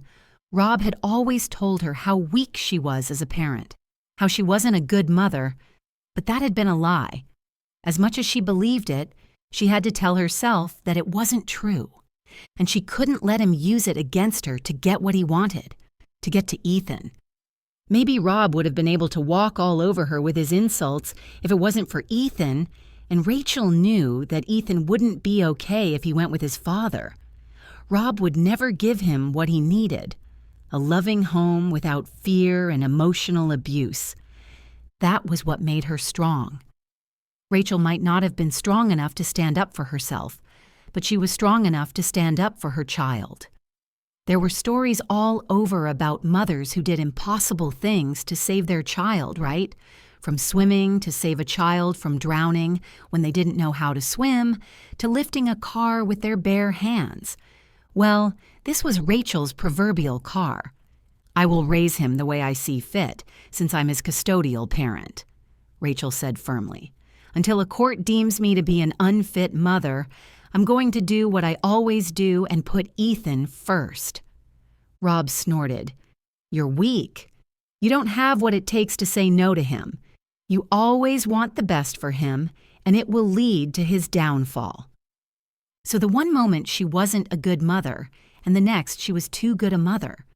For the first time since she'd met Rob, Rachel realized how he played his games.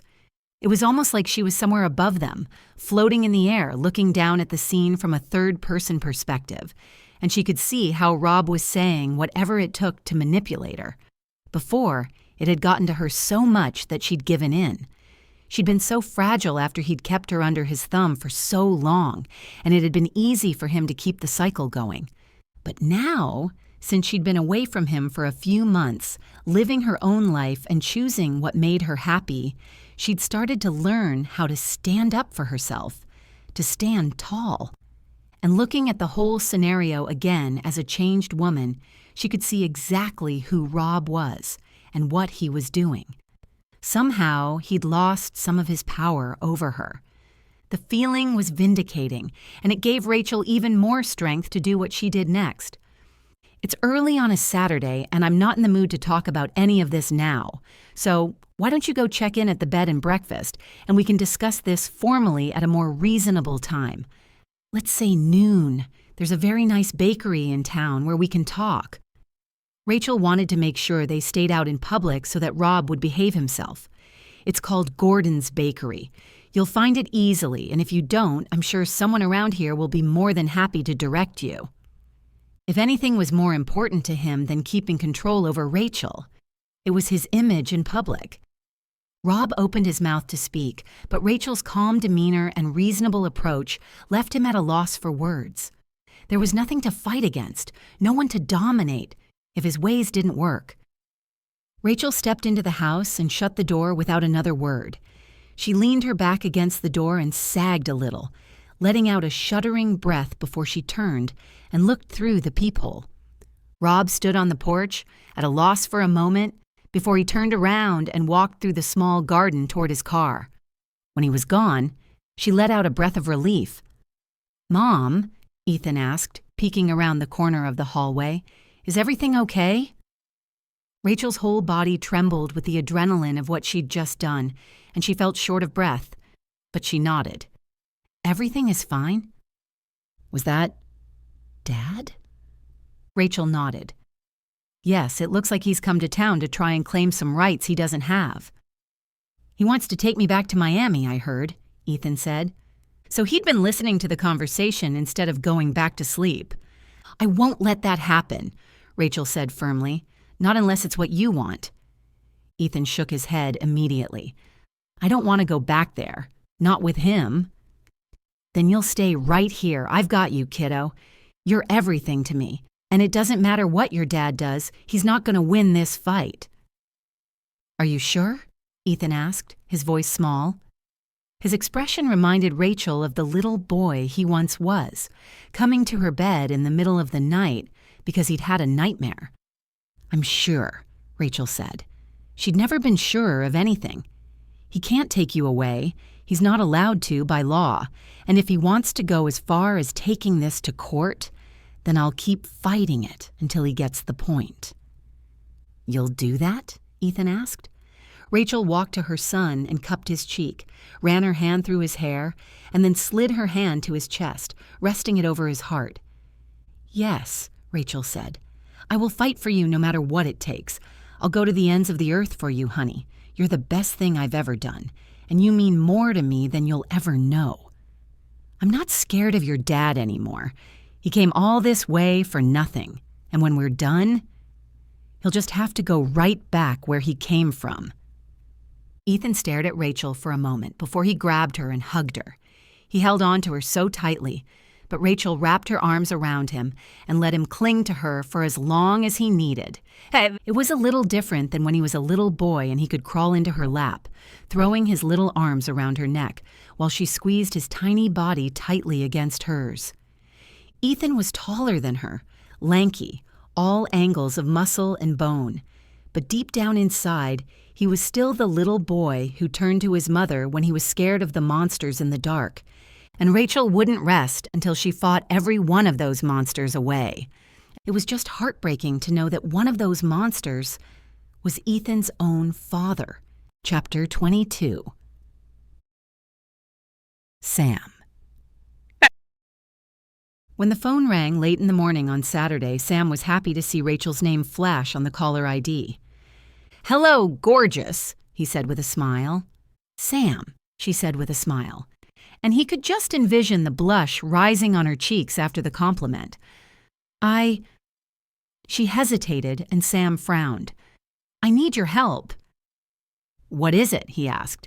"It's a big one," Rachel said. "Anything." She hesitated again. "My ex-husband is in town." It took a moment for Sam to wrap his mind around what that meant. "Oh no, are you okay? Have you talked to him?" "He came to the house," Rachel said, and explained to Sam that he'd arrived early in the morning ready to take Ethan with him. "I can't believe he would do something like that," Sam said, balling his free hand into a fist. He was suddenly furious, his protective side flaring up.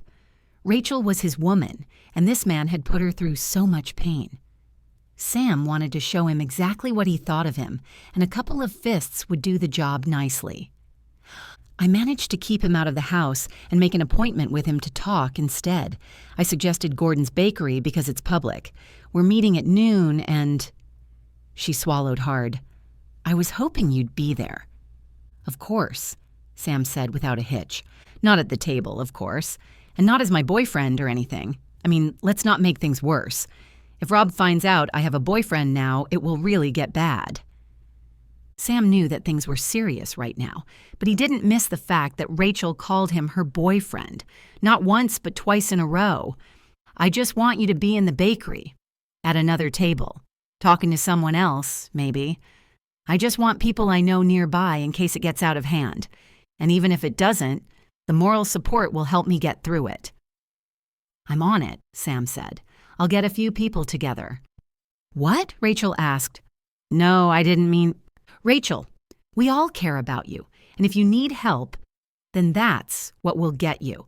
The whole town is on your side. They love you, and the moment they find out that there might be trouble, then they'll want to help." "I don't want it to turn into a big deal," Rachel said. "Rob can't know that anything is out of place. I just want the backup." "I'll make sure it's discreet, don't you worry." "One last thing," Rachel said. "Can Ethan come to the house to be with Lily? I don't want to leave him alone. He's a little rattled with his dad just arriving out of the blue and demanding to take him back to Miami. And I think it would be good if he has a friend with him, but I don't want him remotely close to the bakery." "Of course," Sam said, his voice softening.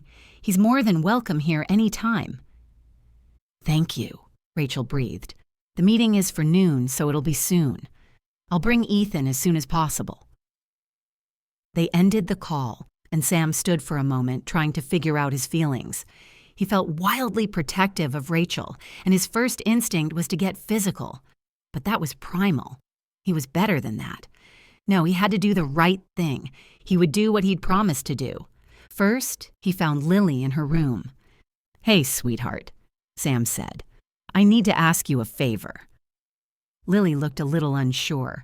"What is it?" She wouldn't say yes until she knew what it was.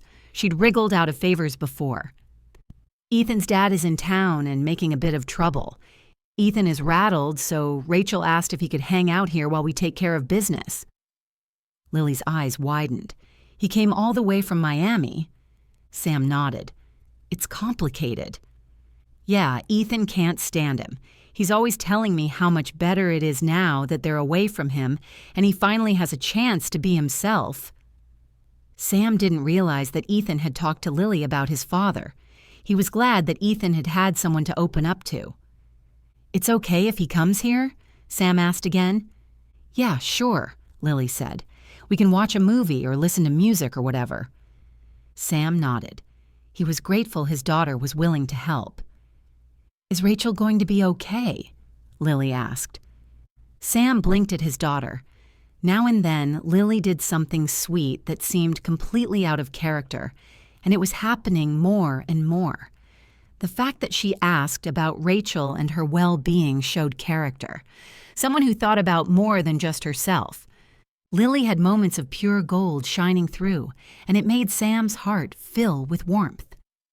"I think so, but we're going to make sure that things work out now. I'm going to be there to be in her corner, and I'm bringing some friends." "Ooh, a neighborhood brawl," Lily said with a grin. Sam chuckled. "No, nothing that serious. They just want to talk, but I'm going to make sure she has a lot of friends around so that she has support." "That's really cool, Dad," Lily said. Sam stared at his daughter again. He couldn't remember when last, if ever, Lily had called him cool. Sam left the room and made a couple of calls. One to Paul, one to Rick, one to York. He called Connie and Tessa too.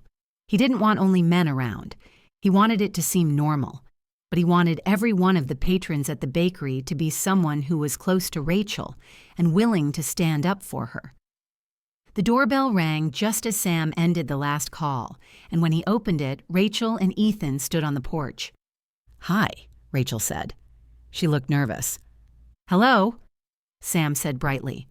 "Hey, Ethan." He fist-bumped the kid. "You can head up. Lily's in her room. I left money on the counter for takeout." "Thank you, Sam," Ethan said.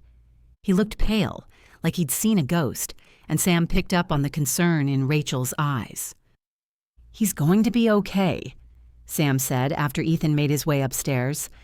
"Lily is here, and apparently she knows quite a bit about everything. Ethan's been talking to her about his dad and how he feels." "Really?" Rachel asked, surprised. "I'm so glad he's been able to confide in someone." "Me too," Sam said. "Are you ready to go?"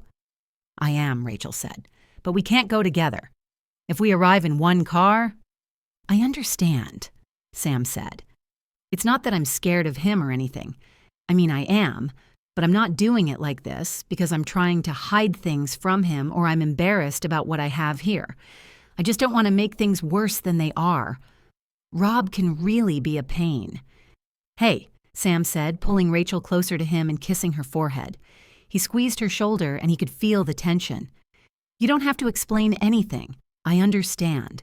And I know you're not embarrassed of what we have." Rachel let out a breath of relief and nodded. She pursed her lips.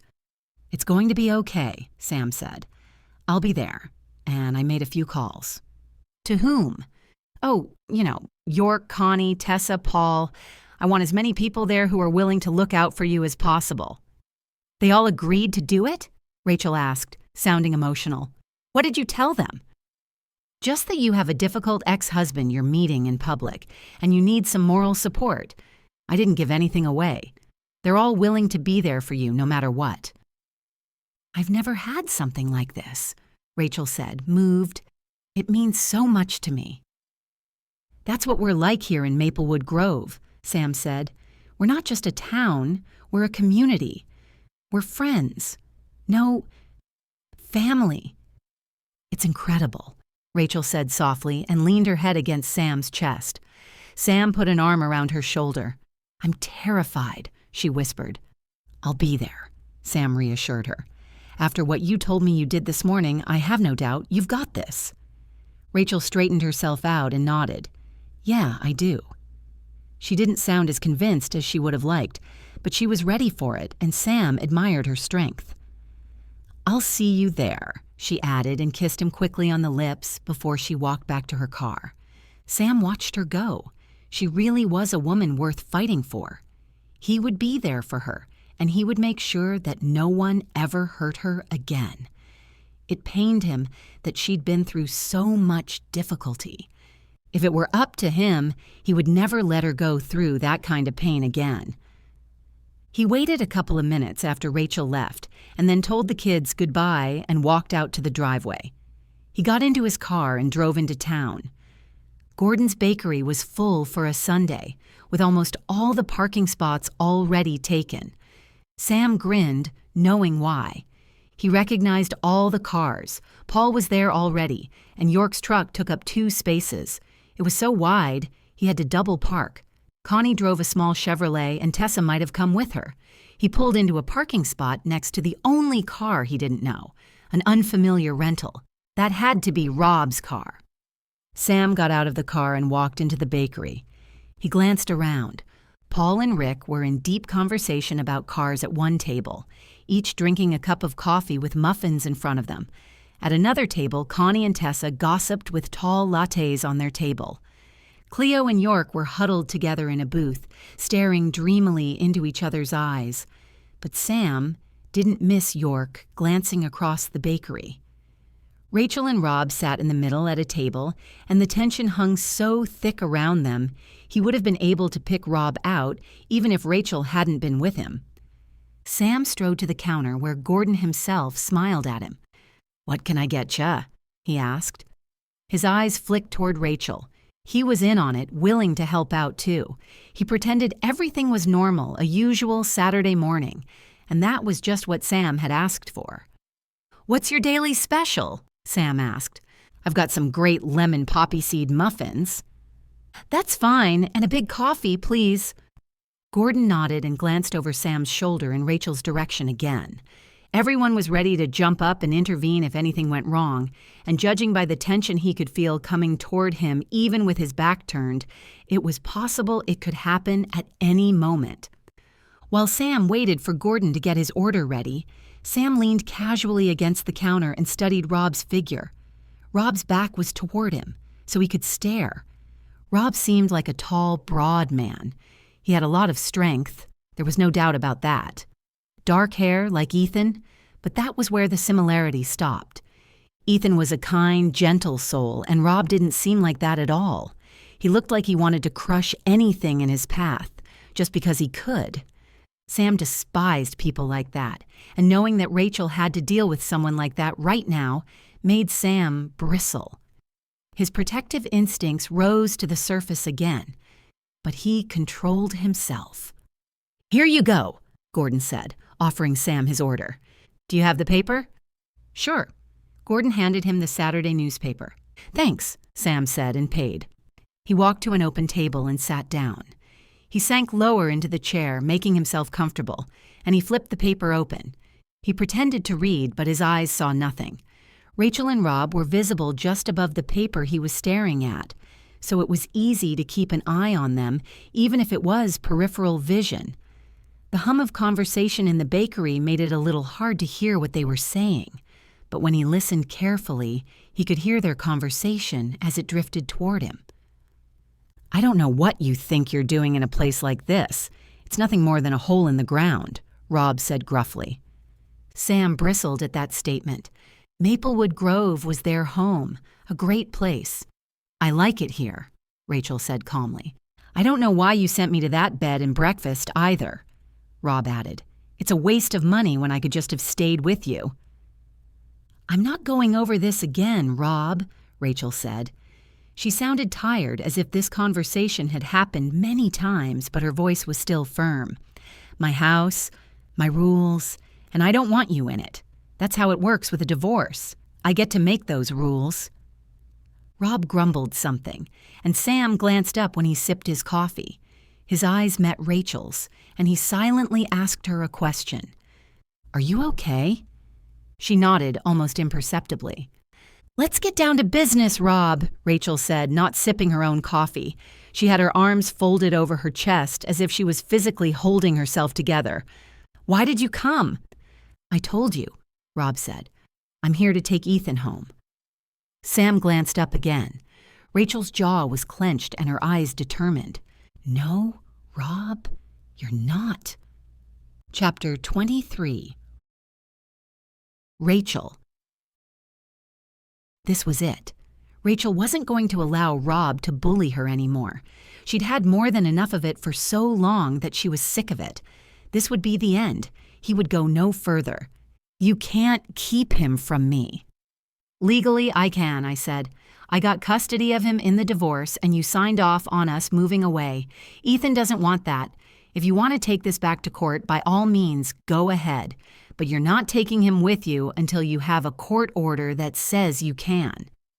Rachel stared Rob down, hoping that threatening him with laws would intimidate him. After all, that was what she'd had to do the first time, just when they'd started talking about divorce.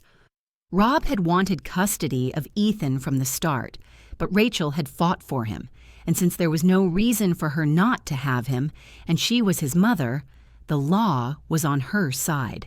"Don't think you can scare me with that nonsense," Rob snapped.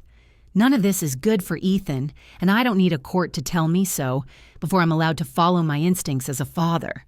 You've done nothing but put him through the ringer since we got divorced, and it's about time that it stops." Rob was getting more and more upset, and Rachel tried to keep her cool. When he got like this, it scared her, and she didn't want to go back to the person she used to be. Cowering, scared of him, doing what he asked because she didn't see any other way out. She glanced at Sam, who was close by. His eyes were on her. He was so attuned to her emotions, seemingly knowing exactly when she felt flustered, scared, worried. Rob stood to be more intimidating, adding to his threats with his height. Rachel cowered a little, losing all her strength to stand up for herself. She'd been brave, but it was hard, and Rob still triggered her, knowing exactly which buttons to push. If he couldn't mentally manipulate her and force her to do something, he used his size, and it scared her. He'd never hurt her physically, but he'd always made it very clear that he could, and Rachel never knew when that day would come. "If you don't have his bags packed and ready in an hour, You'll what?" Sam asked, standing up as if he'd recognized she didn't have any more fight in her. Rob frowned. "Who are you?" Sam moved to stand next to Rachel. "What?" Rob said, barking a laugh. "You're with this guy now?" He looked Sam up and down with disdain, as if he was a bug that needed to be squashed. "Do you think he has any kind of say in this?" "I don't have any legal say in any of your business," Sam said, "but you're not going to stand in our town and make threats on one of our own." "Oh, one of your own, is it?" Rob mocked Sam before he looked back at Rachel, his eyes black. When his eyes were that dark, things usually took a turn for the worse, and that was what Rachel always feared the most. "Just because you found a casual hookup doesn't change things. I'm Ethan's father, and if I say I'm taking him with me, then I'm taking him with me. If you're providing an unstable home for him, fooling around with this guy, I have all the more right to do it. Who's going to stop me?" "You're not taking him," Rachel said. "And we're going to stop you," Sam said firmly. Rob snorted until the others stood too. Paul and Rick stood a little closer, and York joined their line. Tessa, Connie, and Cleo stepped closer to Rachel, and Cleo took Rachel's hand. Gordon stepped from around the counter, a dish rag over his shoulder, his apron covered in flour. Rachel had never felt so part of something incredible. She had a whole line of defense, people who were willing to go to war for her, and it made her emotional. A lump rose in her throat, and her fears melted away. "What?" Rob cried out. "You want to get them all involved in our business? Just because you can't deal with things yourself, you think it will make a difference if you get someone else to fight your battles for you?" Rachel cringed at his words. Behind Rob, Gordon cleared his throat. "I think it's about time you leave, sir," Gordon said. He was polite but firm. Rob spun around, taking in the group of people who surrounded him before he looked at Gordon. He'd seen the women and Sam, but hadn't noticed the others until now. That was how self-absorbed he was. "You're not going to kick me out. I did nothing wrong," Rob bellowed. "We don't take kindly to those who cause trouble in these parts," Gordon added. "And this is my establishment." He gestured toward the door. "I'm going to have to ask you to go, or I'll have to call in law enforcement." Rachel looked at the group of people that surrounded her. They were all so kind, looking out for her, being there for her in her time of need. They really were like family. Sam had been right, and she wasn't an outsider anymore. She was a part of this close-knit family. Sam took her other hand and squeezed it, his dark eyes resting on hers, filled with reassurance. He was there for her, she realized, through thick and thin. Rob had called it a casual hookup, but in the short time she'd known Sam, he'd been more to her and done more for her out of affection than Rob had done in their entire marriage. It touched Rachel that so many people were willing to take on her baggage when it had nothing to do with them. Rob spun around to Rachel, fuming. He hated being made a fool of, and with everyone standing up for Rachel when he hadn't known they were there, he felt like he'd been tricked. And the truth was, he had. "This isn't over," he sneered at Rachel. "If you don't hear directly from me, you'll hear from my lawyer. You think you can end this with a few people in a group around you, kicking me out of a little bakery? Well, this is just beginning." He spun around and stormed out of the bakery, and it was as if his leaving sucked the stormy atmosphere out with him, leaving relief in his wake. "Oh," Rachel said, and sank to the chair she'd been sitting on. She was suddenly drained, and her legs had just given way. "I've never done that before." "You did great," Sam said, smiling at her. "You're a star, you know that," Cleo said, hooking her dark hair behind her ear. "You handled him very professionally, not letting your emotions get in the way. I knew I was right in hiring you to work for me. You're a natural at handling people." Rachel shook her head and let go of the hands she was holding, covering her face with her own. "I don't know," she said through her fingers. "He said it was only beginning." She lowered her hands and looked at them in her lap. "I don't think this is it. I don't think I managed to scare him off." "It doesn't matter that this wasn't the final cut," Tessa said. "Trust me. These things get worse before they get better, but if you keep standing up for yourself and your rights, he can't do a thing." "He's right, you know," Paul said. "The child's mother will always be the custodial parent, unless there is a very good reason she can't be, like drug use or abuse of some kind, and you have none of that. You care for Ethan, you're part of the community, and you're a hard worker who brings in money." Rachel nodded. They were all right, but it was hard not to let the fear of Rob's threat seep in. She knew what kind of man he was, and it wasn't that simple. Rob didn't just give up without a fight. But then, this was the first time Rob had to face a fight with Rachel at all. She'd never been able to tell him off like that in the past. This was the first time she'd been able to do it, and it had felt incredible. She'd been empowered. She'd been strong. And she felt none of that now. When she said so out loud, Sam took her hand again. "Don't you dare look at it that way. You were strong, and you did do the right thing. The rest will follow. We're all here, and if someone has to give some kind of character witness, you've got all of us." When Sam looked around the group, everyone nodded.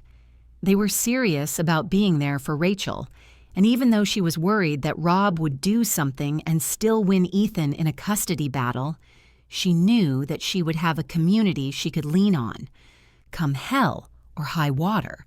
One by one, or in small groups, the others left until it was just Rachel and Sam. "Are you ready to go home?" Sam asked. Rachel nodded. "I think so.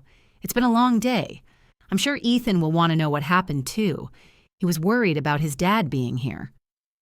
Rachel hesitated before she added, "Rob hasn't been good to us, and Ethan's finally crawling out of his shell now that we're this far away from him. I don't want to lose that part of Ethan. I don't want things to change again." "If what I saw of Rob today is even a fraction of what he was like with you both, then I don't blame Ethan at all," Sam said. "That man is downright abusive." Rachel shook her head. "He's never hurt either of us." "He doesn't have to hurt you physically to be abusive. He's domineering and controlling, and he belittles you. That's enough to qualify. But we won't let him do that to you anymore, okay?" Rachel nodded, and Sam kissed her on the cheek before pulling her into a hug. It was warm and safe in his arms, and she was so grateful for him. "Thank you for being here with me today," she said. "It means more to me than you know." "You're welcome," Sam said. "I'll always be there for you, Rachel, as long as you'll have me." Rachel smiled at him and cupped his cheek, feeling the stubble under her fingers before they thanked Gordon and left the bakery together. When they arrived at Sam's house, Ethan was at the door before they could even think to call him. "What happened?" he asked nervously. "Is he going to take me back to Miami?" Ethan's eyes were wide, filled with fear. "No," Rachel said, and pulled Ethan into a tight hug. "You're not going anywhere. I'm not letting him take you. Do you hear?" Ethan nodded against his mother's shoulder, and she felt him shudder. When he let go, a bit of the fear had drained from his face. When Rachel looked up toward the stairs, Lily was at the top of them looking down. "Thank you for spending some time with Ethan, Lily," Rachel said. Lily only nodded. Rachel turned back to Ethan. "Come on, honey, let's go home. I think we should get something nice to eat tonight. You can pick." Ethan's eyes lit up. He was a teenage boy with a bottomless pit of a stomach, and he loved takeout. Getting something to eat was the biggest treat for him. Rachel squeezed his hand when they got in her car. "Thanks, Mom," Ethan said. "For what, honey?" "For being my mom," he said, and Rachel's heart swelled with love. "For always being there, even when the going got tough. When I look at Lily and her dad, well, her mom left, and Sam isn't even a bad guy. You could have done the same with how Dad is, leaving me behind." Rachel cupped her son's cheek. "I'll never leave you behind." Ethan nodded, and Rachel turned the car into the road, heading back to the home they'd created here in Maplewood Grove, where the community would be there for her, no matter what. Rachel hoped that Rob would leave them alone now, but if she knew him at all, then this wouldn't be the end. She'd be ready for him, though. Chapter 24. Sam. It had been a long time since Sam had felt anything. He'd pushed all his emotions away and locked them in a tiny proverbial box, focusing on what needed to be done, an income to keep a roof over their heads and food in their stomachs. Time to spend with a daughter who seemed to have changed into a raging ball of hormones overnight, even though he'd thought he was there every step of the way. Being a father when all he'd wanted to do was give up, because clearly, being a husband hadn't been his strong suit. Recently, he'd believed he'd even messed up the father bit of his job, but these days, it looked like things were finally coming together. When a soft knock on his door woke him up on Sunday morning, he was sure he'd dreamed it. "Dad?" Lily asked softly. "Come in, sweetheart," Sam said, sitting up immediately. He rubbed his eyes, and his daughter stepped into the room carefully, as if she wasn't sure she was allowed to be there. She wore an oversized shirt that read, "Normal is boring," and a pair of shorts, her blonde hair a mess like she'd just rolled out of bed. "Is everything okay?" Sam asked, suddenly wide awake. Lily never came to him in the morning. She'd gone from the toddler who woke up at 5 a.m. so they could catch Barney reruns when Sam was still half asleep to a hibernating teenager who woke up at noon if she didn't have to drag herself out of bed earlier for school. Being up at the crack of dawn was out of character. "Yeah, everything is fine," she said, perching on the edge of his bed. "I was just wondering." She sucked on a strand of her blonde hair. "Do you want to make pancakes for breakfast? Like, together?" Sam blinked at his daughter. "Yeah," he said, "of course." Her face lit up with a smile as if she'd been worried Sam would say no. "Okay, I'll go shower and get dressed, and then maybe just now." "Just now is great," Sam said. "I'll meet you in the kitchen." Lily giggled and left Sam's room. He scratched his head. Lily had pushed him away for a long time, years even. He'd thought that he'd lost her completely, and all he would be now was the disciplinarian in her life, setting rules when she wanted to be free, being a boring parent when all she wanted to do was be with her friends. He'd read in a lot of parenting books that children wanted to find approval and acceptance from their parents, where they took their cues from until they became teenagers. Then their focus shifted, and they wanted approval from their peers instead, and their parents became a drag. Even though he'd read it in countless books, he tried everything he could to stay on top of the parenting game, reading all the parenting books he could get his hands on. Sam had felt like somehow He'd missed something, and he'd failed. But today, his daughter had reached out to him to spend time together without any encouragement from anyone else. And it wasn't the first time she'd made contact with him this last little while. And it felt good to know that there was still something there, that all was not lost when he'd thought that maybe his life would consist of trudging through every day with her until she was old enough to leave him for good, just like Janine had. After Lily had showered, Sam had a quick shower, too. By the time they met in the kitchen, they were both clean and dressed and ready to take on the Sunday. They started with flour, eggs, milk. Sam and Lily used to make pancakes together when she was little. While they mixed the batter, they listened to tunes that emanated from the radio. It wasn't the same style of music that usually drifted or blasted from Lily's room, but she hummed along anyway. "How are things at school?" Sam asked when they mixed the batter. "It's okay, I guess. I've been hanging around with Ethan a lot more lately." "Really?" Lily glanced at her dad before she nodded. "Is he a part of your group?" "Sort of," she said and hooked her messy, damp hair behind her ear. "I mean, he hangs out with us and everyone thinks he's pretty cool, but he keeps to himself a lot. He's different, you know. He thinks about things. And the rest aren't like that?" Lily shook her head. "No, they're all airheads," she snorted. "They just want to do the next cool thing or whatever everyone else is doing. He's not like that, and I think they're sort of intimidated by it." "What about you?" Sam asked. "Well, I'm not intimidated by it," Lily said. "I actually think it's pretty cool. I mean, what's the point to everything if you're just going to follow what everyone else does and not think about anything?" Lily spoke very grown-up words. Sam nodded, not giving away how thrilled he was to hear it, but it seemed like Lily had her head screwed on right after all. Sometimes she still messed up, and there were times when he wanted to shake her and ask her to look at the bigger picture. But somehow, it seemed like that was exactly what she was doing. She was looking at the bigger picture all by herself, choosing the person she wanted to be despite her peers. Sam liked that she took her cues from Ethan rather than the others at school. He liked Ethan. He was a good kid and a good influence on Lily. "What happened yesterday?" Lily's question was casual, her eyes on the batter she mixed while Sam prepared pans on the stove, but Sam knew she was a lot more invested than she wanted to make it appear. Ethan's dad wanted to make claims when he had no legal right. Rachel was incredibly strong, telling him off. He's quite a big, abusive kind of guy, and it took a lot of courage. Lily nodded slowly. "So Ethan isn't leaving?" "No, Rachel and Ethan both are here to stay for a long time.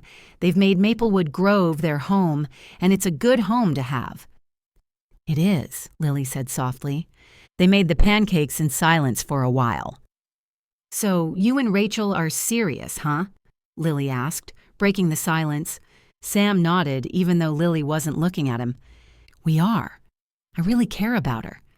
I didn't let myself feel anything for a long time, but Rachel is different." He was being very open with Lily, telling her exactly how he felt. He'd pushed all the emotions away for such a long time because there had been so much anger, so much resentment, and he didn't want it to spill over into the way he looked after Lily and his business. But he'd pushed away all the other stuff too, the good emotions like loving and caring and laughing again. Not toward Lily, of course, but romantically. He hadn't allowed himself to even think about romance, let alone think about dating again, about finding someone he wanted to spend his life with. "I know it's scary," Sam said. "It's weird when things change, but they can't always stay the same, you know?" "No, they can't," Lily said. "Lil," Sam said, putting everything down and turning off the gas when the pancakes were ready to stack on their plates. "Look at me." Lily turned to look at him. She had her mother's blonde hair, but she had his dark eyes, and he knew that although she was her own person, and rightfully so, there was a lot of him in her. Her mother hadn't been around long enough to rub off on Lily, but Sam had been there every step of the way, and it was so important to him that Lily turned out good as a result. "I'm serious about Rachel. I want to date her. I don't know what that will look like down the line. For now, we're just seeing each other but living our own lives. But eventually, I don't know. Whatever it becomes, I want you to understand that you will always be my number one. The fact that I'm finding new love doesn't change what we have and how I feel about you. Nothing and no one can ever replace you. Do you understand?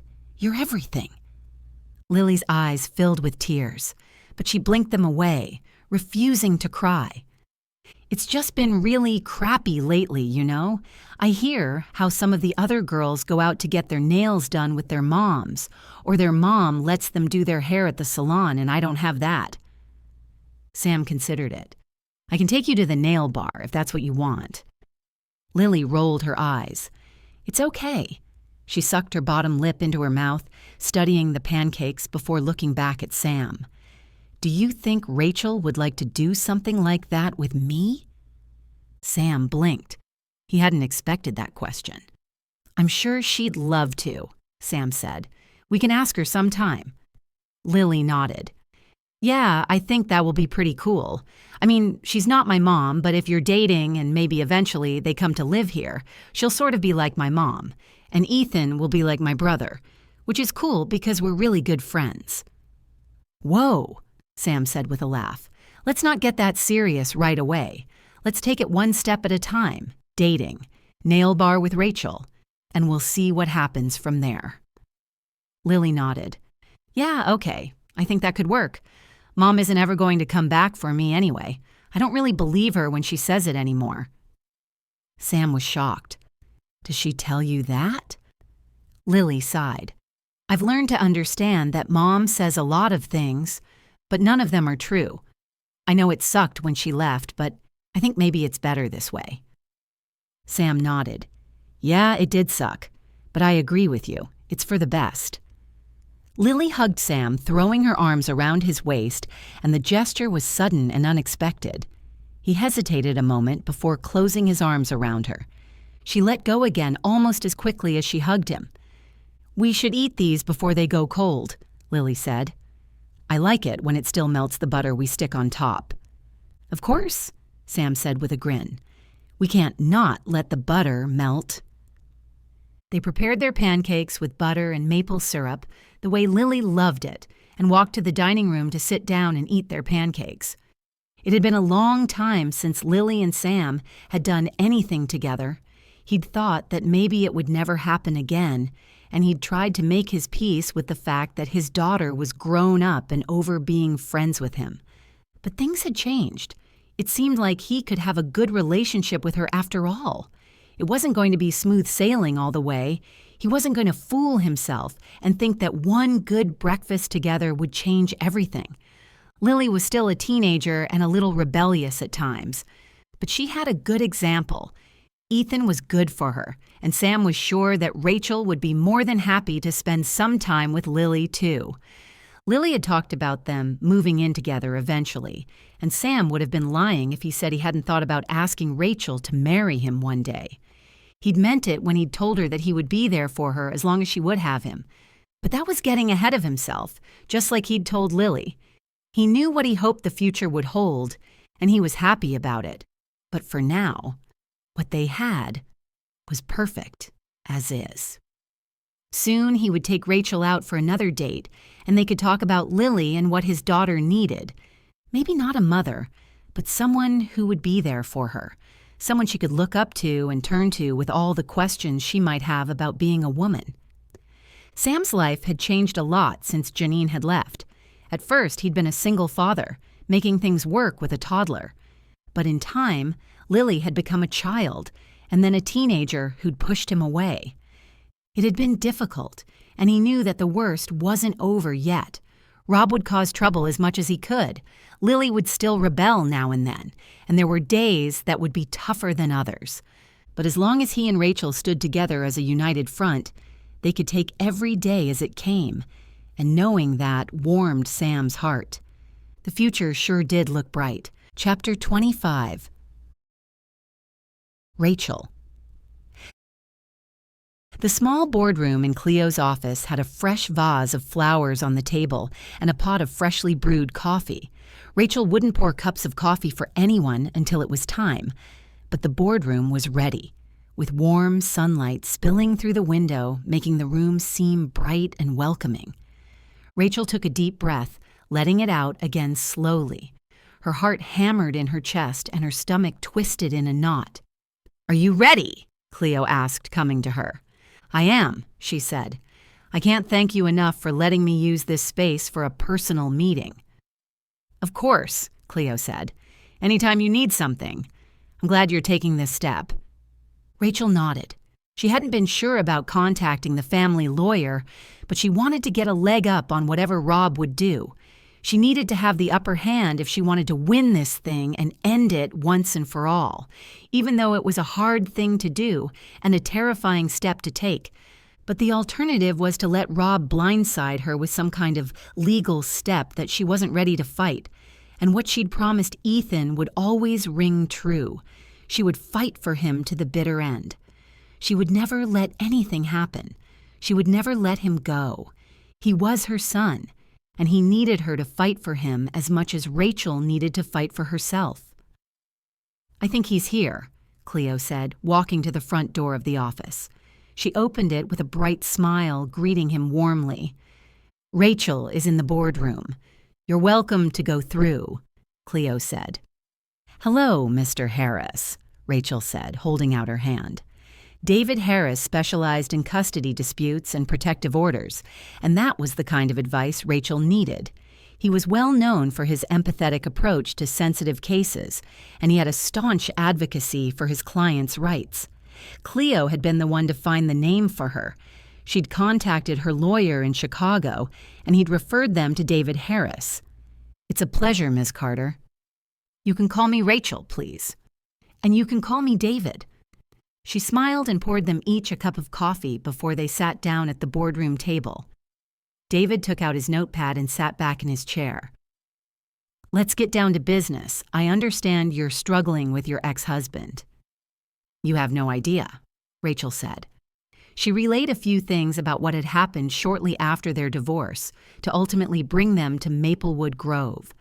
Finally, she explained how he'd just arrived in town over the weekend, making life difficult for everyone. "I'm at my wits' end here," Rachel said. "Rob is really trying to make things as hard as possible, and I'm worried that he's going to make it seem like I'm an unfit mother. It will be the only way for him to get custody of Ethan." David frowned, his expression serious. "From what I understand, he's the problem. We'll have to address this systematically, making sure that everything happens the right way so we have a foot to stand on in court." "Do you think it will go that far?" Rachel asked. "We're going to try to keep it out of court as far as we can, but we should always prepare for the worst." Rachel nodded, pursing her lips. It made sense to prepare for anything, but it was worrying to think they might end up in court. This thing could drag on for ages. "I have this," she said, pushing a stack of papers toward David.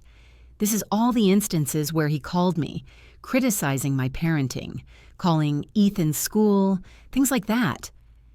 David flipped through the pages, raising his eyebrows as he scanned the information. "He's really making a nuisance of himself." Rachel nodded. That was putting it mildly. She had a lot of words she could use to describe her ex-husband that were a lot more colorful. "I'm really glad you've started documenting these instances, Rachel. I want you to document every little thing, texts, emails, calls, all of it. Documentation is key," David said. "It'll help us if we need to apply for a restraining order to keep him from harassing you or coming near your home or Ethan's school." "Do you think that will be necessary?" "It already has in some ways," David said, and Rachel considered it. He was right, of course. Rob arriving in Maplewood Grove was a form of harassment, as was his call to the school when it was none of his business and he'd had no reason to call. "It's also useful," David continued, "if we decide to modify your custody agreement based on his behavior." "Can we do that?" Rachel asked. "Change the custody terms?"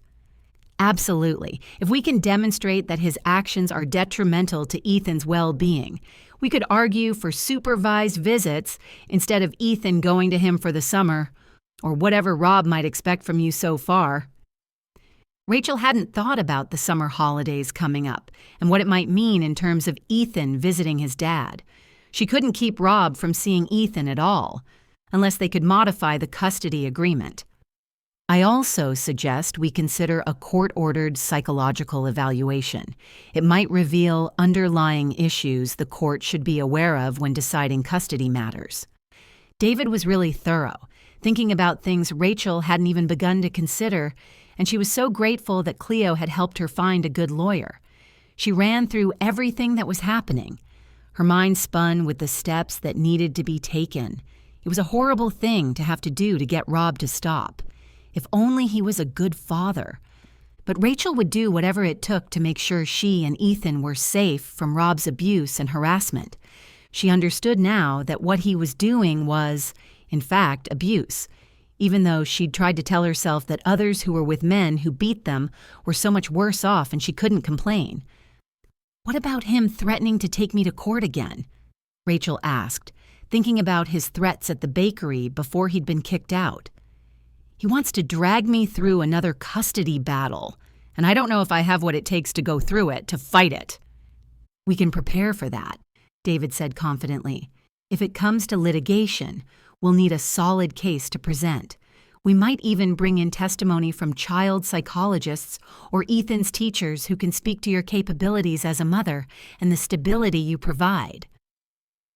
Rachel felt a little relief at that. The community had been so great to her, and she really felt like they would be there for her and vouch for her character and her abilities as a mother.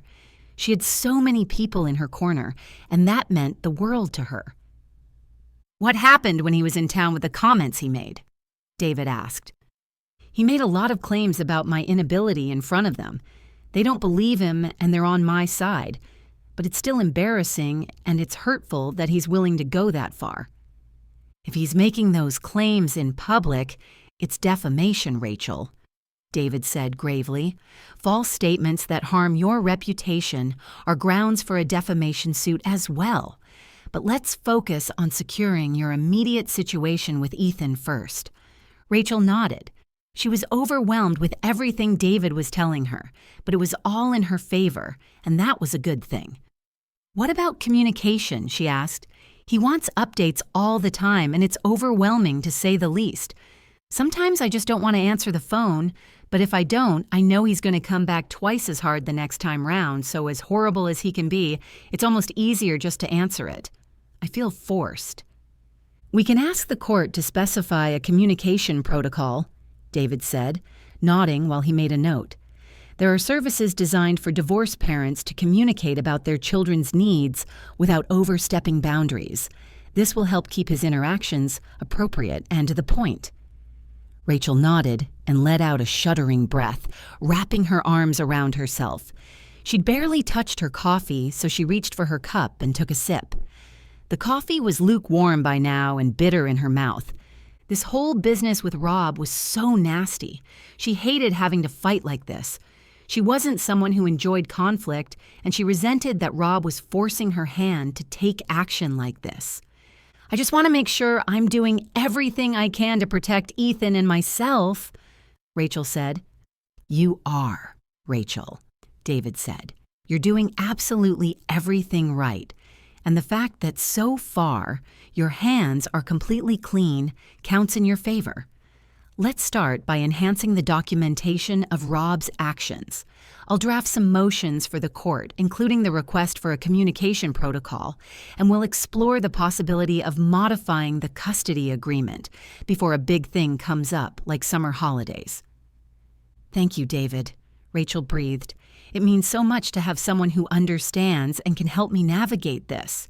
I'm exhausted after fighting for so long."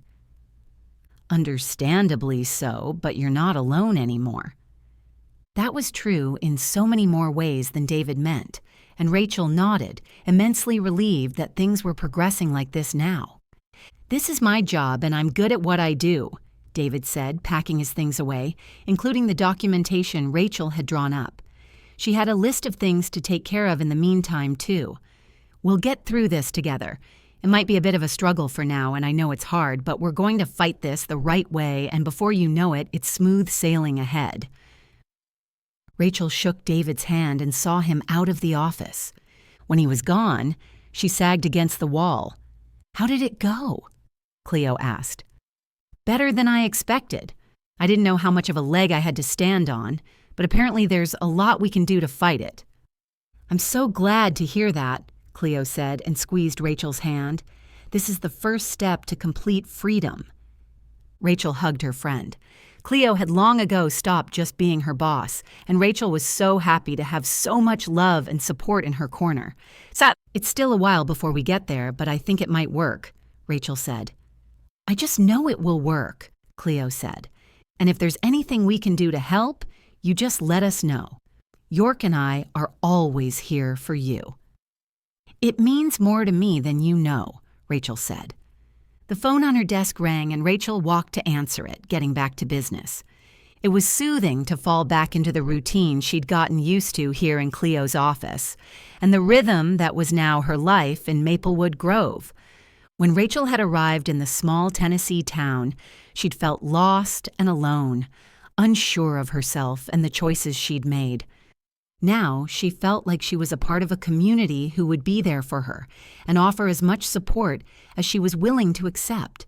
She was happy, and although this business with Rob took a big emotional toll on her, she felt empowered by her actions, the legal steps she was taking, and having people in her corner like Cleo and York, the other townsfolk, and Sam. Chapter 26. Sam. "Is there anything I can help with, Dad?" Lily asked, coming into the kitchen. She wore ripped jeans and a t-shirt that said, "I'm not a phase." Her hair was in a braid with all kinds of temporary color stripes in it, and Sam didn't recognize the shoes she wore. She had earphones in, the wire disappearing into her pocket where her phone would be, but her music was off. She looked good despite her teenage statement, and she was willing to be a part of the preparations without Sam forcing her to do anything. "You can take out these plates and cutlery for me," Sam said, pointing to the plates he'd taken out and placed on a tray. "I already put a tablecloth over the table and swept the deck." Lily nodded and walked out, unpausing her music and humming to the tune, as she did as Sam asked. He finished the ribs with a dry rub of garlic and spices. The chicken had been marinated with barbecue sauce and was ready for the grill, and Rachel and Ethan were bringing the sides. The doorbell rang and Sam opened to Rachel and Ethan. "Just the people I was waiting for," Sam said with a grin and pulled Rachel into a kiss before he shook Ethan's hand. The kids were getting more and more used to Sam and Rachel being together, and although they were careful to not be too stuck to each other in front of them, stealing a kiss now and then wasn't a problem. Ethan held a bowl of potato salad. "Here," he said to Sam, "this is for the barbecue." "It's going to be great," Sam said. "Will you take it to the deck? Put it on the long table I pushed against the wall. Lily is out there. She'll show you." Ethan disappeared outside, and Sam kissed Rachel another time. "How are you?" she asked when he let her go, her cheeks bright red with a blush after the kiss. "Much better now," he said with a grin. "But overall, I'm doing pretty great." She giggled. "That's good to know." "What about you?" Sam asked. "Any more trouble?" Rachel shrugged. "A couple of calls and texts, but I sent the details to David right away, and we're going to clamp down on Rob sooner rather than later.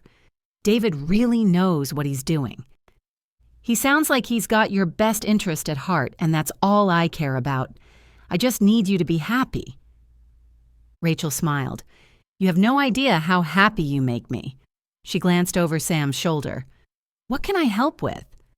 "I think we're just about done. I just need glasses out there, and then we're waiting for the others." "I'm on it," Rachel offered as she walked to the kitchen. She knew where everything was in Sam's house. She and Ethan spent more and more time with Sam and Lily, and the four of them sometimes did something together like go out for pizza.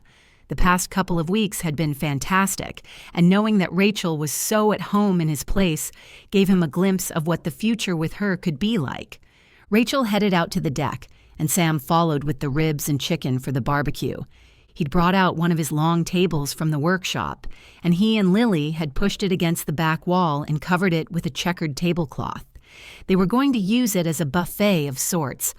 When he stepped out, fairy lights had been strung across the beams that held up the roof. "Oh, this looks so festive," Sam said. "I found them in the attic," Lily said. "I thought they could work. They'll look nice once it gets dark." "I love it," Sam said. They were the lights he usually only took out for Christmas, but he really liked what she did, and maybe they would leave it up year-round. The doorbell rang again, and Lily ran to answer it. A moment later, Cleo and York appeared. Shortly after, Paul and Rick arrived, and then Lila and James arrived too. Cleo's office was above Lila's bookshop, and Rachel had become friends with Lila. They weren't very close yet, but since Sam had just serviced James's truck recently, he'd invited them to the barbecue as well. Lila had wilted after her husband had passed away, becoming a ghost of herself. But since James, the retired teacher, had moved to town, she'd found new life, and they were a big part of the community these days. There were no people in the Maplewood Grove community who wouldn't be there for Rachel and her fight against Rob, even if they knew nothing about it. It was just how people were around these parts. Paul had brought his 2 daughters. Ethan and Lily welcomed them, and the teenagers sat on the grass. Lily had her laptop out there, and they played the kind of music they liked softly. The speakers close to the table played bluegrass music for the grown-ups, and the atmosphere was festive. When Connie and Tessa arrived, their party was complete. York and Sam started the barbecue, and James joined them. Paul and Rick were in a heated discussion about cars. Sam had the feeling it was all they had to talk about, but at least it was something they had in common, and that was the first step to building a relationship. Sam had learned that it worked that way. Sometimes it was how he felt about his friendship with Lily, too, because that was what he was starting to build now. He knew how to be her dad, but he was learning how to be her friend, too. Rachel joined Sam at the barbecue for a moment, and he put his arm around her. She leaned happily against him, and Sam felt his heart swell with warmth and affection. This was what their life together was going to be. Rachel was at home in Sam's house and in his life, and Lily and Ethan were starting to form their own friendship that seemed to be healthy for both of them. It wasn't always easy for teenagers to talk to their parents about what bothered them, but it looked like they were confiding in each other, and that helped them. To be able to get something off their chests meant a lot more than they would understand while they were so young. Sam was just glad that Rachel and Ethan had come into their lives. These days, he was grateful for a lot of things. It had been a rough time the past couple of years, but somehow Sam had managed to fight through the storm, and things were looking up now. And he wasn't going to celebrate his successes alone. Rachel had been through a tough time too. They were both survivors, people who had fought hard to be where they were now, and even though it wasn't the same situation for them both, they each came from different difficulties. They had each other. Rachel and Sam understood each other because they had both endured hardship, and Sam felt as though their relationship was closer than it might have been had they not had pasts that were similar. Sam was just happy that they had found each other. There were billions of people in the world, and so many places Rachel could have chosen to go when she'd decided to leave Rob behind in Miami and start a new life somewhere else. And yet she'd chosen Maplewood Grove as her home, and in doing so, she'd changed everything for Sam. Because thanks to her, he'd allowed himself to love again, and he'd learned that without love, life was pretty darn empty. Chapter 27. Rachel. When Rachel stopped at the house after work, she noticed Lily's bike against the wall along with Ethan's. She smiled. Lily felt like she was a part of the family by now. She was at the house so often these days, and Rachel was really glad that Ethan had found a friend he could spend time with. Lily liked to challenge the rules, rebelling against a lot of systems that were in place in society. But underneath her rebellion, she was such a wonderful person. And Rachel saw that side of her come out more and more. "I'm home," Rachel called when she walked into the house. Ethan and Lily were in the living room playing video games on the television. "Hey, Mom," Ethan said. "Hi, Rachel," Lily said with a smile, waving. "Having a good time?" Rachel asked, having a quick look at the game they were playing. It was some kind of racing game. She walked to her room and kicked off her kitten heels, flexing her feet and curling her toes into the carpet. She tilted her head from side to side and sat on her bed. It had been a hard day's work at the office, but she felt so good after days like that. She liked being able to pull her weight, to show Cleo that she'd been right to hire her. Not that there was ever a question about whether Cleo was happy with her. Cleo told her over and over again, but it still felt good to work hard and prove herself. Someone knocked on the bedroom door. "You can come in," Rachel called, expecting Ethan to open the door, but it was Lily. She wore leggings and a large T-shirt with the sleeves ripped off and a band name printed across the front. Her hair was loose and pinned back from her face. "Can I come in?" she asked when she pushed open the door. "Of course," Rachel said. "Is everything okay?" "Yeah, everything is fine." She pushed the door closed again and Rachel frowned. When Lily turned to her again, she swallowed hard. "Are you sure everything is okay?" Rachel asked when Lily didn't say anything. Lily looked uncomfortable, glancing everywhere except at Rachel. "Why don't you come sit down next to me?" Lily hesitated before she walked to Rachel's bed and sat down next to her. She looked down at her hands, twisting her fingers together. "Can I talk to you about something kind of personal?" "Of course," Rachel said. "You can talk to me about anything. What's on your mind?" She gave Lily her full attention. "Well, Lily twisted her fingers even tighter together. "I think I need to see a doctor. You know, a woman's doctor. It's nothing bad, I think it's time I start seeing one, and I can't really ask my dad. I might just die." Rachel nodded and smiled at Lily's way of putting it. "I think that's a very mature decision. It's important to take care of your health in all aspects. Is there something specific you're worried about, or just regular checkups?" "Just checkups, I guess," Lily said, and finally untangled her fingers. "It's just kind of embarrassing to talk about, but it's important, right?" "Right," Rachel said. She was flattered that Lily had come to her. It wasn't the kind of thing she would ever be comfortable talking to Sam about, and Rachel knew that Lily lacked a woman in her life who could help her with these things. Rachel would be there for her, and she knew how important it was to have a mother figure to look up to and ask for help. "It's very important," she continued, "and there's nothing to be embarrassed about. These things are a normal part of taking care of yourself. I'm proud of you for bringing it up." "Thanks, Rachel," Lily said. I don't know how to talk about stuff like this, and my friends can't really help, you know? They don't really know anything either." "You can always come to me with anything," Rachel reassured Lily. "How about we look for a doctor together? We can find someone experienced who makes you feel comfortable." Lily worried her bottom lip.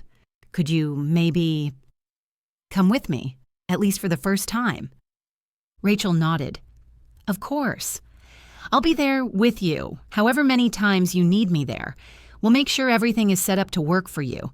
It's a big deal, and it shouldn't be scary or a bad experience." Lily nodded. "And if you have any questions, you can ask them, no matter how small they seem or how embarrassing, okay?" "Thanks, Rachel," Lily said, looking relieved. "I really appreciate that. Thanks." "You're always welcome, Lily." Lily hesitated, shifting on the bed. "Can I go?" "Of course," Rachel said. It wasn't like she'd been summoned.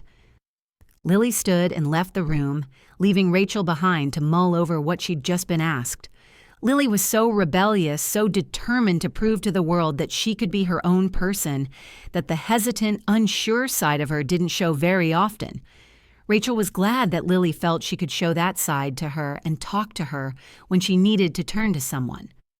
From what Rachel understood, Lily spoke to her mother now and again, but the woman had never been there for Lily. She didn't see her unless it was over a video call, and it had been that way since Lily was a toddler. That wasn't the way to be a mother, and Rachel couldn't imagine Lily feeling comfortable enough to ask her mother questions about what it meant to be a woman. Lily had turned to Rachel instead, and that was something serious. Lily looked up to Rachel, and she would be there for her no matter what. She knew how important it was that a girl had a mother figure to look up to and confide in, just as a boy needed a father to turn to. Rachel hoped that Ethan would eventually turn to Sam and confide in him. Ethan had a father, but with the current legal actions, Ethan would never be able to speak to him about things like becoming a man. He wouldn't want to, even if the lines of communication were open at all times, because of the kind of man Rob was. Rob would belittle Ethan for even trying to ask about something if Ethan ever scraped together the courage to do so. No. Rachel hoped that Sam would fill that gap for Ethan the same way Rachel was willing to be there for Lily. She stood, changed out of her work clothes and into something more comfortable, then walked to the kitchen. Lily and Ethan were in the throes of another race against each other, throwing playful quips back and forth as they navigated the turns with their video game cars. Life was a lot like that, Rachel realized. There were so many turns to navigate, and even though Rachel was a grown-up, she was still flying blind sometimes. But when she crashed, she could try again. It was never game over, and that was a consolation. Time would tell how they got through it on the other end, but Rachel knew that with Sam by her side and the kids with people they could lean on in their lives, things would work out okay in the end. Rachel hadn't believed that could be true for a long time. She hadn't thought that things would ever work out right. When she'd been with Rob, she'd been in a very dark place, and it had seemed like she would never see the light. Even after leaving him, getting a divorce and trying to escape his grasp, she didn't feel like she would succeed. She had felt lost and alone, incapable of dealing with the challenges life threw at her. Now she realized that a lot of her fear and self-doubt had been because of Rob and how he'd kept her under his control, letting her believe she couldn't do anything by herself. She was in a different place now, physically and emotionally. She'd learned that she was more than worth it and completely capable of handling her life, being a good mother to Ethan, and building a life that was worth living. She'd found Sam, and they were perfect together. He not only thought she was incredible, but he believed in her, and his faith, encouragement, and support when things got rough gave her the courage and the strength to keep going. Soon her difficulties with Rob would be over, and then she and Sam could move forward with their relationship. Her future included him. When she looked ahead, all she could see was a life where the two of them were together, the kids were close, and it all worked out right. Maybe they could get married and move in together. Maybe she could find her happily ever after. She'd already found her Prince Charming, and they were going to ride off into the sunset right here in Maplewood Grove, where they were surrounded by friends who had become family, a town that had become a home. Her life had become so filled with love and warmth, it was practically bursting at the seams. This was their happily ever after. You've been listening to Where Hearts Take Root, Book 3 in the Hearts of Maplewood Grove series by Wendy Meadows. To learn more about Wendy's books, visit her site at wendymeadows.com.